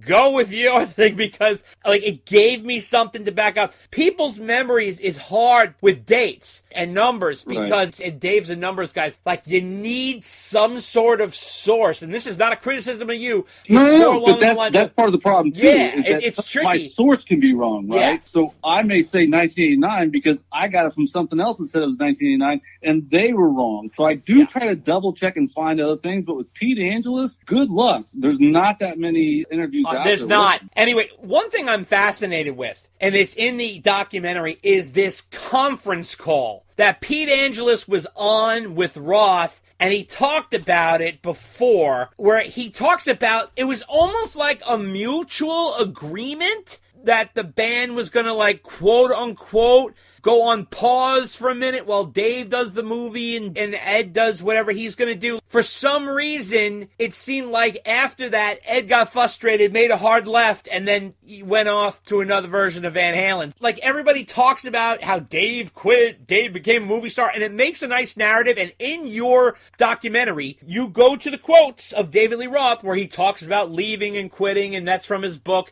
But you also mention, was that him sort of saving face so it didn't look like, he kind of got shoved aside, kind of thing? Like, was it him saving face? Was it more of a narrative? You say in your documentary, we'll really never know, because there's just all these pieces of information, and I don't even know if the people who were on the call would know, because it becomes so convoluted. Man, it's so many he says, she says. I know. That there's no way of knowing for sure. Pete Angelis says one thing, Roth says another, Billy Sheehan says something different. It's just all kind of a mess because everybody wants to remember their memory the best, and that's how they portray it. Pete Angelis does say that they were on a conference call, but his narrative doesn't fit with what Billy says that David said to him, that he was starting a band. So my gut tells me is that Dave was non-committal to Eddie when Eddie was like, dude, what the fuck are you doing? Right. Are you with the band or with you not? Dave didn't commit to it. Ed was like, shit, this dude's starting another band because I'm hearing about Billy. Fuck it. And he stood up to the bully, and he's moving on. David Lee Roth doesn't want to look like he got left at the altar, so he just tells people, hell yeah, I quit. I can't swear that's the truth. Nobody really knows. And like I say in the doc, even the people that were there tell different stories. So this thought of what really happened, good luck. Nobody's ever going to know. One thing that had me pause the doc and laugh out loud. I mean, this really tickled my funny bone. It was so fucking funny. When you get to that point where you're talking about the breakup and what is Eddie going to do, and he makes a list of potential singers, right? Yeah. And at the top of the list, it says Patty Smythe, and one of the singers that we all know he was considering. And then in parentheses, you put wifey material, which I thought was so fucking funny, especially coming on the heels of the interview that Sammy Hagar did, where he lets out of the bag that Eddie Van Halen had a relationship with Patty Smythe, and I was like, motherfucker. I mean, it was like really crazy. And I had always, even as a kid, was like, what was going on with that? Because none of that made sense to me. I mean, if he wanted to produce her album or play on it, that's all cool, but like, you're going to have her as the lead singer of Van Halen? Like, how the fuck is that going to work? Like, it just doesn't... It's pussy, man. You know what I mean? And didn't Valerie cheat on him? I think that was kind of like a payback deal. Well, yeah, she cheated on him, I think, with one of the musicians in the band he produced, Private Life. It's in one of her books. I'm trying to remember. Yeah. It was somebody like that. I can't swear to that being exact, but that's the memory that I have. But it was somebody like that. Yeah, so there was some sort of something going on. That was weird. I thought that was, dude, you had me, I had to pause and like stop. I almost spit the water out of my mouth onto the screen. I was like laughing so hard. That was really funny. And it was interesting the way you broke that down, though. Like, he had some really wild choices on that list. I mean, there were like singers that you would not expect to be fronting Van Halen. Like Steve Perry, Patty Smythe, Jimmy Barnes, Eric Martin. And if you look at the list, everybody turned him down. It's unbelievable because Steve was like out of Journey. Patty Smythe could have gone if she wanted. Jimmy Barnes wasn't doing anything big. Eric Martin was like too afraid to even show up to the audition. I actually tried to get Eric Martin on this podcast, and he wouldn't even talk about it. He was so embarrassed about the situation. There's a weird story about Eric Martin if you want to hear it. Yeah, please do. I mean, I'm not saying that he's wrong or whatever, but I found a news article. He says he goes and meets Eddie Van Halen and hangs out with him and jams with him, etc. And then I think it was Greg Renoff that pushed back. He was like, no, man, that didn't happen. I was like, I got this news article right here with him talking about it. And I reached out to Eric Martin's management, and it got to Eric, and Eric wrote me back and said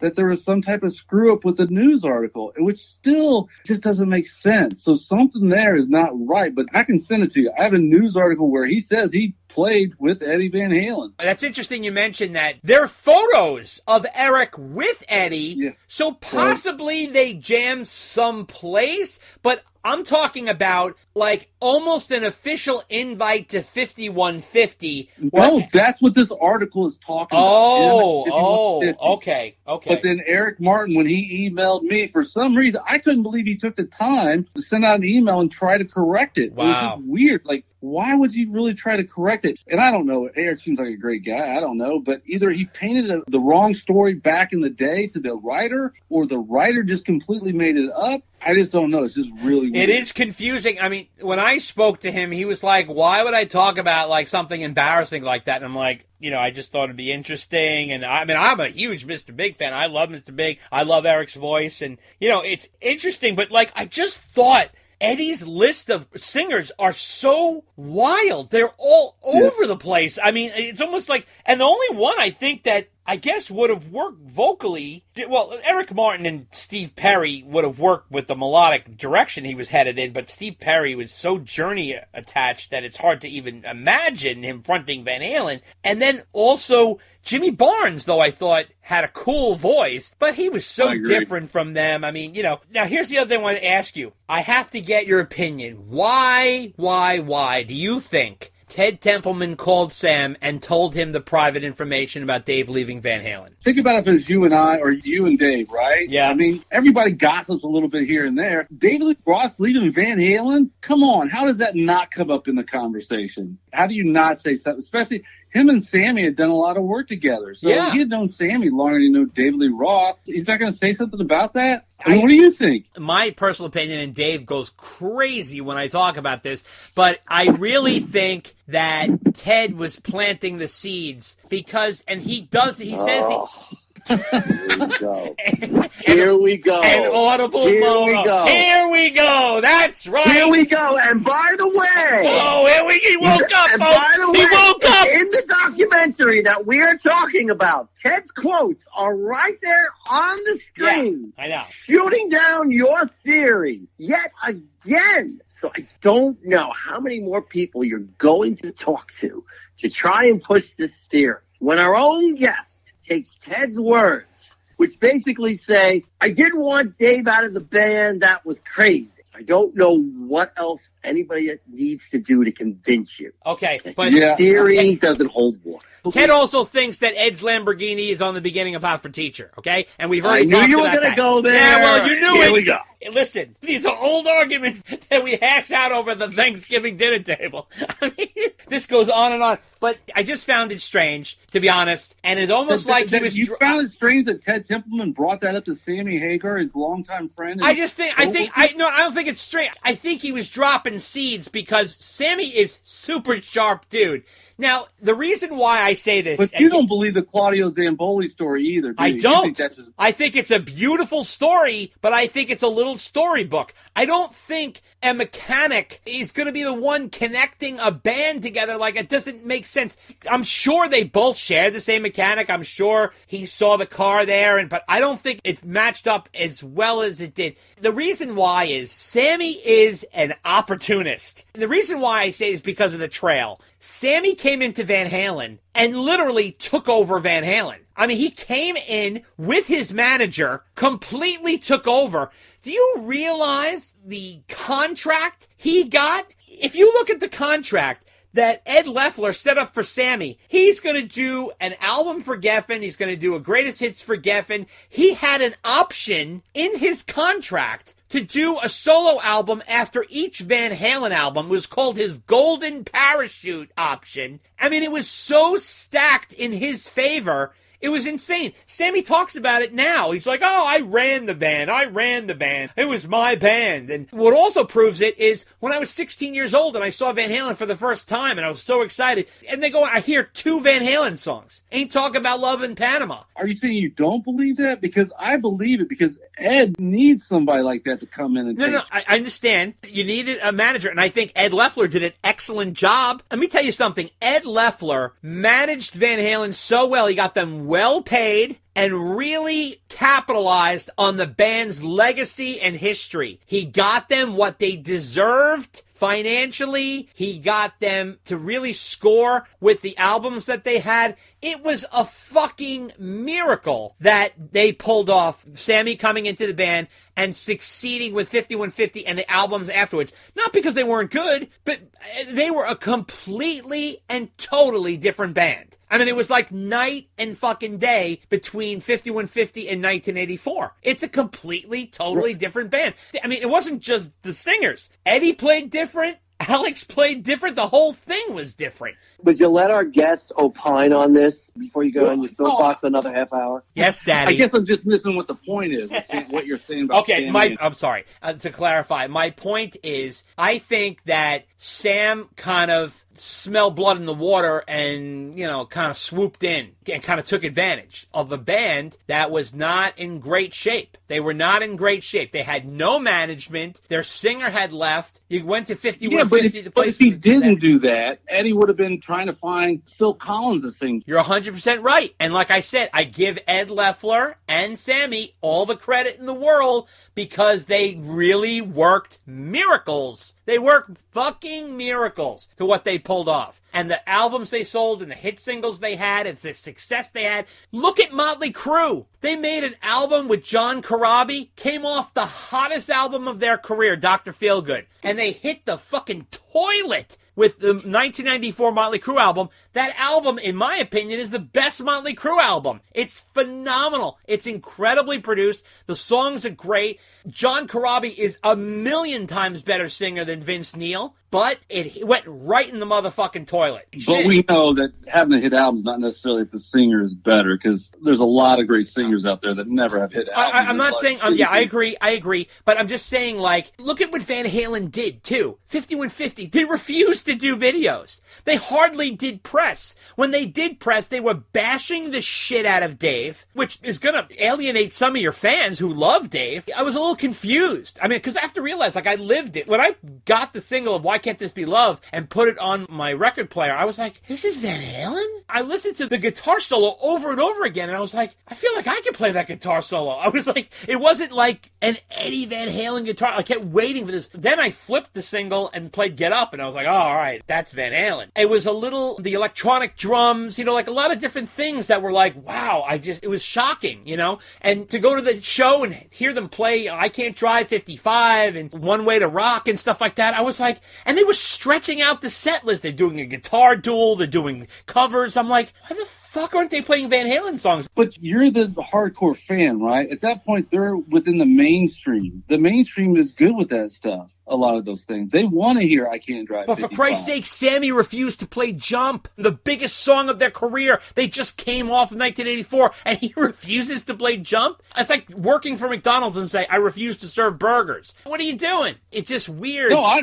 disagree. I bailed at Sammy Hagar years, so I know. I get it. But the mainstream fans, which made up a bulk of those sales, were probably okay with it. In my opinion, it almost grew a new fan base because it's almost like the fan base they had from the 70s moved on. There's only a certain amount of people that really love both. I love both, but to me, they're two different bands. I mean, they are two different bands. They are. Their sound, their look, their feel, their vibe. Like Dave and I always talk about the Roth years, that's the mighty Van Halen. I mean, that is the mighty fucking Van Halen. The other one is Van Hagar. And I love Van Hagar, but it's not Van Halen. And the difference is even Sammy calls it Van Hagar. The fucking record company wanted to call it Van Hagar. Eddie and his ego didn't want it to be because it was his last name. But, that's not here nor there. But I wanted to ask you, what did you think about Sam always alluding to the fact that Dave is gay? It's even in your documentary where he makes those kind of comments with that interview with that Australian guy. It's like he's always making gay comments about Dave. Back in the day, I mean, you guys were old too, right? That was like a big insult, right? Today, I don't think that would be the right thing to do as an insult. No, but, of course. You would call your buddy you would make a slur against your friend or whatever. Right, that was like right. a big, big insult. Right. So I think, one, Hagar was trying to stab as hard as he could. But two, I think that there's always been innuendos that Dave was either bisexual or that he was gay. Right. And I don't know, and I don't care, right? Whatever you be, it's all good. But Dave, it's just kind of weird. He's never been married. It's always kind of to find out about a long-term girlfriend. The details are always sketchy. And there's insiders that have said that he is definitely gay or that he's at least bisexual. At least that's the rumors I've heard. On top of it, and I cannot find the article, but at one point I saw somewhere where Sammy was saying that about him way before all of this, like in the very early 80s when their riff first started. That was something he would call him. You have to look at the times we were in. Yes. Right. And Sam's using it because he's like, look, I'm a macho, heterosexual man, and Dave, he's whatever, may or may not be. And he was very subtle about it. He was very subtle about it. Because then he went right on to Boy George in the clip in your documentary. Yeah. Something tells me there was more to that story. There is something there. Yeah. But there's no factual evidence of it other than just hearsay. But there's been a lot of hearsay on it. And I don't think us talking about it here will be the first time any Van Halen fan thought that was David Lee Roth gay or bisexual? I mean, the dude doing his dance or some of those songs he wants to sing is just kind of It's true. It's come up on Van Halen website. Oh, of course. And, there's been interesting conversations about that topic. I mean, at the end of the day, it really doesn't matter. No. I wish Roth knew that. If Roth is gay, I wish you'd just be, everybody's fine with Dave. Look at Rob Halford, right? He was part of Judas Priest, one of the hardest metal bands. Yeah. He came out, nobody gave a shit. No. But here's the difference between Rob Halford and Freddie Mercury, right? Those guys are some of the best frontmen out there. They're beloved. No one cares that they're gay. That's not what it's about. But you got to realize those guys didn't walk around like, the ultimate male figure kind of bullshit. You know what I mean? They weren't running around with women falling all over them. They lived their own lives the way they lived them, and maybe they lived them privately, and that's all fine. But, when you walk around with girls on both arms, that's a different vibe. Than, you know what I mean? Like, it's just a little different. The other thing was, what did you make of the heavy Negative Dave? They really went hard on Negative Dave on the 5150 press. I mean, everything was Alex in that Unleashed documentary. We had a cavity and we had it extracted, and now we got a crown with a gold top on it. I mean, everything is David Lee Who and all this kinds of stuff. In the concert, they were constantly making comments and, all kinds of weird little innuendos, and, there's all kinds of little hidden messages. So I think it's a mixture of two things. One is insecurity on Van Halen's part. Yeah. Because, they knew that Roth was a big part of Van Halen, so there's some insecurity there. And then I also think it's payback to Roth, because a lot of indicators show that Roth was a dick to them a lot of times, where he was very hyper aggressive with his nitpicking of what they did and didn't do, picking on Eddie, etc. Roth was the alpha in that band for sure. So I think it's two things. I think it's one, Van Halen was still a bit insecure losing their front man, and they were compensating. And two, they were ready to punch down the bully some. Yeah, maybe that's it. Now, what do you make of, you also talk about this in the doc, there really wasn't a proper announcement about Sammy joining Van Halen. And you think with Warner Brothers and the size band that Van Halen was, that this would have been handled properly, and it really was sloppy as fuck. Why do you think that was? My understanding is part of the issue there is that Van Halen as an organization was unwinding. And a lot of the people that were there 4 months earlier when Noel Monk was there was no longer there. Now it's just Eddie, and I'm trying to get in contact with the lady that wrote the random notes in the Rolling Stones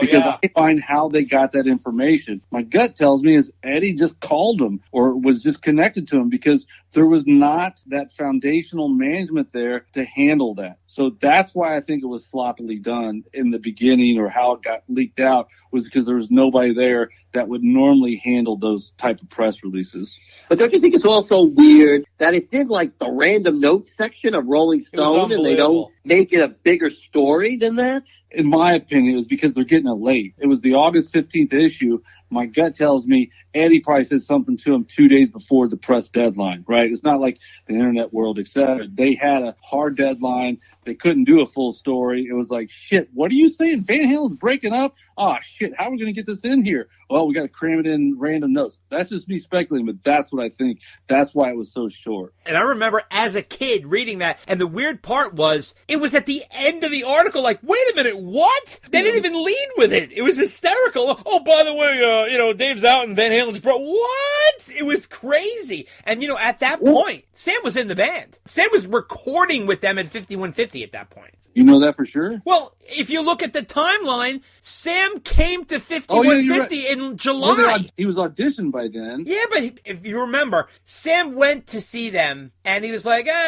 then within like 2 sessions, he was like, I'm in. Look, Eddie Van Halen asked you to join his band. Who's going to say no? I mean, what are you, fucking kidding me? I mean, well, a lot of people said no. You know what? You're fucking right. I'm wrong. A lot of people said no. But Sam and his manager, Ed Loeffler, and I will give them all the credit in the world, they saw the forest through the trees. They saw the opportunity. They said, this band has a massive fan base. They are just waiting for a new album. This guy's brimming with new material. Sam, this is your move. Could you imagine Steve Perry walking into that shithole 5150? No. He would have walked right back out. No. He would never have done it. And then there was some talk of him calling Daryl Hall. I mean, it was like, wait, what? And the only one I could see actually stepping in and maybe doing something was Jimmy Barnes. Like, he's got a fucking phenomenal voice, that guy. And he could have done something cool. They were definitely recording or about to record with Sam, because that album came out, when did that come out, Dave? March of 86. So, now, you remember, though, Farm Aid was September. So when that August thing hit, less than a month later, he's on stage announcing he's in Van Halen. I love that you put that in the doc. Not mentioned, but I'll tell you what, one thing that I fucking love that you put in the doc was the conversation between the broadcasters before they went on. They tipped the whole thing off. They alluded to the fact that Sammy Hagar joined Van Halen as a quip. I don't even know who the people were, but there were 2 broadcasters who were, I guess, hosting the Farm Aid telethon or whatever you want to call it. And he goes, Sammy Hagar's going to join Van Halen. And they were like, I'd like to see that. I'm looking forward to that. And it was like, holy shit, I never even knew that was said on the air before they even hit the stage. And I think that was their screw up. If you look at that guy's face, he made a mistake that he let the cat out of the bag. Well, she was acting awkward too, and that's why I put it in there, because that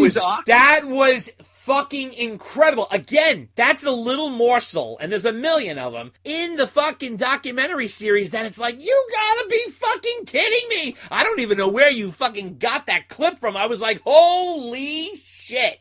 Because that tips the whole thing off. Now, the funny thing is most people watching Farm Aid could give a fuck, or they weren't even, paying attention.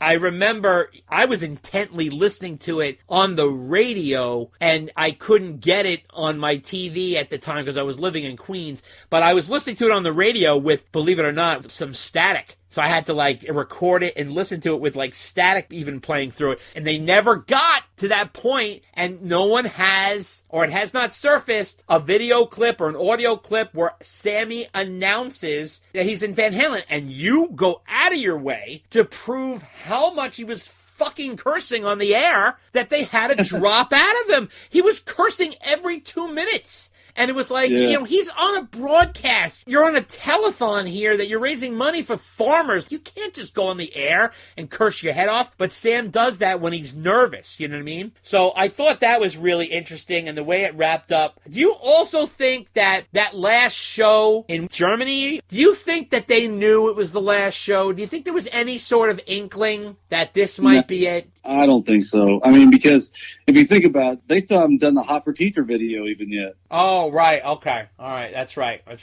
Also, in your research, how much did you find that Roth recorded with them post 1984 in terms of demos? There's always the talk about scratch demos, but you wonder how much is there. I don't really know, but I think it was a total of just like 2 weeks of recording or something. Who knows how much of that was actually recording? So I don't think there's a lot, but they definitely did do some recording. Yeah, and also wanted to ask you, you completely lost interest in the band after the original lineup fell apart, and why is that? So I saw Van Halen on the 1984 tour. I had third row. Wow. Huge Van Halen fan. I went back to see him. Maybe this goes back to what you're saying. I went back and saw him with Hagar, and it was just like, I left her early. It just didn't interest me anymore. And again, it's not a stick on Sam. Sam seems like a great guy, awesome singer, all that. But for whatever reason, that post material just never stuck with me. But I fucking love Eat 'Em and Smile. It really killed me that Roth never continued in that direction. He took a left turn with Skyscraper, and how you could have wasted the power of that band that he put together. What an incredible band he had, and he just didn't use them properly. Well, he basically told Vai not to release a solo album. My interpretation of Roth is very fragile but huge ego. Why would you want to control that band? To be like, all right, we'll record our album, but when you're on your free time, do whatever you want. Why would you care, right? And that just tells me Roth just got a very fragile ego. Well, I understand that, and then, of course, Steve went off and did Passion and Warfare, which is just such a brilliant album and just incredible. But, I mean, Dave Coverdale picked him up, went right into Whitesnake. He scooped him up real quick. Now, wanted to ask you, did you return to Van Halen when Dave came back in 2007?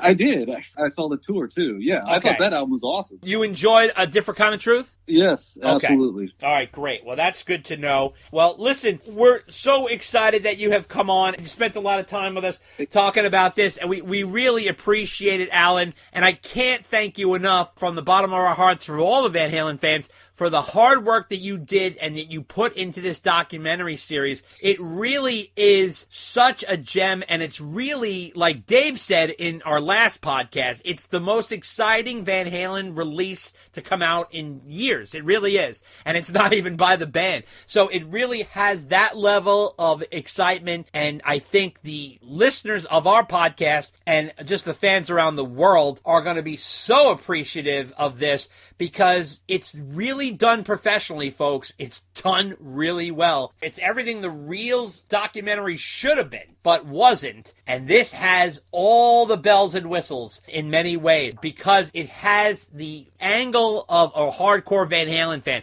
It's not just the broad strokes, the typical narrative, the blah, blah, blah, paint by numbers. This doc is made by one of us. And that's what we really enjoy. So, Alan, thank you so much. Dave and Dave, you guys got to go look in the mirror and thank those people, too, because, you guys were an inspiration for this as well. I have to, for all the fans in the world, I have to thank you guys for what you do because you guys do this out of the love of your hearts. From one fan to another, we really appreciate you doing it because really, you're doing this in your spare time. This isn't even your day job, man. Yeah. And so, weekends, holidays, after work, it is. Well, that's what we do. That's what we do. These things are scheduled in between, and I get up early in the morning and editing before I do my work or whatever. So it's all, sandwiched in between doing stuff like that. So, you got to have the passion and the focus to put it out there. And so I know what that's like, and I can't imagine, I do this podcast, but I can't even imagine what it took for you to do the documentary series that you do. And, I was trying to convince Alan of doing another one, and you said you might possibly consider another one on the South American tour of '83. Is that true? Partly. So one of my sources, I asked him to think about it. Does he have any good stories during that period or before that period? Because I have so much media.